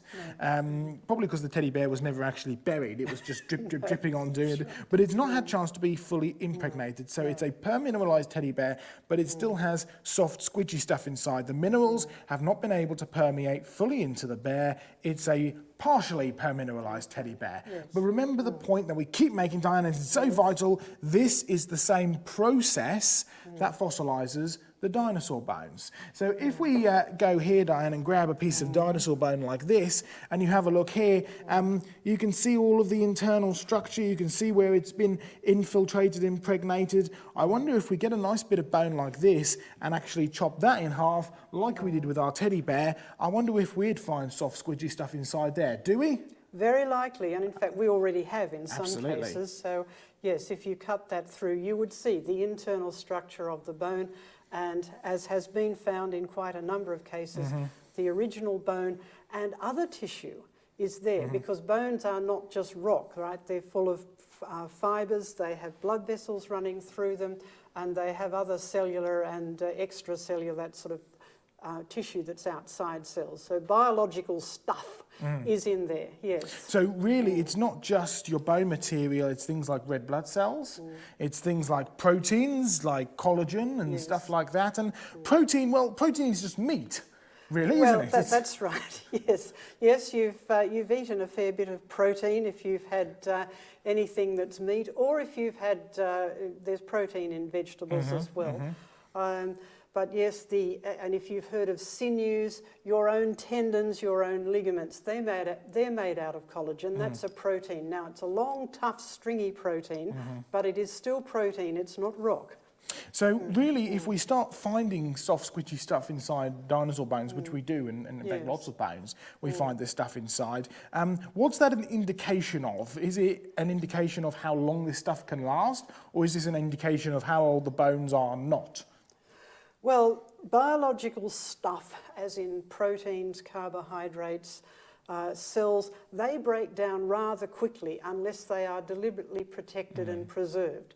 So if it just gets buried out in the soil or out in the environment, it's not going to last very long, and it's certainly not going to last millions of years. In fact, you're talking more about, at the very most, centuries, but more like sort of tens of years, really, unless there's some special process that actually has preserved it and kept it out of the processes that would make it decay. Yeah, because there are ways that you can slow down the decay process. Yes, if you view can, proteins as like a meat, right? You can, well, how long does meat last? Not very long on a hot sunny day. You can slow it down by putting it in the fridge. Yes. You can slow it down even more by freezing it. If it's frozen. Or if it's dried out, or if it's very, very deeply buried so that there is no oxygen, because oxygen actually does damage biological substances, even in living bodies. It's controlled in our living body, but out in the environment. And also if there's no microbes to eat it up, to decay it. So if it's buried in that very anoxic, no oxygen, no microbes, that sort of environment, yes, it will be preserved for a longer time, but again, not millions of years. So you can expand or prolong the decay rate, I suppose, of the meat, of the proteins inside of it, just like you can do it with a lump of beef. You can fridge it, or you can freeze it, or you can dry it, or you can bury it. But really, you're only going to expand the lifespan, well, in the case of fridging it, a few days, in the case of freezing it, a few months, in the case of drying out, a few years, in the case of preserving it entrapped in minerals, really only a few thousand years, and there should be none of this, soft, squidgy stuff inside at all. No, that's right. Chemistry alone, it's just going to break down, because they are chemicals. So the very existence of this soft, squidgy stuff inside dinosaur bones, inside lots of bones, because it's not just dinosaur bones, it's lots of bones and stuff that's even supposedly older than the dinosaur bones. The very existence of this stuff is excellent evidence that these bones are not as old as they are claimed to be. Excellent evidence that they were buried extremely rapidly and extremely quickly in a flood-like environment, because they didn't hang around for ages waiting to slowly be buried and be destroyed in the process. It has to be pretty quick. It has to be quick. Yes. Quick burial. So evidence that they're not as old as and you can find examples of soft tissue inside many other fossils, including this rather spectacular fish fossil from Scotland in the old sandstone that you see up there. And can you see the sort of like almost iridescent sheen that it has to it? Yes, it has. Well, this sheen is actually from oils that are found naturally in fish, in fish's scales, and it's been preserved still with the oils there, and the oils are an organic compound. That's right, yes. So it's soft tissue, it's another original biological biomolecules. substance, yes. Yeah, and so original biomolecules are the technical term, but soft tissue is the loose term, because it's, well, once you've dissolved the minerals around it, it is soft and squidgy. Soft and squashy, and you can pull it and tease it that's and all sorts of stuff. In fact, our friend Mark Armitage has done some excellent work on this. He's recently published a brand new discovery, which he has found living nematode worms inside dinosaur bones. Now, what are nematode worms? Nematode worms are tiny little worms. They're not like big earthworms or something. They're tiny little worms. They do live out in the environment, in water, in soil, in all sorts of things like that. They're very, very common, but they are very soft, squashy little worms. Yeah, they're little sort of like parasitic worms. That's right. So if these findings are correct, which he's done all the research, it's published in secular academic journals, he seems to have done all the research correctly, what it indicates is that there's enough soft tissue within these bones to be able to allow the worms to live and to reproduce within inside the bone and to be broken open and found today. So there's no way they could be millions of years old, both from the amount of soft tissue that's preserved inside as well as from the actual fact that you have these worms living and thriving and breeding inside them. So excellent evidence that these bones are nowhere near as old as they are purported to be. Well, why don't we head round here, Diane, to the green table over there, because we've also got some more fossils, some rather interesting ones in these little display cases, which you've spent quite a number of hours the last sort of week or so taking photographs at these. So what are we looking at inside these bits of, amber-looking things? Are they amber? They literally are amber. They're amber from Burma. So it's classified as being Cretaceous, which is about 100 million years old. Yeah. And if you examine these under a microscope, which is what we've been doing, there are all sorts of little things preserved in them, some little bugs and things like that. There's some exciting stuff in there, hasn't yes, there? that's right. We took photos. But the most intriguing thing that we found in here was some small feathers. Now, they're tiny, weeny, little downy feathers. And also, in this large one here, there's a fragment of a larger feather. It's still fairly small, but it's a feather that has a distinct barb pattern. So your downy feathers is when you just have like one kind of stalk and then kind of like these feathery fronds. Little fluffy ones. But a proper down is when you have the stalk, but then you have actual, those feathery things actually come off of the stalk so where you they're have kind of the barbs. hooked together. Yeah, the barbs and the thing where they hook together actually. That's And that's what a bird does when it preens. Yes. So these are fossils of feathers preserved in amber, which are supposedly 100 million years old or so. Now, other than the fact that they are beautifully preserved and they'll be full of soft tissue and all sorts of stuff like that, these were acquired under the guise of being dinosaur feathers. Yes. And the reason that they were called dinosaur feathers is because, well, at the time, dinosaurs were supposed to be the prevailing feathered creature, right? So, number one, what evidence do we have of dinosaurs being feathered? And number two, could these be dinosaur feathers or could they be something else?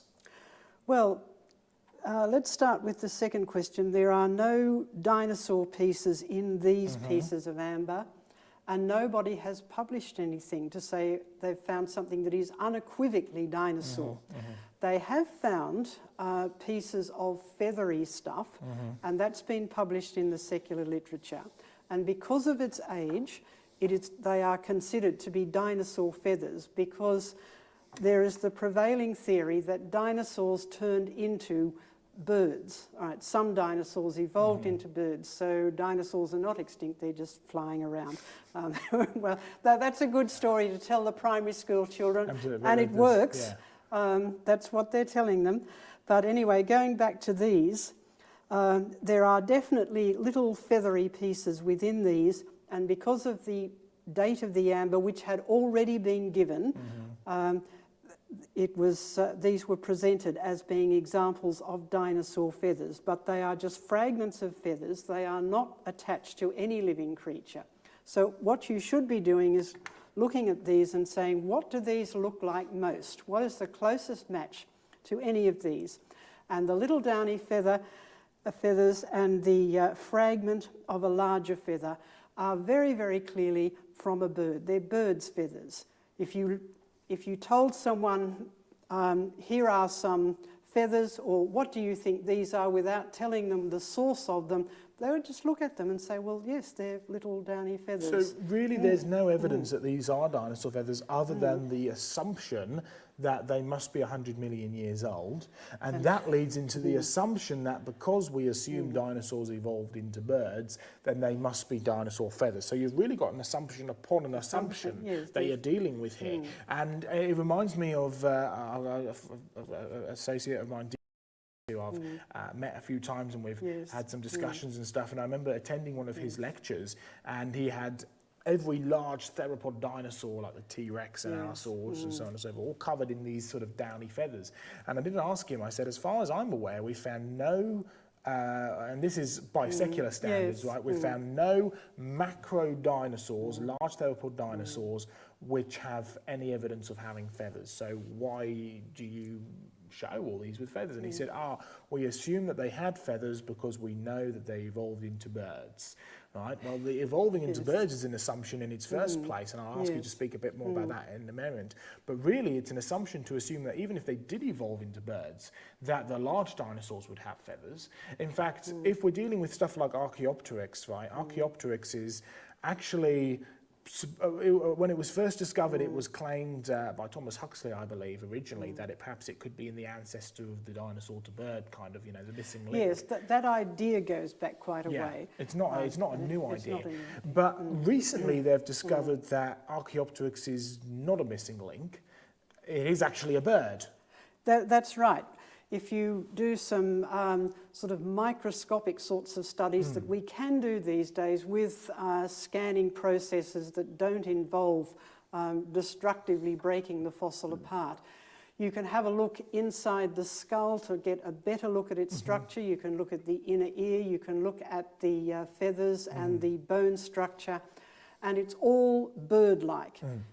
This thing was everything from its feathers to its brain to its body structure to its pattern for dealing with flight and its lung system and everything. Bones and joints and the inner ear, which gives you an idea of its balance. Because it's almost like a gyroscope in there. Gyroscope just being able to control itself. So it's and this is, by the way, this is secular standard research. But in fact, I believe a lot of the research was done by the Natural History Museum in London. Yes, because they have several of the specimens. They have the specimens. So even by secular academic standards, these birds are birds. The Archaeopteryx is a bird. Yes. But if I remember correctly, the Archaeopteryx, which is a messel formation, it's Jurassic, which is supposedly older than these feathers here. Yes, that's right. So this is an example of academics who live in their own little world and they don't put things together. In fact, I remember a beautiful diagram from National Geographic which showed your velociraptor evolving into a modern-day corvid, right, or a modern-day crow, and they had this beautiful pattern. And the last bird, or the second to last bird, was Archaeopteryx, and it was the oldest specimen out of all these lovely specimens leading up from dinosaurs to modern birds. So the dates are just all over the place. There's no reality represented here in the slightest. So really, we have no evidence of dinosaurs evolving into birds. Full stop. No. If you find a creature that is feathered, you need to ask, is this a dinosaur?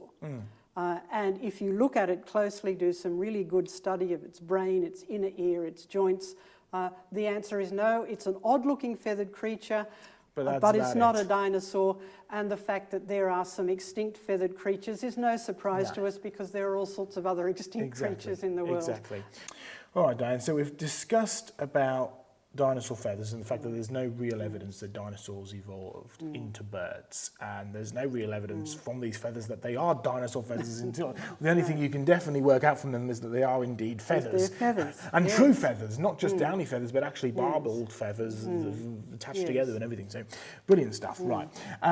Well, I want to talk about one more aspect, because we've spoken about feathers, we've spoken about dinosaurs and evolving into birds, we've spoken about soft tissue inside dinosaur birds.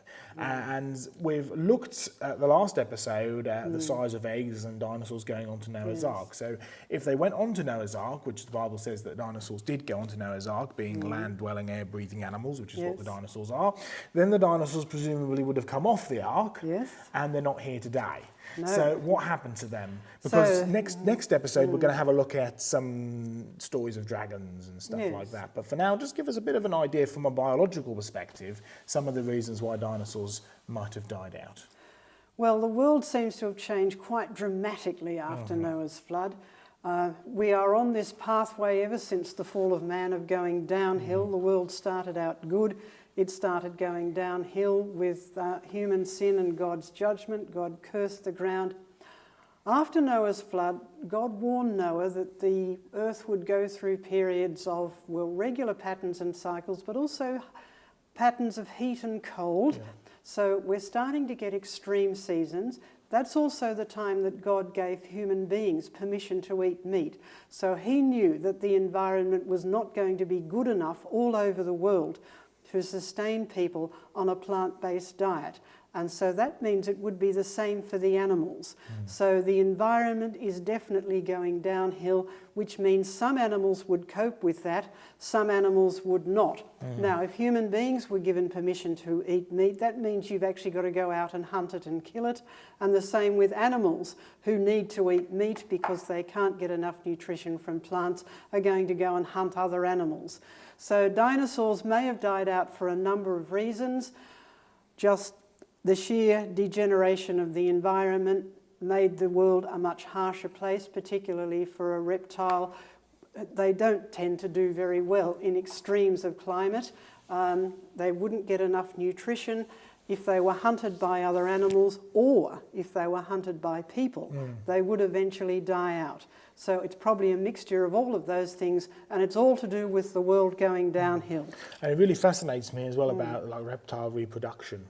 And the sex of the hatchling being in some way connected to the temperature that it's incubated at.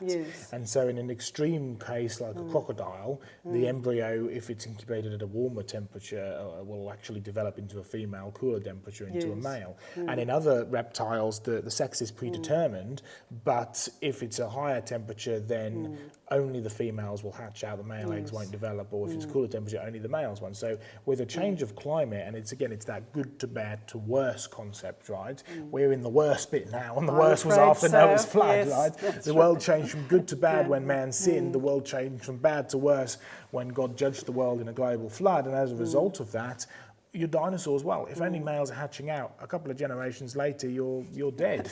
That's it. I'm afraid so. Yes. It's extinction for you, you know. So there's so much. It certainly wasn't a great big meteor impact wiping out all life on Earth.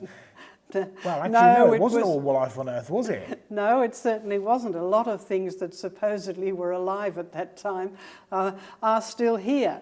And that alone including crocodiles, which are large reptiles. Which are large reptiles and do have temperature-dependent eggs. Now, normally they get around that problem because in the nest there are actually layers. So there is a temperature gradient from the top to the bottom, and you will get a good mix of males and females. Turtles do that as well. So these semi-aquatic creatures can manage that, and probably because they can maintain the nest and get a gradient of temperatures, whereas a land-dwelling animal, you don't have that sort of the mildness that you get when you live by the sea. It has a sort of effect on the temperatures of preventing wild swings in temperatures. For a land-dwelling animal, you're exposed to all of those extremes of climate, so it would affect a fully land-dwelling animal a lot more. So yes, it's a mix of all of those things. Just the general degradation of the environment, harder for them to find food, harder for them to find shelter. There would have been predation from other animals and predation by human beings, of course. And there's this interesting temperature control problem that dinosaurs and animals that live further away from the water may have had. So a whole mix of things. It's a multifaceted reason to it, so that's great. So we've done loads about dinosaurs, Diane, from their bones to what's inside them, to feathers, to birds, to all this kind of stuff, right? And I think we've got one final episode to do on dinosaurs. We need to look on the history side of things. When did people start digging these up? What did people think about them? But also looking into dragons and what connection they have to dinosaurs. So remember the websites, creationresearchuk.com, creationresearchcentre.com is the UK websites, but also at creationresearch.net, which is our main website. You can get to the Ask site. Yes. You can get to the fact file. You can find all about our research. So make sure you check out there. But join us next time as we carry on with our dinosaur theme for our last dinosaur episode at Through the Museum with Joe and Diane.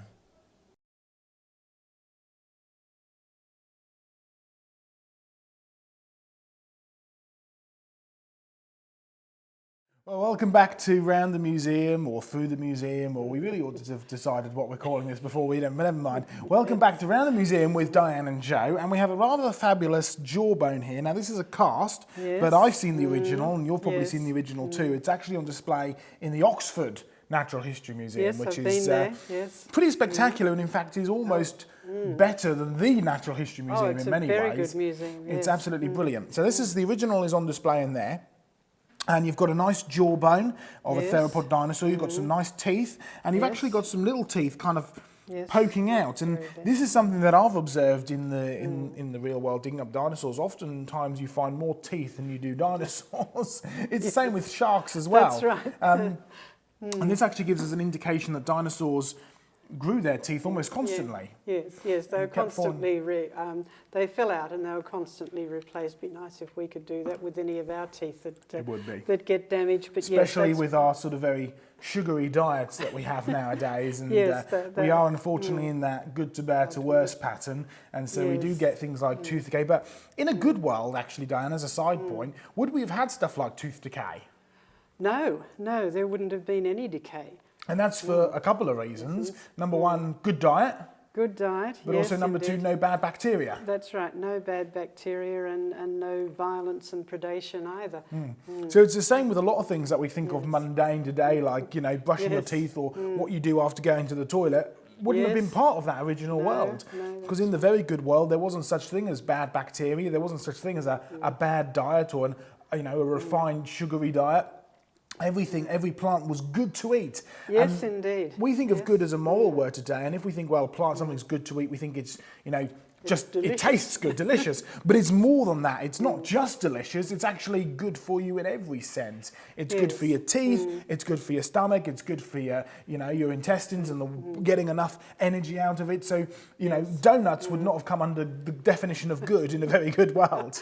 Sadly, no. I don't think there was a donut tree in the Garden of Eden, but there were trees that were good for food and pleasing to the eye. Well, let's get back to this interesting part. Let's get back to this dinosaur bone.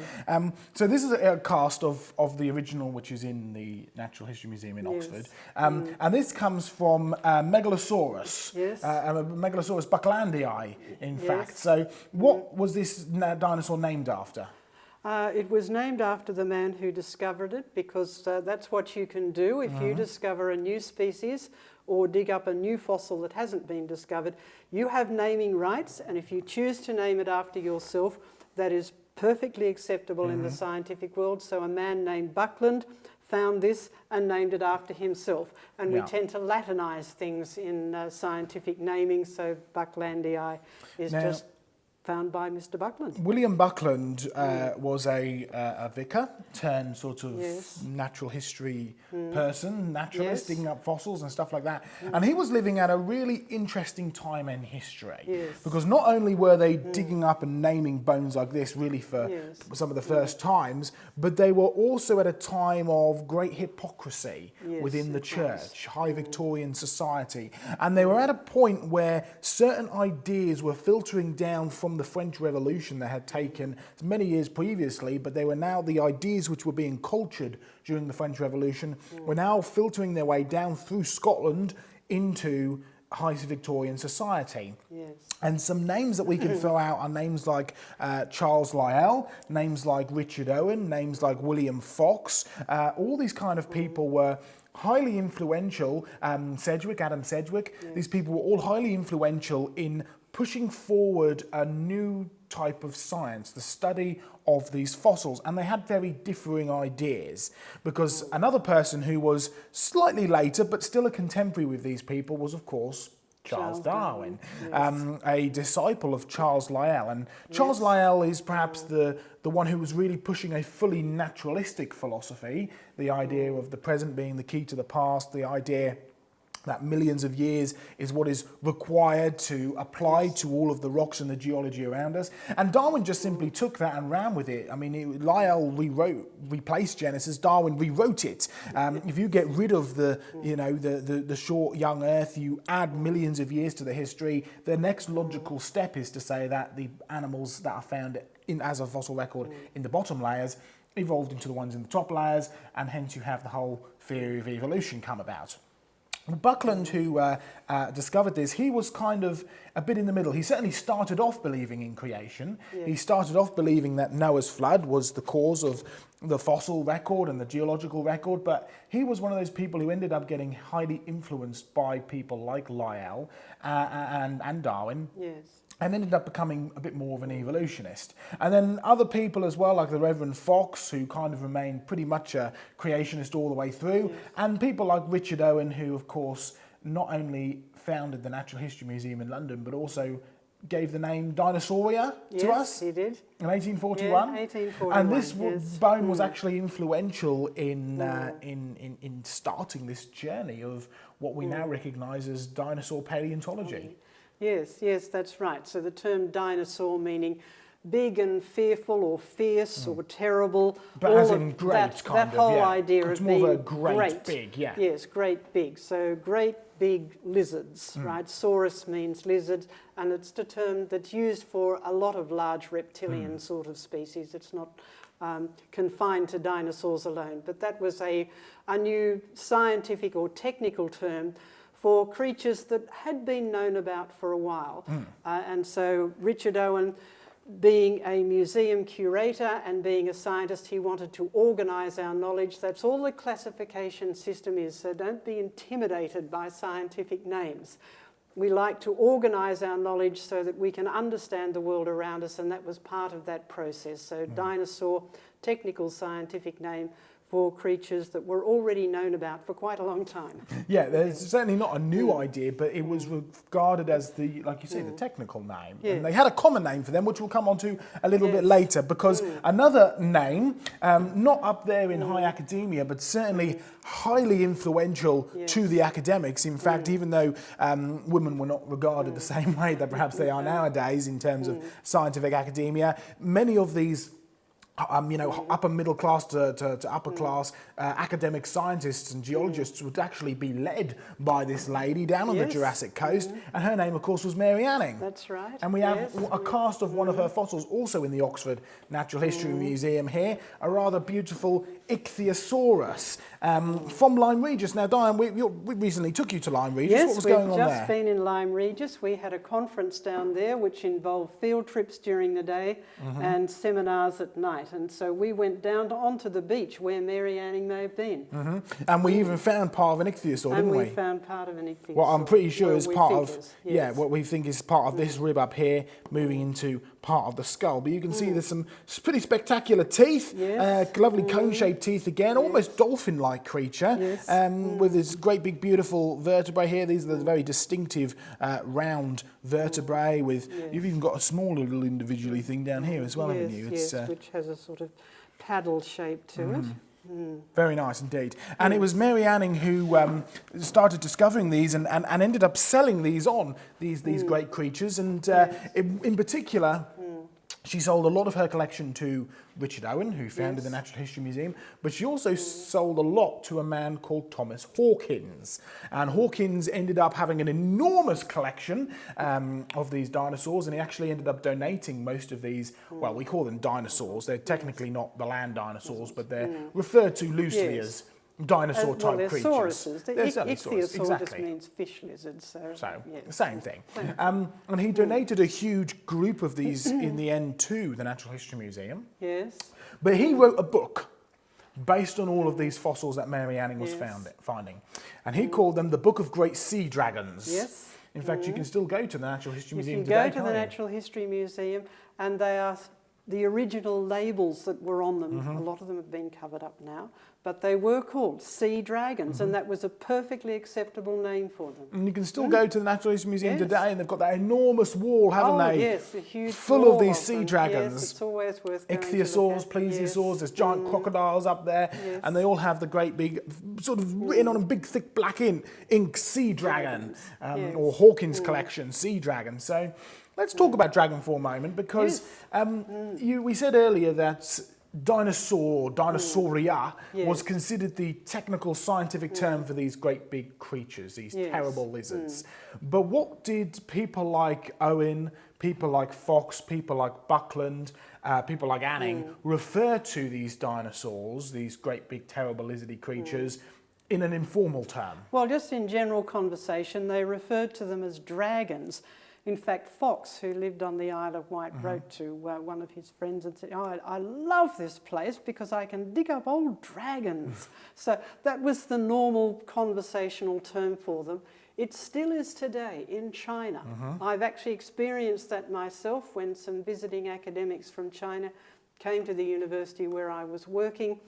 And when they found out I was interested in fossil bones as well as living bones, because I was working in a department of anatomy, one of them said, "Oh, well, I live in the province that has the most dragon bones." Now, this was just a casual conversation, but that's what they think of them, and that's what they thought of them back in the 19th century when Owen and his colleagues were around. And people truly believed that there were these dinosaur-like creatures, these dragon creatures living on the earth not too long back, and they're like, we've found the bones of them. We're finding the bones of these dragon creatures. They were believed to be real creatures. They were believed to have really existed, and now, and this is sort of almost pre the idea of millions of years, this is at this kind of turning point, and you can see people turning, because you can see William Buckland looking at these things and looking at these and going, these are the dragon bones. And then because of the influence of people like Lyell, these end up becoming millions of years old, and dragons get pushed into mythology. Because if these are millions of years old, there's no way that these could be the dragon bones.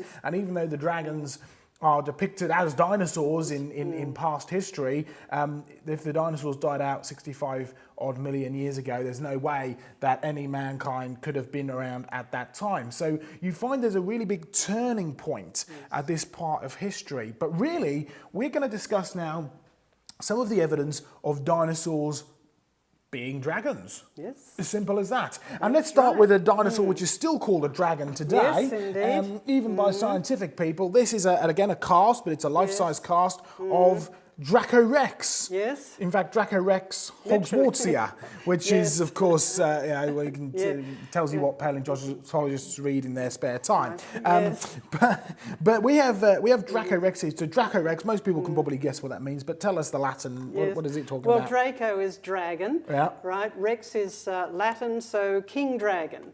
It's the King Dragon Dragon, King. or Dragon King. And in fact, having a look at this, you can tell how quite it got its name. It's very dragon-like, isn't it? Yes, it certainly does look like a fearsome dragon.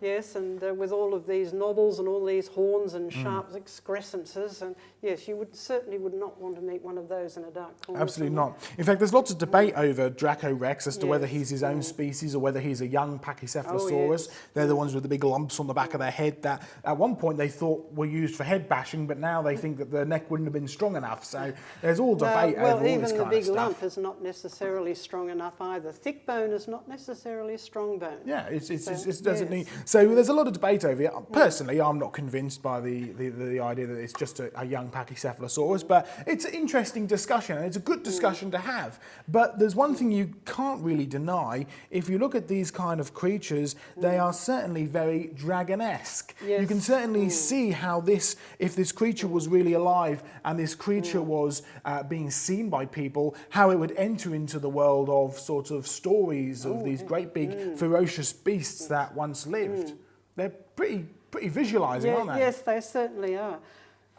So let's have a look then, Diana, a few artefacts, and there are multiple artefacts all over the world. In fact, tell our viewers about one particular book which we highly recommend about dragons. Well, one of our colleagues who lives in Canada, Vance Nelson, has written a book called Dire Dragons, and he's done a lot of very careful research. He's gone round the world and actually looked at artefacts and illustrations that illustrate creatures that if you just saw them out of their context, you would say, oh yes, that's a diagram or a drawing of a dinosaur. And so he's collated all of these into a beautiful book. We certainly recommend that.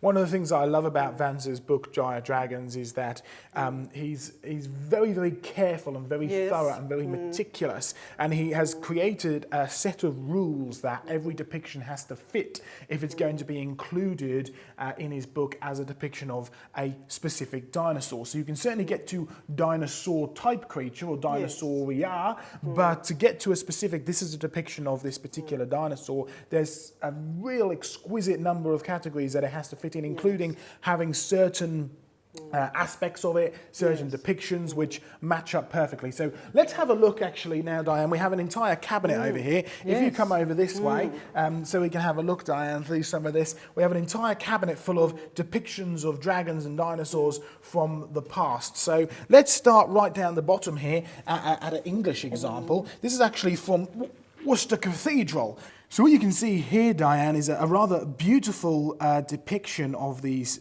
dragons, this long snake-like body with its scales, and these don't quite exactly fit with what our understanding of a dinosaur is. But you've got to remember, these people who are carving this, the stonemasons, the people, they may have only heard stories of these creatures from the countries they travel to. They may have only seen the creature once, perhaps, and so they're doing it all from memory. So we should expect some kind of approximation going on? Yes, when things are no longer around to see the original, of course, stories about them get embellished, particularly if they're an unusual creature or a particularly fearsome creature or a scary creature that someone's been frightened of. Stories are going to be embellished, and so it's not surprising that after they are extinct in a particular area, any depictions of them may be embellished, expanded, or some people's memories aren't quite true to form, and they just pick out the things that they remember. And so if they remember something was very scary, they'll draw a scary face, but it might not necessarily be an anatomically correct one. You can see this with other depictions because these masons, the stonemasons, travelled all over the world to collect stone and understand how it works and depiction stuff. And you can see, you know, carvings and drawings of things like monkeys and lions and tigers in these big cathedrals here in England, right? And these are from the masons who'd gone out and either heard stories about them or had seen them from a distance, had brought these ideas back and ended up carving them. And they certainly are approximations, right? Some of them are a bit strange, but you can tell what they're trying to depict. You can tell that it's a monkey or a dog or a lion or whatever it is. So really, when you're looking at, you should expect some approximation, but what large reptilian creatures are there? Well, the only one you're coming to is a dinosaur. And the fact that you have these stories and these depictions and accounts from all over the world, independent groups of people as well, is really, really important. So let's look at some Chinese examples. Now, these are from the Chinese zodiac. So we've got there a depiction of a dog, and here we have a depiction of a tiger, and then here we have this creature. And now the Chinese zodiac has many animals in it. Yes, some rather mundane ones like rats, but it also has tigers and dogs and rabbits. And so some big fierce ones, some fairly innocuous ones. And then this one. And they do have a dragon. The dragons. Now, all of these creatures in the zodiac are real creatures? They're all real creatures, yes. Except for what is supposed to be the dragon, the dinosaur. But why would they have all real creatures that people can relate to and choose as their own, you know, magical zodiac kind of thing as they believe, but except for this mythical dinosaur type creature? Well, especially if you look at the older depictions, these are very dinosaur-like. Yes, they are in the older depictions, yes.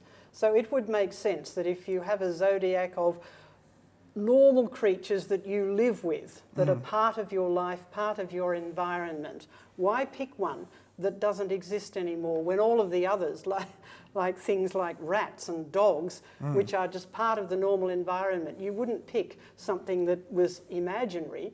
You would just have them all the same, all real creatures that people are familiar with. So the Chinese in particular, and you mentioned that they actually still use the word dragon in their depiction of dinosaurs today. In fact, the Chinese word for dragon is long. Yes. So even in their scientific names, we have one at Jurassic Ark called Guanlong, which means crested dragon. And if you read the original scientific report of when they discovered this, they clearly set out why they gave it this name, and it does mean crested dragon. There's Milong and quite a number of other dinosaurs that have been discovered in China in the last sort of 20 or 30 years. So you're talking about modern discoveries, and they have that name in them, and it is explained there in the scientific literature unashamedly that this was given a name that means something dragon. And here we have one of the shipwreck things from the Han Dynasty. This is actually from Vance Nelson. It was from his collection that we ended up acquiring for the museum. And you can see it's covered in these little dragon-like creatures. And what's really fascinating with these is that one thing that Vance is doing is not just looking for depictions of dinosaurs, but also depictions of animals that are supposedly extinct, right? Not just dinosaurs, but all extinct animals. So these look very, very much like some of the Permian and Triassic creatures that you find as well. Yes, they've got that sort of sinuous reptilian look about them, even if they're not dinosaurs. With these big sort of dragony-like things. So really, really fascinating study. And of course, here's another one from Vance's collection. This is another cast of the Angkor Wat stegosaurid. We call it a stegosaurid because, like I said, Vance has done a lot of research into this, and it's certainly a depiction of a dinosaur-type creature, but getting as close up as stegosaurus might be a step too far. But really, you're looking at a beautiful depiction of this kind of dinosaur-type creature. In fact, there's a few of them at Angkor Wat as well. Yes, which is a place in the Far East. So it's a big temple. It's a big temple. And it was finished in 1186 AD, right. So it's a fairly old temple as well. And so the further back, the more likelihood there is of these creatures still being around, or the remnants of these creatures being around. Yes, and they would have depicted what they saw, what they considered to be the iconic animals of their environment. So yes, and they would draw things that people would know what these are, and they wouldn't be imaginary type things that they would put on their temple. So really excellent evidence. We've got some other examples here as well. We've got some of the Viking dragons you can see there. We've got this strange dinosaur-looking creature. We're still doing some research on this, but we were talking about it before, weren't we? It looks still very dinosaur-like. Yes, it's an odd-looking creature. It doesn't depict anything that's living today, but it's got an odd number of features. This sort of lumpy, bumpy, almost spikes kind of thing. Yeah. Spikes, cones. That does look like the sort of surface that we found in some dinosaurs, some armour-plated dinosaurs. And it's got legs like any land-dwelling walking creature, and it's got teeth. So even though it has a shape that's a bit like a turtle, it doesn't have turtle or even tortoise-like features. Even with its legs being straight down underneath, the fact that it's got big sharp teeth, it's got a very long curved tail, all these things don't quite match up exactly to anything that we can see and understand today. So it really does look very sort of large reptilian dinosaur-like, even if it's not what we would consider a dinosaur by scientific terms today. It's certainly dinosaur-esque, if that's the right way of putting it. So remind everybody of that book, Diane, that we highly recommend, and where they can find out more about dragons and dinosaurs. Yes, Dire Dragons by Vance Nelson, a beautifully illustrated book with very good, clear photos that you can see what these things actually are, and very good informative text explaining what the origin of these were, where the individual artefacts were found. Really excellent evidence in these books, and they've got the Ask site, which has got stuff about dinosaurs and dragons on as well, and the fact file, and creationresearch.net is the place to go. Yes, indeed, and we've reported on when the Chinese have named these new dinosaurs that they've dug up something or other long. We have reported on those, so you'll find sort of 4 or 5 different ones, all with that name in them from the past 30 years of dinosaur research. And of course, if you're ever visiting Australia, go and see Guan Long at Jurassic Ark. Yes, indeed, go and see Guan Long. We've got a big museum quality cast that's mounted, and a beautiful mural depicting the dinosaur itself. And of course, the sad thing about dinosaurs is that a lot of them would have got buried in Noah's flood, and so the mural actually depicts this dinosaur about to be inundated, which is what happened to them and why it was buried so quickly and with such detail that we could be reconstructed. And just go very quickly, Diane, because you mentioned these murals at Jurassic Ark, and we were talking about these murals. There's something different. These murals earlier today. Now, this is kind of like almost taking a medieval approach to teaching people stuff, which is through visualization, through pictures and stuff, all throughout history, down through the history of the world in mural form. Yes, well, because Jurassic Ark is an outside sort of venue, it's not the sort of thing that lends people to sort of reading books outside. But we wanted to show people the history of the world. And we got things that people can come and see, like big fossils that they can dig up. We've got gardens. So we thought, in keeping with this visual approach, we would have some murals that depict the history of the world, so that visitors can come and see a depiction of the world before the fall. So we've got a lovely picture of Adam and Eve. An artist who was here yesterday at our open day did a beautiful one on the creatures that were made on the 5th day of creation, when God made the living things that lived in the water and the living things that flew. And that just helps us to explain the history of the world and put it into its biblical context. And the same goes with the dinosaurs and dragons and Noah's flood. Absolutely. So we want to produce books of this and postcards and also, and we'll certainly be using some of them here in the museum as well, some of the originals. So there's some really fantastic things that can be done. So do check out the websites, creationresearchcentre.com, creationresearchstore.com is our UK site, or creationresearch.net is the place to go to have everything or access to everything that you want to do. So you stick with us, we've got more coming, so join us next time for Through the Museum, round the museum, up the museum with Joe and Diane. We'll catch you next time.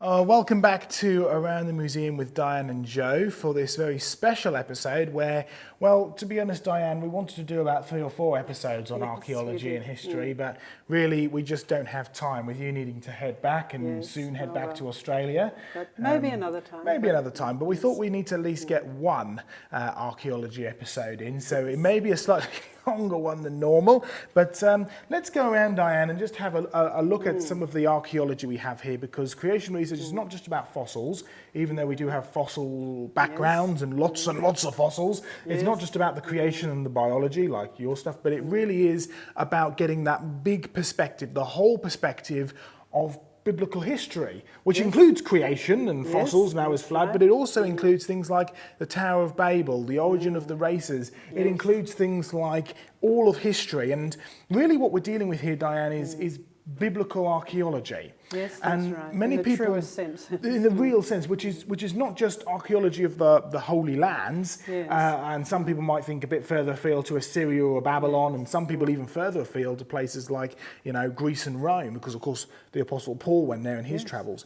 But really, biblical archaeology is the whole of archaeology. That's right. In a biblical perspective. Yes, because God is the God of all of that history. Indeed. And the Bible is a history of mankind from beginning to end. To the very end. Including into and prophecy. Beyond. And beyond, into eternity. And so we need to make sure we get a full perspective of archaeology, of biblical history, of archaeology from a biblical perspective. So what we have is our whole display, this whole side of this room is full of history and archaeology and artefacts and things like that. So let's start in this cabinet here, because this cabinet specifically deals with some of the more specific artefacts and items which relate to biblical history. So in particular, I'm quite excited about this one, Diane. Have a look at that. Can you see the little seal there? Yes.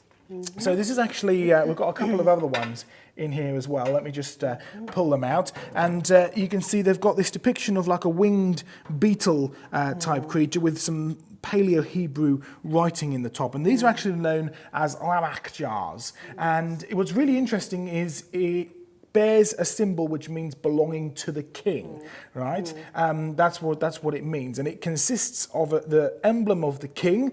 Specifically, it's the royal seal of Hezekiah. It's Hezekiah's royal emblem, which is the 4-winged beetle around a solar image, so it was a depiction of Yahweh in terms of being the God of light, the God of power.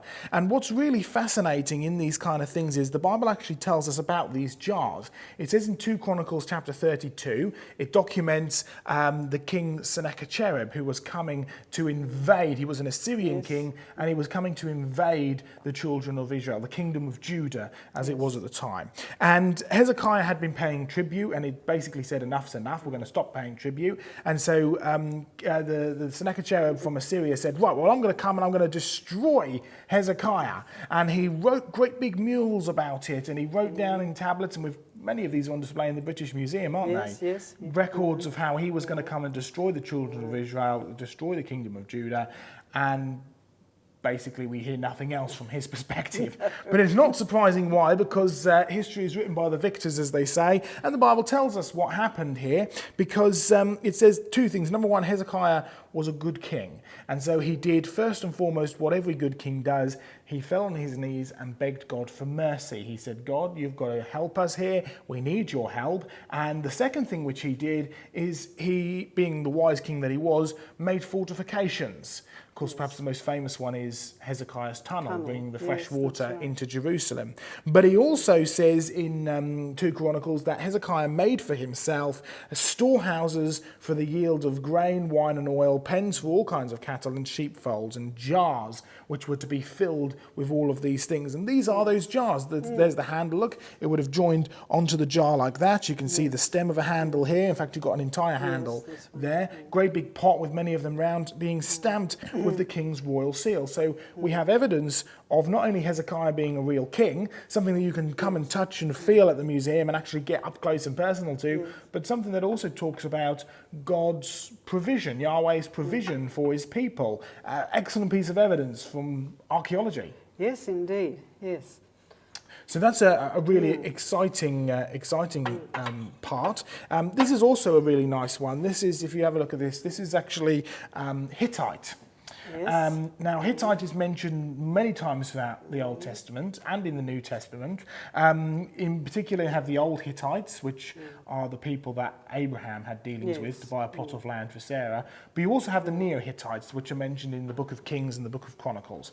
In particular, one account says that the Syrian army had, not the Assyrian, the Syrian army had invaded and had encamped around Jerusalem, and they were blocking off the children of Israel. They couldn't get in. And one of the things that is particularly documented is that they went and prayed. It was one of the good kings who went and prayed, Jehoshaphat, and he went and prayed, and he says that the Lord made a sound, sent his angel down and made the sound of many armies.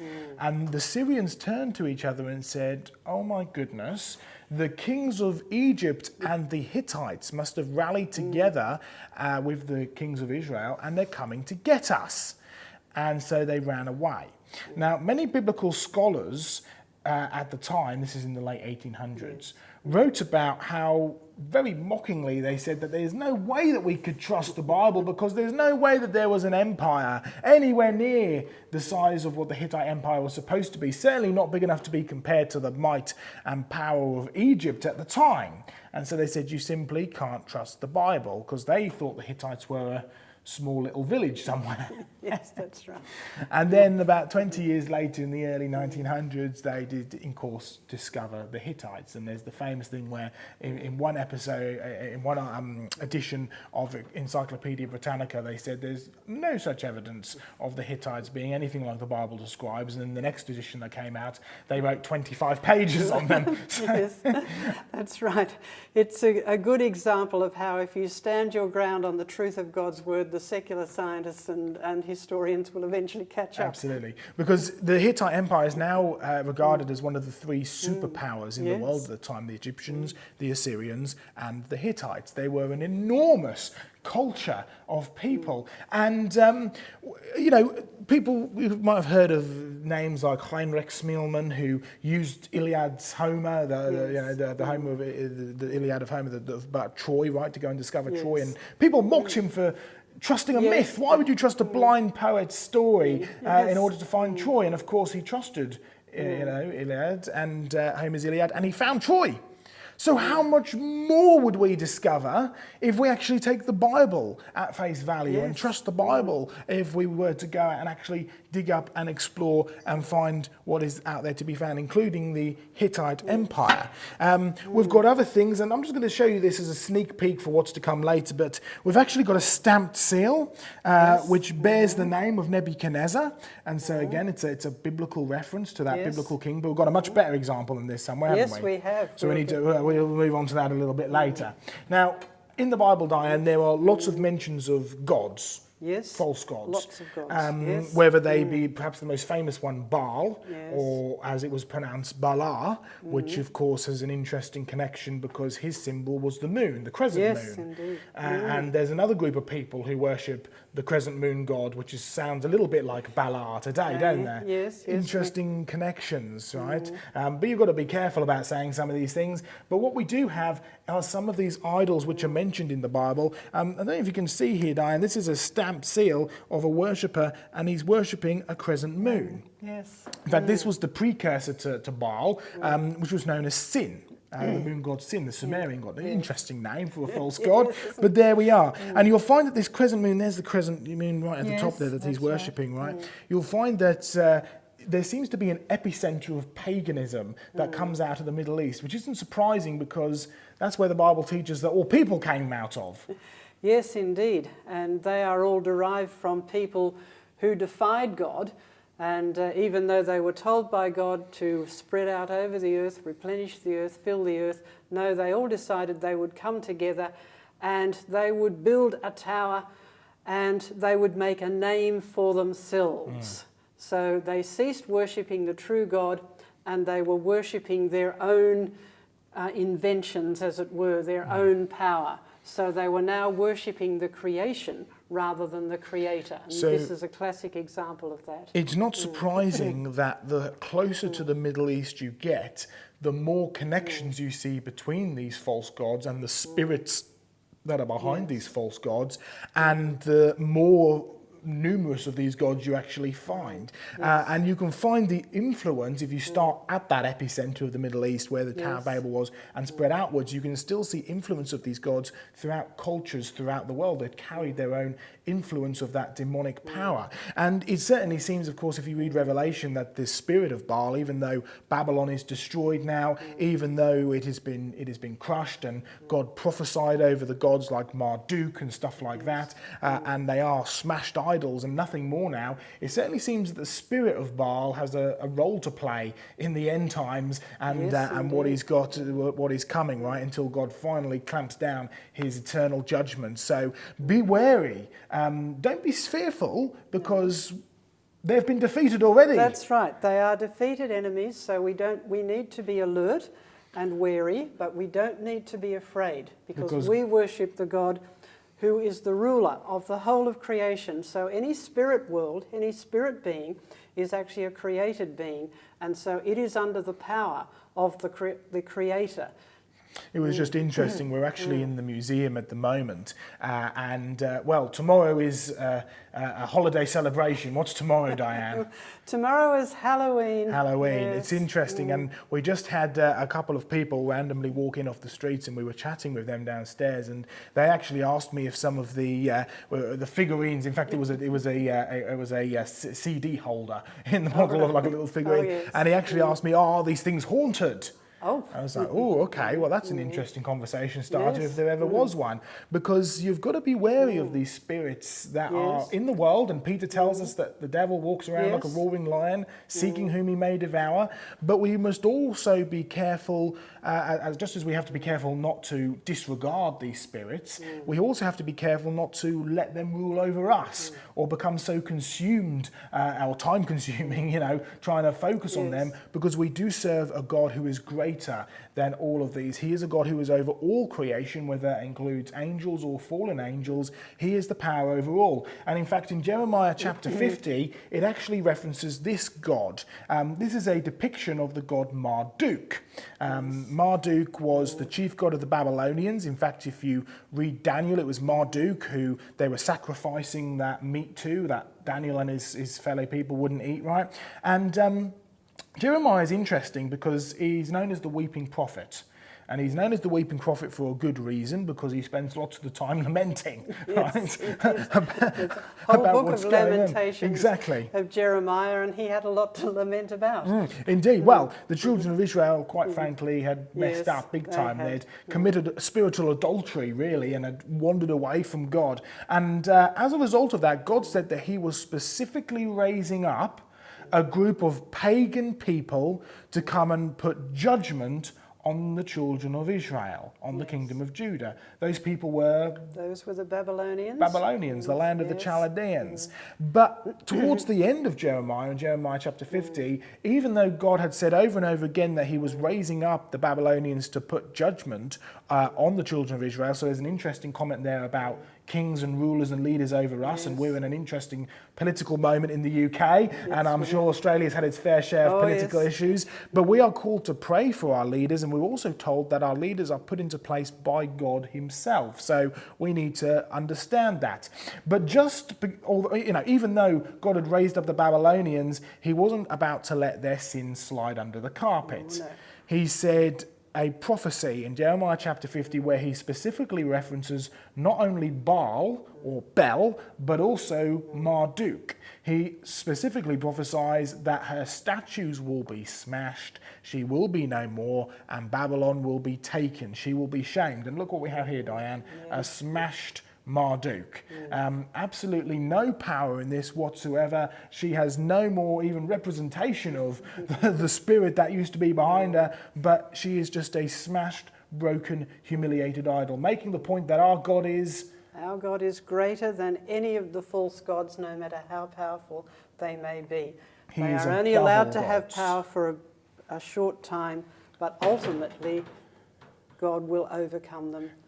And it's God who allows them the power in the first place. He has full control over everything. So even though we choose to sin time and time again and turn from God, it is our God, the God above all gods, who has complete and control power over all other gods. Whether that God be a graven image, whether that God be a demonic spirit, or whether that God be money, or car, or relationships, or anything like that, because an idol is just something that takes our focus away from the one true God. All right, well, let's move on from idols, Diane, and look at one or two other interesting things. I've always found this fascinating. It's an amphora, which of course, for oil or for wine, and this was found in a shipwreck off the coast of Crete, which of course has biblical connections.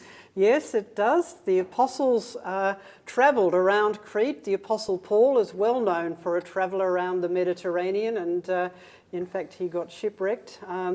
But yes, the gospel went out to that part of Europe via the Mediterranean Sea as well as via land. So shipwrecks and things that are found at the bottom of the sea are very relevant to biblical history. So it's great to be able to have something that's hands-on and really help people to get that hands-on feel. It brings it to life, really, doesn't it? Yes, that's right. This whole concept. At this time. And a final one in this cabinet before we move on. This is actually from Palestine. It's regarded as Iron Age, so it's sort of 1,000 years BC, which sort of puts it firmly in the kind of towards the Abraham kind of time. But it's actually an oil lamp, so you'd have oil in the bottom here, you'd have a little wick that hangs out there, and you'd carry around your oil lamp or have it up on your shelf burning, which is just, I just think it's absolutely fascinating. You can even see some of the charred remains of where it was burning. So absolutely beautiful, really, really amazing. And it's about bringing things to life. That's what it really is. So if we move over here to our next cabinet, Diane, what we have here are some more biblical archaeology relevant. So we have these cuneiform tablets. Now, actually, you were telling me about some human-y things that have the same name. Yes, cuneiform just means wedge-shaped, and this writing is very distinctive because they used a wedge-shaped implement to actually impress into clay tablets. So it's like a wet clay that you press into, then you let it dry and fire it to make it. That's right, and then it's permanent. So the wedge shape is the cuneiform.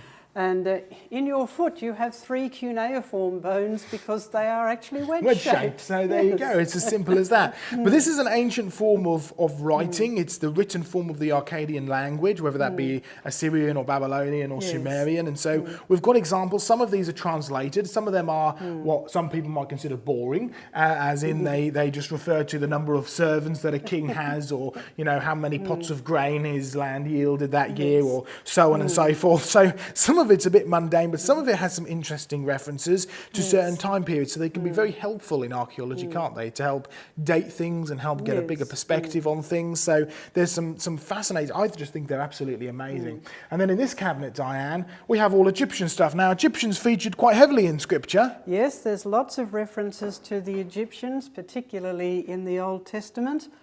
Jesus himself lived in Egypt, and before that many of the kings fought battles with the Egyptians. And then of course we have Moses, who lived his life partly in Egypt. So lots of references to the Egyptians throughout biblical history. Maybe if you bring the camera around here, Sarah Ann, so we can have a closer look at some of these things, because we've got some beautiful shabtis which have, these are really useful because they're colouring, they're drawing, they're depictions, they help give us good indications of timings, because if anybody of you know anything about Egyptian chronology, you'll know it's a mess. We haven't got time to get into discussions about that at the moment, have we? But really they're very, very useful for helping pinpoint certain, certain identity markers. So when we're trying to work through chronology and get a bigger perspective of things, it's really quite useful to be able to use certain styles and certain depictions and words to help pinpoint certain things. And we've also got these beautiful big tall shabtis, the wooden things. We've got more Egyptian stuff, the big mummy masks, and it's really amazing to look at some of these things, because of course Moses grew up here.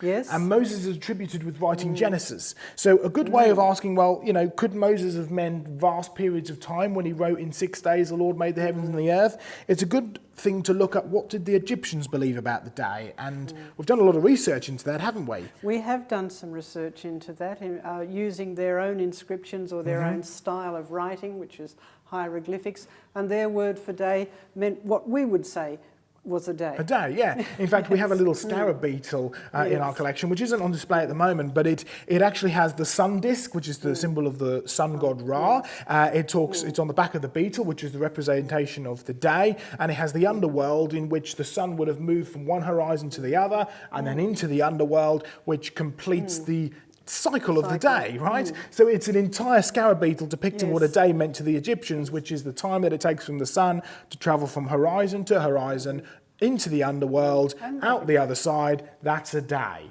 So 24 hours. So the children of Israel, when they picked up Moses' writings, they didn't have to turn to him and go, "Excuse me, Moses, what does a day mean?"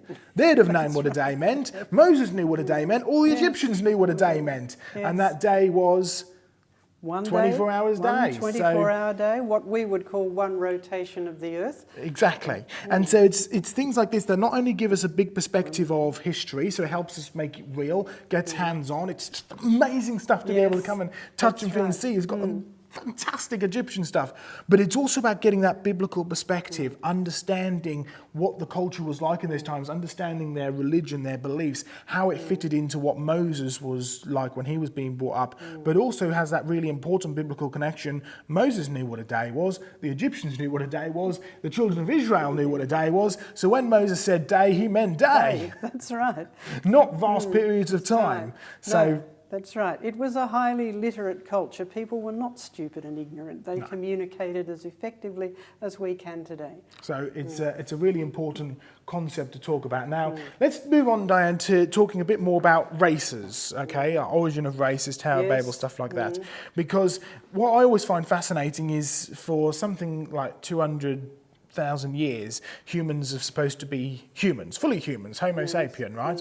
But then suddenly 10,000 years ago, they go from hunter-gatherer for hundreds of thousands of years to suddenly work out how to plant crops and grow seeds, and suddenly out of nowhere spring cities and all sorts of stuff. So it doesn't really make much sense. No, it doesn't. Why, and you can do population statistics, which go backwards. And what do you get when you do that?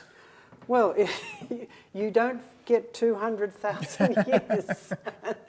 It just goes back a matter of thousands of years, not hundreds of thousands of years. Yeah, and then it just stops. You get to zero. You've got no population. So something doesn't quite add up here. And one thing we've noticed is that just a few thousand years ago, about 4,000 to 5,000 years ago, depending on how you work out your chronology, but nonetheless, you have a sudden expansion of peoples and cities, and these are not primitive people. These are people with cities which have running water, sewage, Yes. fast food shops.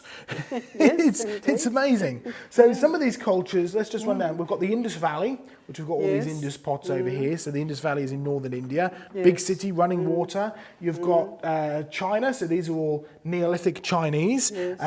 which whole cities and papers and writings and stuff like that. We've of course got the Egyptians, which sprang up, and the Assyrians and Babylonians. So it's four major cities, major civilizations, which sprang out of nowhere. So this fits much better with the biblical picture, which is of course... Yes.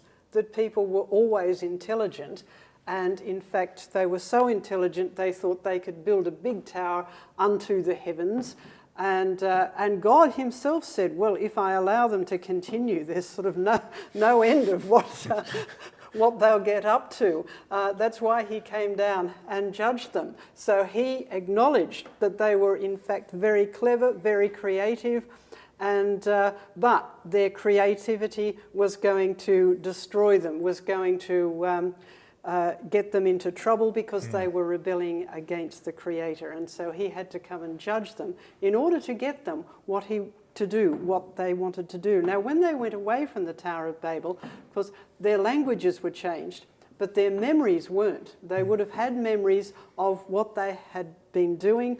They would have, whatever skills they had learnt, they took with them, and they would have applied them to whatever environment they ended up with. So people were already creative and intelligent and doing amazing things. The sort of engineering that we see in the ancient cities is quite extraordinary. And so it makes sense that you started at the Tower of Babel, and as these people groups spread out, particularly around the Middle Eastern area, you end up having these major civilizations and cities spring out of almost nowhere because they've moved a little further away and then built up, right? Yes. But the people who travel further afield to England, for instance, Britannia, they don't have as many materials at hand. They don't have perhaps the knowledge to make a city. So what do they have to do?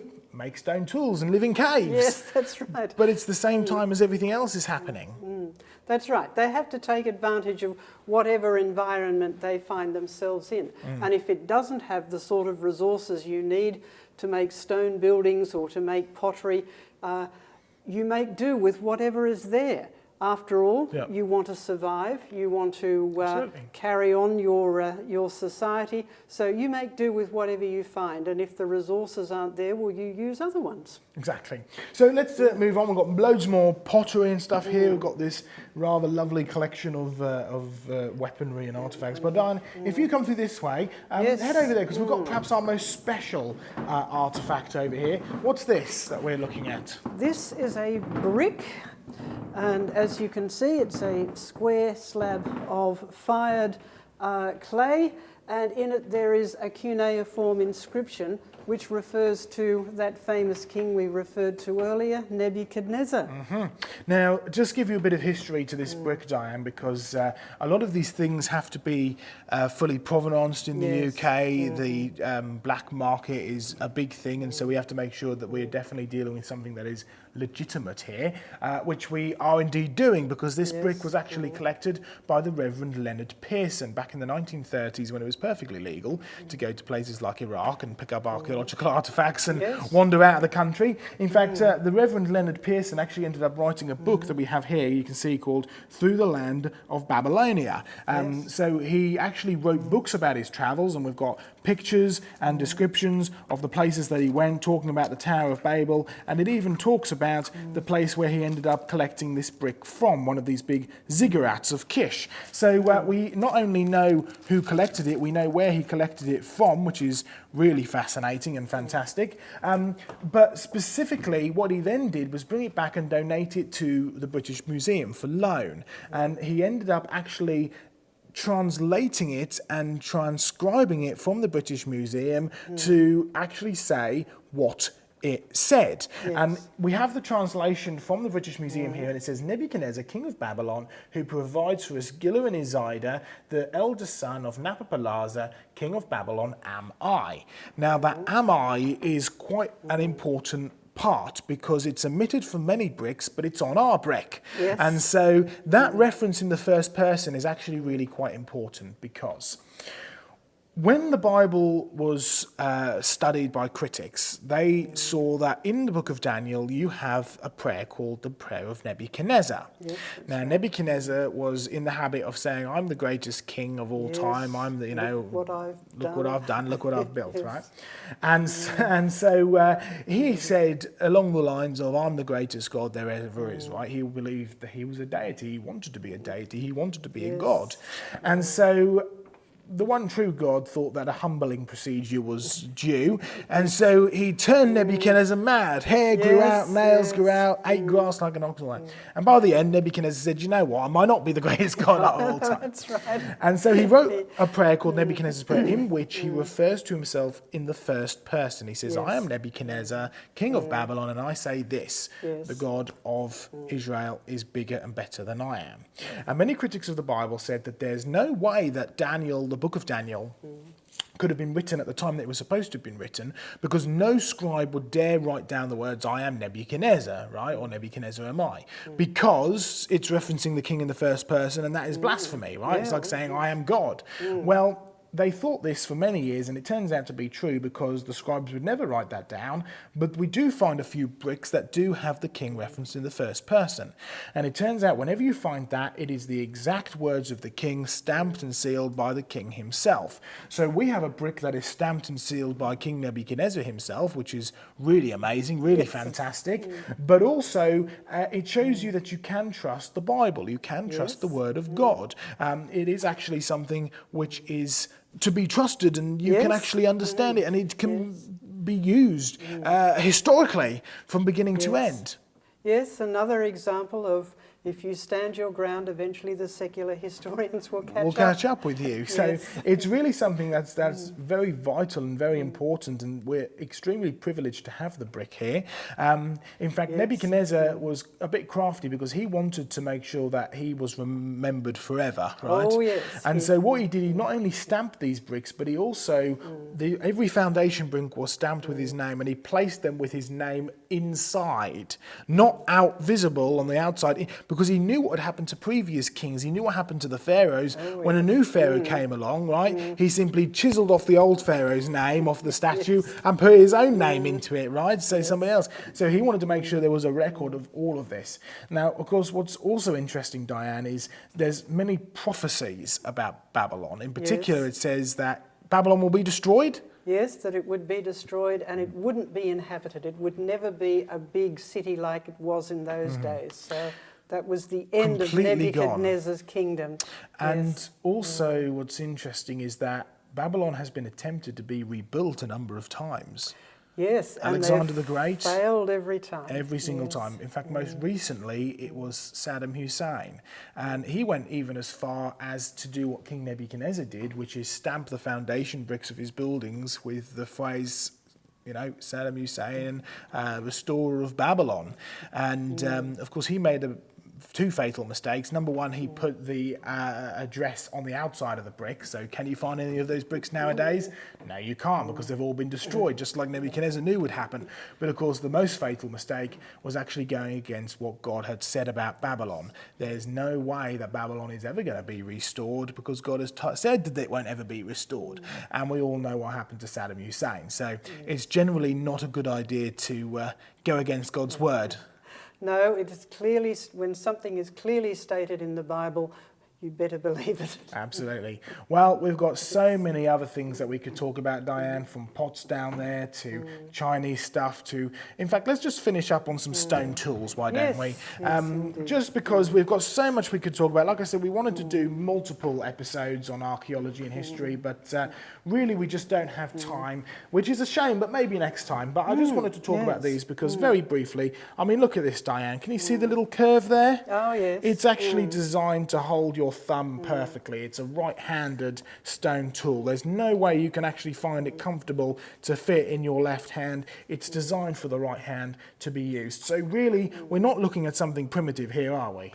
No, there's nothing primitive about stone tools. You have to be very clever in order to make a good stone tool that fits in your hand and that is functional.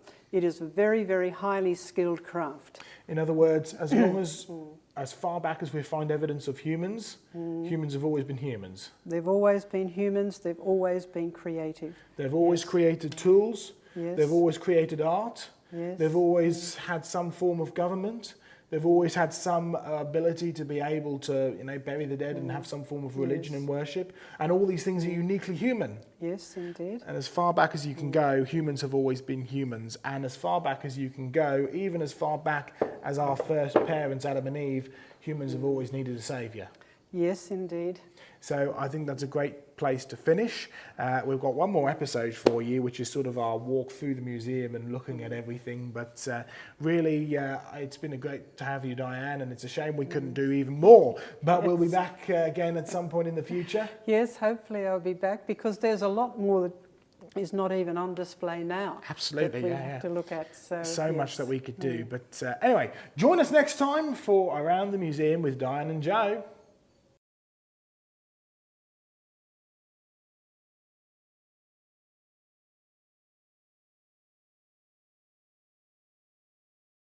Well, welcome back to Around the Museum with Joe and Diane, where it's just started raining and it's probably going to get heavier, so we'll have to head in very shortly. But we've spent the last 2 weeks filming stuff around the museum. We've had a great time doing it. We have There's indeed. probably another 10 episodes that we could have filmed as we'd have carried on around, but we just simply don't have the time. Maybe some other time. Maybe some other time. But what we thought we'd do to kind of finish everything off is very quickly, before it rains even harder, head inside and give you a full tour around the museum, because when we started, it was, well, a mess. In the nicest way possible. You could put it that way, yes. We have had a wonderful team of volunteers over the last 2 weeks working tirelessly to get it ready for the open day, which happened yesterday, and it went very well. It went brilliantly. And of course, by the time that this episode goes out, who knows what we've done in that time. It may even be after Christmas. It probably will be, in fact. It's probably quite funny, because I think we'll put these episodes out every couple of weeks, so it may be middle of next year. But who knows what the museum will have done in that time. But we thought now, to preserve this, we'll give you a bit of a tour around the museum and show you a bit about what's the future vision for it as it goes. So, I mean, for starters, we're going to have a great big sign up there, which properly promotes us, instead of the old boards of wood that you can see. But you can see Creation Research Centre coming soon. Creation Research Centre, where dragons praise the Lord. And of course, this comes straight out of the Psalms, where it says, "Praise the Lord from the earth, you great dragons." And if you come inside and get out of the cold, Diane, yes. you can we're see, British, we don't mind a bit of rain. well, yes, indeed. Yes. We've got a dinosaur dragon right here, and refer back to our dragon episode. But come on in, Diane, and as people come in, they're going to be confronted straight away by this giant T-Rex head. So why don't you take the camera over there and tell us what's going on with this giant T-Rex? Because people are going to come in this way and they're going to see, I mean, we've got animals. This is a new addition. We've got great big fossils, great big T-Rex head. This is going to always be a free part of the museum? Yes, it will. This is where you're welcomed. He may not seem very welcoming, but at the same time, he's a great photo opportunity, Absolutely. so we welcome people. So people will be able to come in here, and there'll always be some stuff around here by the welcome desk, whether it be the giant Mosasaurus skull. Down behind you, Diane, there's some dinosaur eggs there. We've got some stromatolites and dinosaur footprints. We've got Jaws, who we've just rescued, and we've got a whole setup here. We're going to get a waterfall in place tomorrow, and we've got heat lamps and stuff coming, so we really want to have a sort of an animal environment here, where we can have some of these wildlife stuff going on here. Yeah, it's nice to have a few live things amongst all these dead things. Exactly, it'll be great. And then as people come out this way, now at the moment, Diane, hidden behind this great big wall here, which we had set up for the open day, what's going to be behind here? Because at the moment it's just full of stuff that we had to hide. For the open day. Yes. So what's behind here going to be? Well, that area will be for ongoing research, because there's still a lot of research to do. We've got thousands of fossils that need to be properly investigated, and some of them need some further processing in terms of just cleaning up so that you can see the details some more, and hopefully we'll acquire some more. So we'll have an area where people can see what's involved in actually getting exhibits ready for going on display, and also how we research them in terms of what we can find out from this particular fossil. Yeah. See that actually happening. And actually do experiments and Yes. because the whole point of this centre is that it is a centre, right? It's a centre Yes. for creation research. We have got the museum, which is predominantly upstairs, but it's so much more than just a museum. It is active research that will be going on here, whether it be the stalactite machines, whether it be Yes, be duplicating, great to have one of those. absolutely duplicating stuff that you've done at creation research in Australia, and all this kind of stuff that we want to be able to do. But it's just so much more than just a museum. And as we were talking yesterday at the open day, really as Christians we're called to do two things. We're called to preach the gospel, and we're called to make disciples. Yes. And really that's what we want this centre to be about. We want it to be an evangelistic opportunity. So there's already loads of interest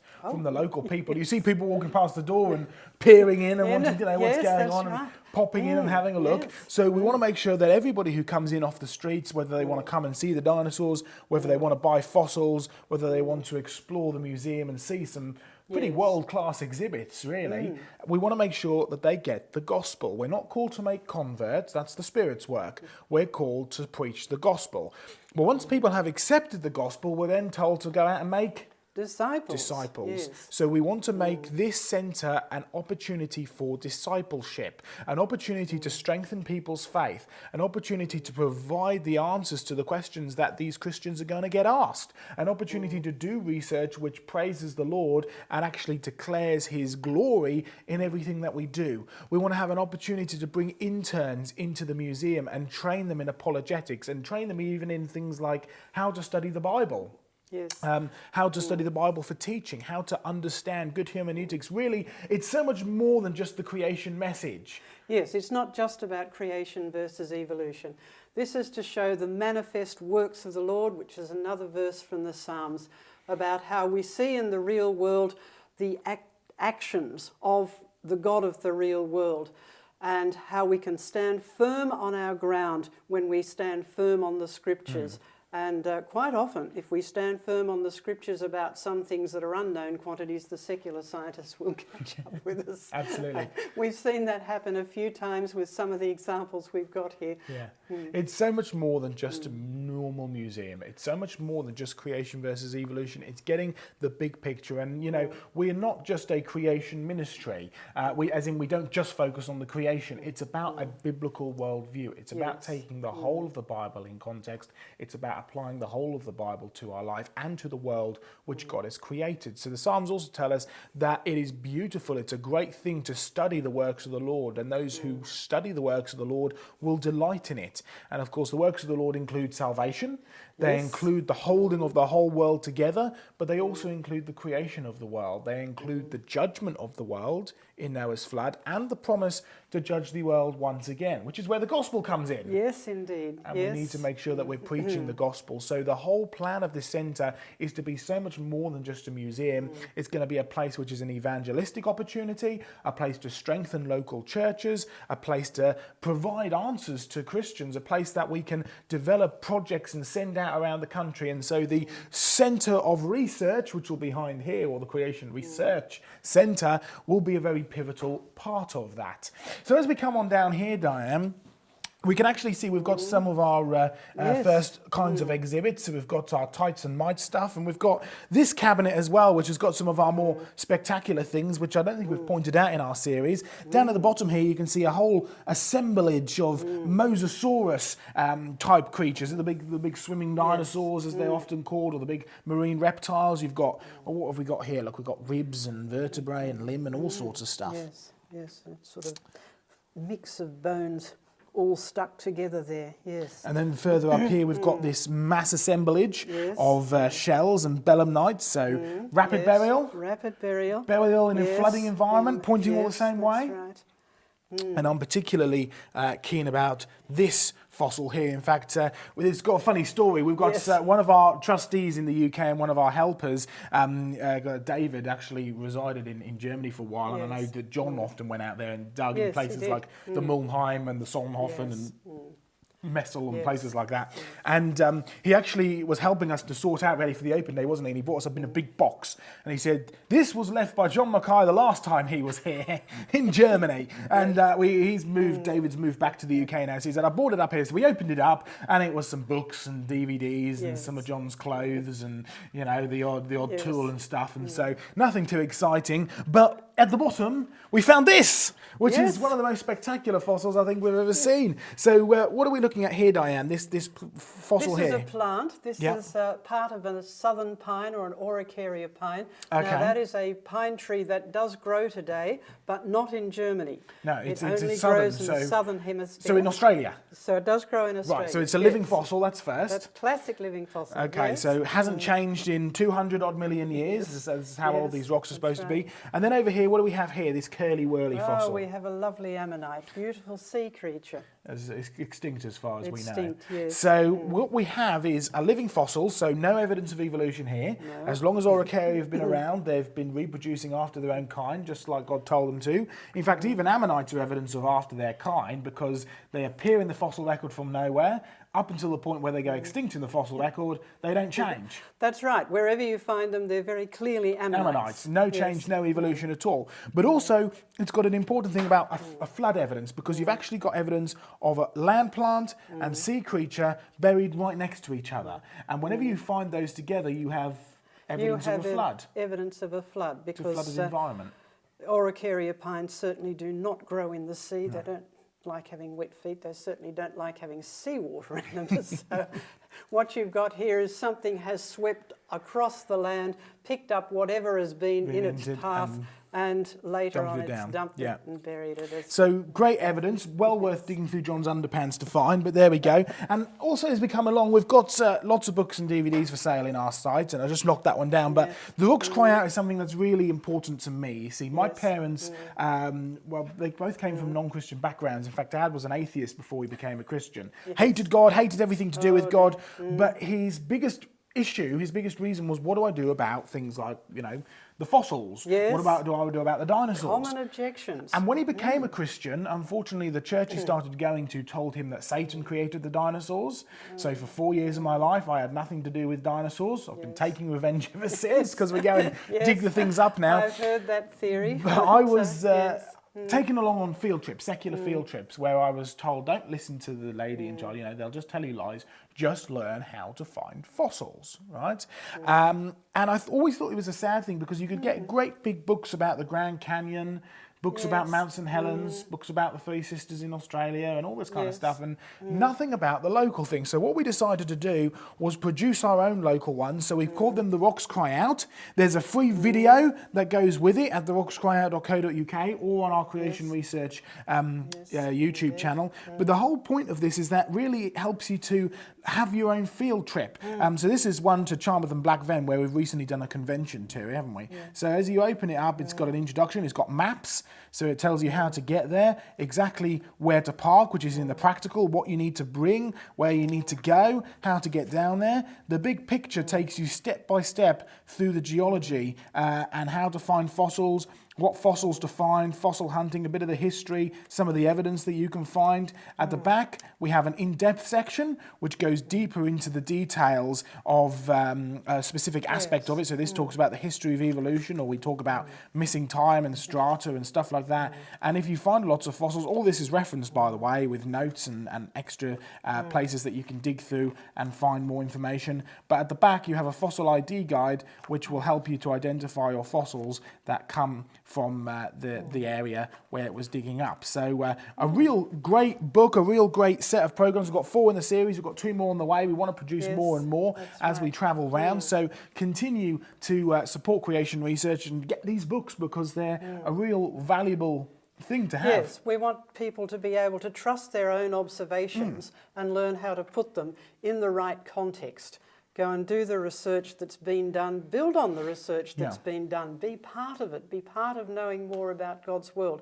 And their observations do count just as much as the professional scientists do. Absolutely, yeah. So I've got more of the Titanite over here, but Yes. if you come this way, past the dinosaur, Diane, we actually get into our creation research store, our shop, Yes. where not only can you get stuff like books and DVDs, and you can get all these online as well in the UK? Yes, a lot of these are now available as MP4 downloads rather than physical DVDs. So this content is still available even if you can't come here. You can stream it as well. We are still Yes. developing our streaming site, but it is accessible now, so you can stream these things. You don't have to just get the DVDs, although if you do want, people still like to have the hard copy of the Yes, DVD because they they can do. give them to other people and Yes, pass them that's around and right. stuff. But they are available as streaming as well, and we're continuing to develop that. And obviously on our YouTube channel, there's Yes. plenty of content there as well that you can do. And we're redoing a lot of these DVDs and this content. But here at the store, it's designed to be a place where you can come and get your own resources, whether they be some of the fabulous books that you can see, some of the DVDs, all the fossils. We have lots of fossils on for sale here. That's right, and fossils are a really good thing to have because they are a great conversation starter. People like fossils, so have a few fossils in your living room, on your coffee table. Great way to talk about the Lord, great way to talk about the Creator and who is also the Judge and Saviour. Great way to get people interested. So. And you can actually use these as evidence to show people, you know, I mean, like for instance, if you bought a great big column of Orthoceras, which you'll see our giant sculpture of in a moment, Yes. you can talk about how all of these animals got washed into position in flowing Yes. water. If you get a piece of evidence from the Jurassic Coast where you have fossil wood next to the fossil ammonites, just like we have the tree next to the ammonite from Germany, Yes. this is a UK example though, it's a great opportunity to be able to talk about this. And many of these, I mean, there's a huge bit of wood on the back there, and many of these have excellent opportunities to be able to put on display. They look really cool, They look do really indeed. pretty, Yeah. Oh, but you yes. can actually use them to talk about evidence of God's creation, Yes. evidence of Noah's flood, evidence that the Bible is true, all of these Yes, things. That's right. So whether it's fossils, whether it's dinosaur teeth, whether it's beautiful things like these fabulous nautiluses these that are we have for sale. These are delightful, aren't they? Yes. Absolutely gorgeous. So these are a wonderful example of design and creation. People like that as well. And they look really pretty as well. And they're very attractive, so they're sure to attract people's attention. Absolutely. And many of the fossils are at a very reasonable price as well. So you They're can very reasonably priced. so you can come and actually collect some of your own evidence.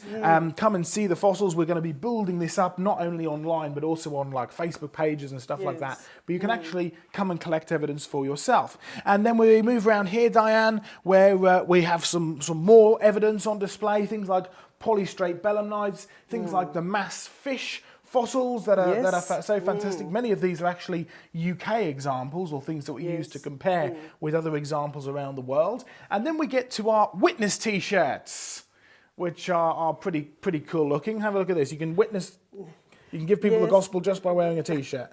Yes, that's right.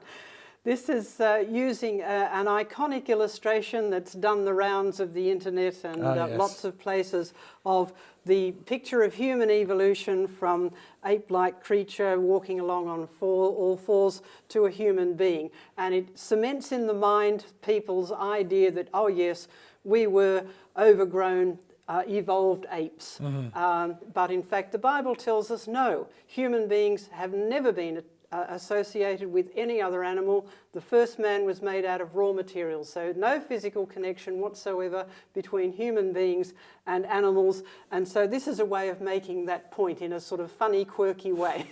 Stop following me. We're not related. God created man in his own image. So these are for sale and they'll be available online as well. But that's the idea of this being a resource centre, a place where you can buy books, DVDs, fossils, really get to grips with God's creation through the the resources that creation research produce. And then if we come around here, we've already mentioned some of these giant macrofossils, but the idea is that that will be the research part of it, that will be the sale part of it, this is the museum. So however we do it, whether it's by donations or tickets or whatever happens, this will be always a little bit down here, but most of the museum will be upstairs. So people will be able to come and see things like the beautiful fossils that we mentioned earlier, the giant ammonites, and out the back here, Diane, we have a courtyard. Yes, we do. At the moment, it's all full of all sorts of stuff. Yes, we won't call it junk, but yeah. But yes, in the end, we can have some living things amongst all of these dead things, and so we can make a really nice conservatory sort of area. We want a sort of glass roof on the top, you know, letting lots of light, nice and warm, a bit more tropical feel, some giant tree ferns, some living creatures, ammonites, Araucaria plants, tree ferns, things like that. And snakes and bugs and beetles and all sorts of cool stuff on display. So we're really looking forward to getting that sort of underway and set up. We have offices for our staff and research areas out the back there. So that's really exciting. But all of this is really bringing you this way. And so once you're inside this area, you're now truly inside the museum part. And that's where we lead upstairs. So come upstairs with us.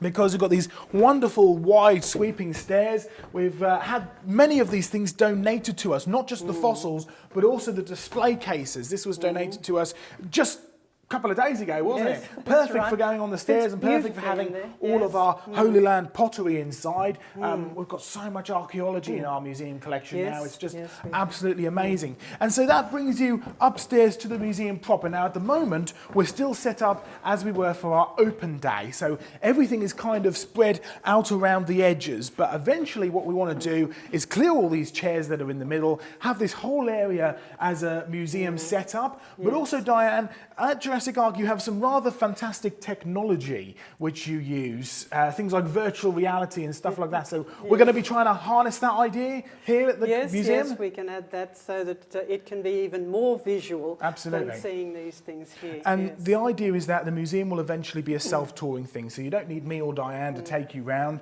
The idea is that we're able to actually have things like, what do you call them, QR codes or pictures or stuff like that, which you can pull your phone out, take a scan, and it comes to life. And it's Diane talking, or it's me talking, or it tells you more information about the fossils and really takes you through a self-guided tour around the museum, giving you a much, much bigger perspective of what these fossils and artefacts actually show. So it saves room, having to put up signs and everything, but it also gives you more information.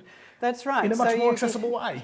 You get more than what's actually here physically. Absolutely, yeah. So it really is a really brilliant new piece of technology that we're wanting to harness eventually. And again, it needs your help, whether it be graphic designers or media people or people who can work this out. We need your help to be able to pull all of this together.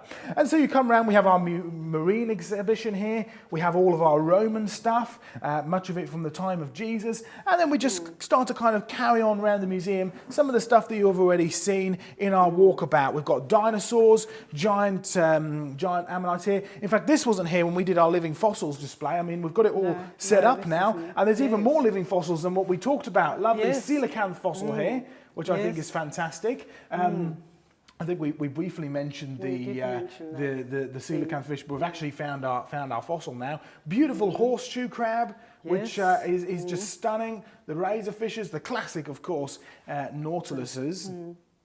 And many other examples as well, really beautiful. More living fossils as you come around here. We discuss things like human evolution.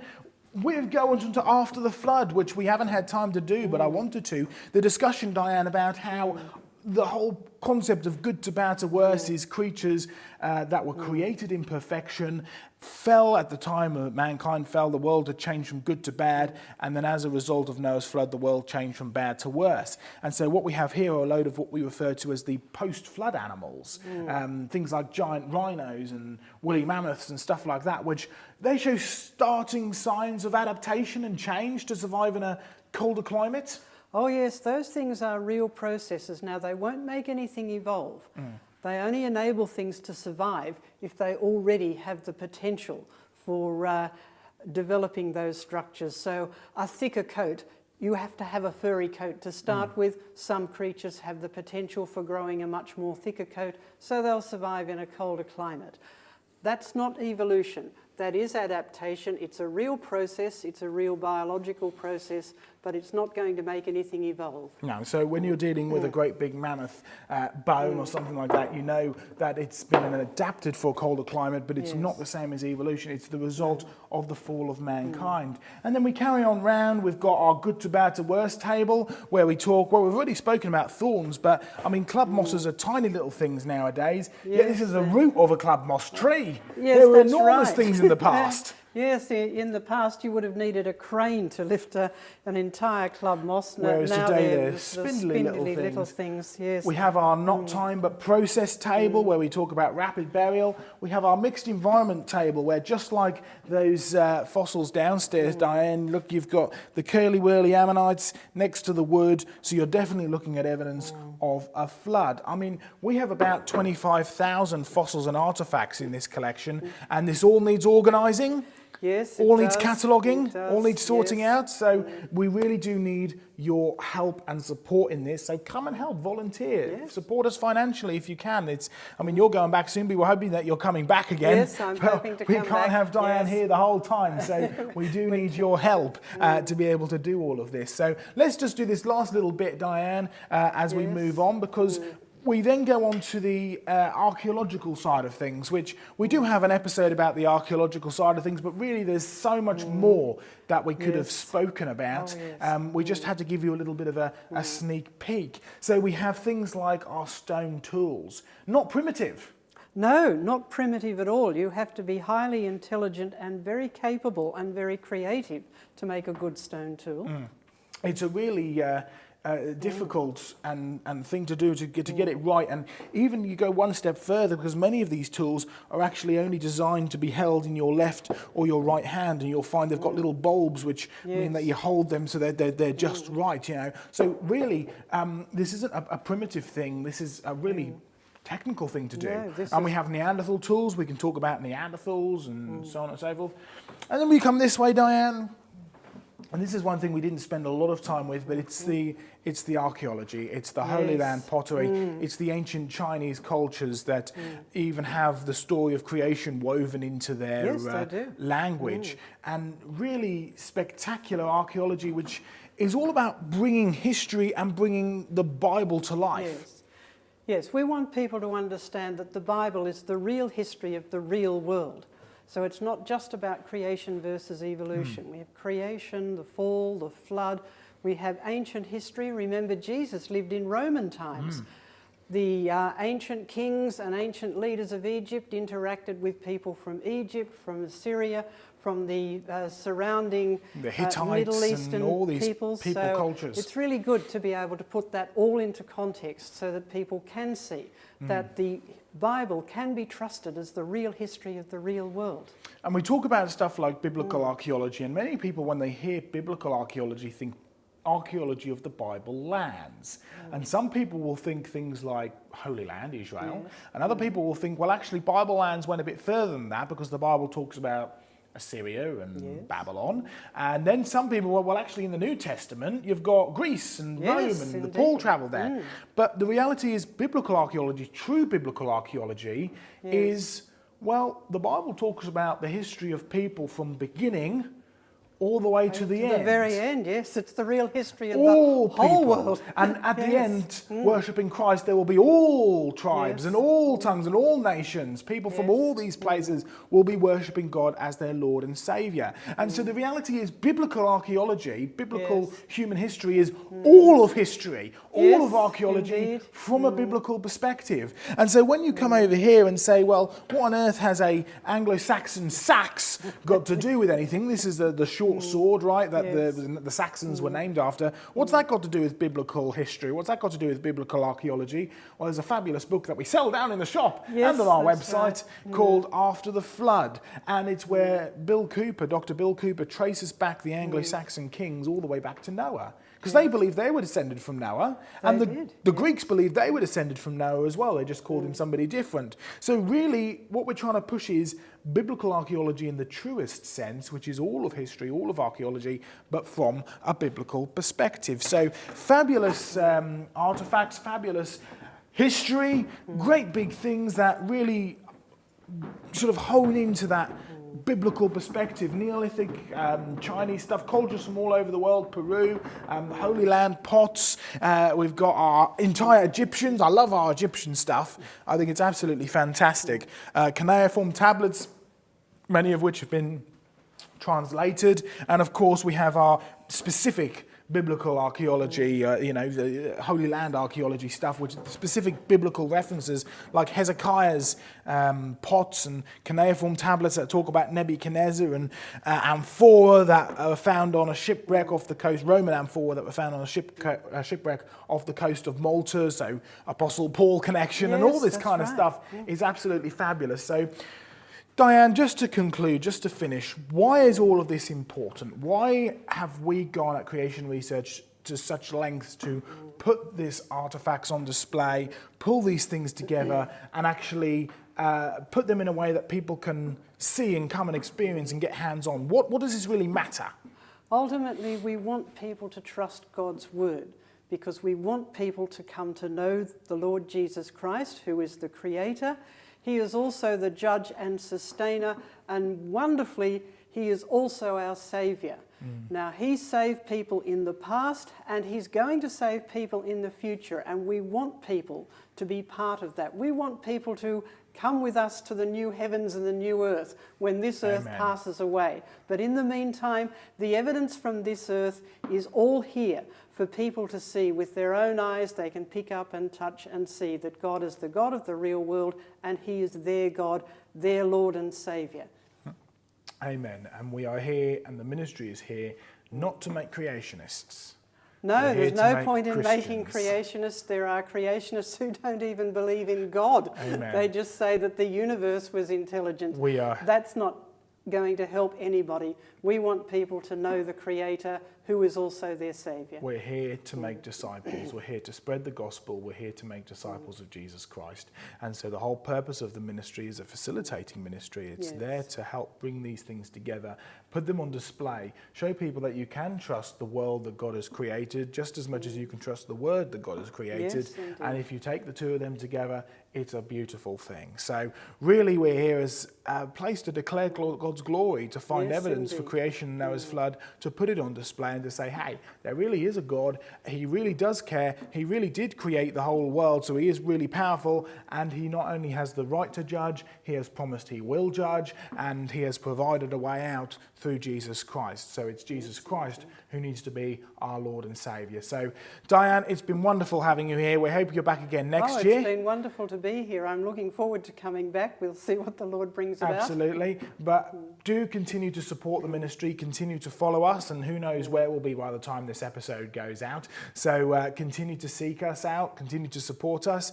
Join us on more conventions and field trips that we'll do. Indeed. Come and visit us here at the Creation Research Centre. Pray for all of our staff as we continue to develop displays. And if you're a church who is interested in hosting either a Creation Research talk or a seminar, or even more, if you're interested as a church or a group of churches in kind of hosting a Creation Research display, maybe for a few months, you'd like to have a creation evidence display put up in your church. Part of our vision is that we want to create displays and exhibitions that can travel around from church to church. So it goes into a church for, 3 or 4 months, has some resources there, has a facility for the local people to come and see the evidence and be able to discuss with people. And then after a few months, that exhibition moves on to another church. And maybe a different one comes to take its place. Yes. Because we can do living fossils for a few months and then dinosaurs for a few months, and we carry on moving stuff around. So if it's something that your church or group of churches in your area might be interested in, then rally some support, get in touch with us, and we'll see what can be done. Because we want this to be a facility for much further afield than just Oswestry. Yes, indeed. For we the wanted whole to go world, out. for the whole country, for everybody to be able to see the evidence that Jesus Christ is not only our Saviour, but also our Sustainer and our Creator. And to truly worship Him, we need to get the full perspective of who He is from beginning to end. So thank you so much for joining us, Diane. It's been wonderful. Catch us next time, as I'm sure you'll be back over some time again and continue to support the ministry. But until then, we'll catch you next time.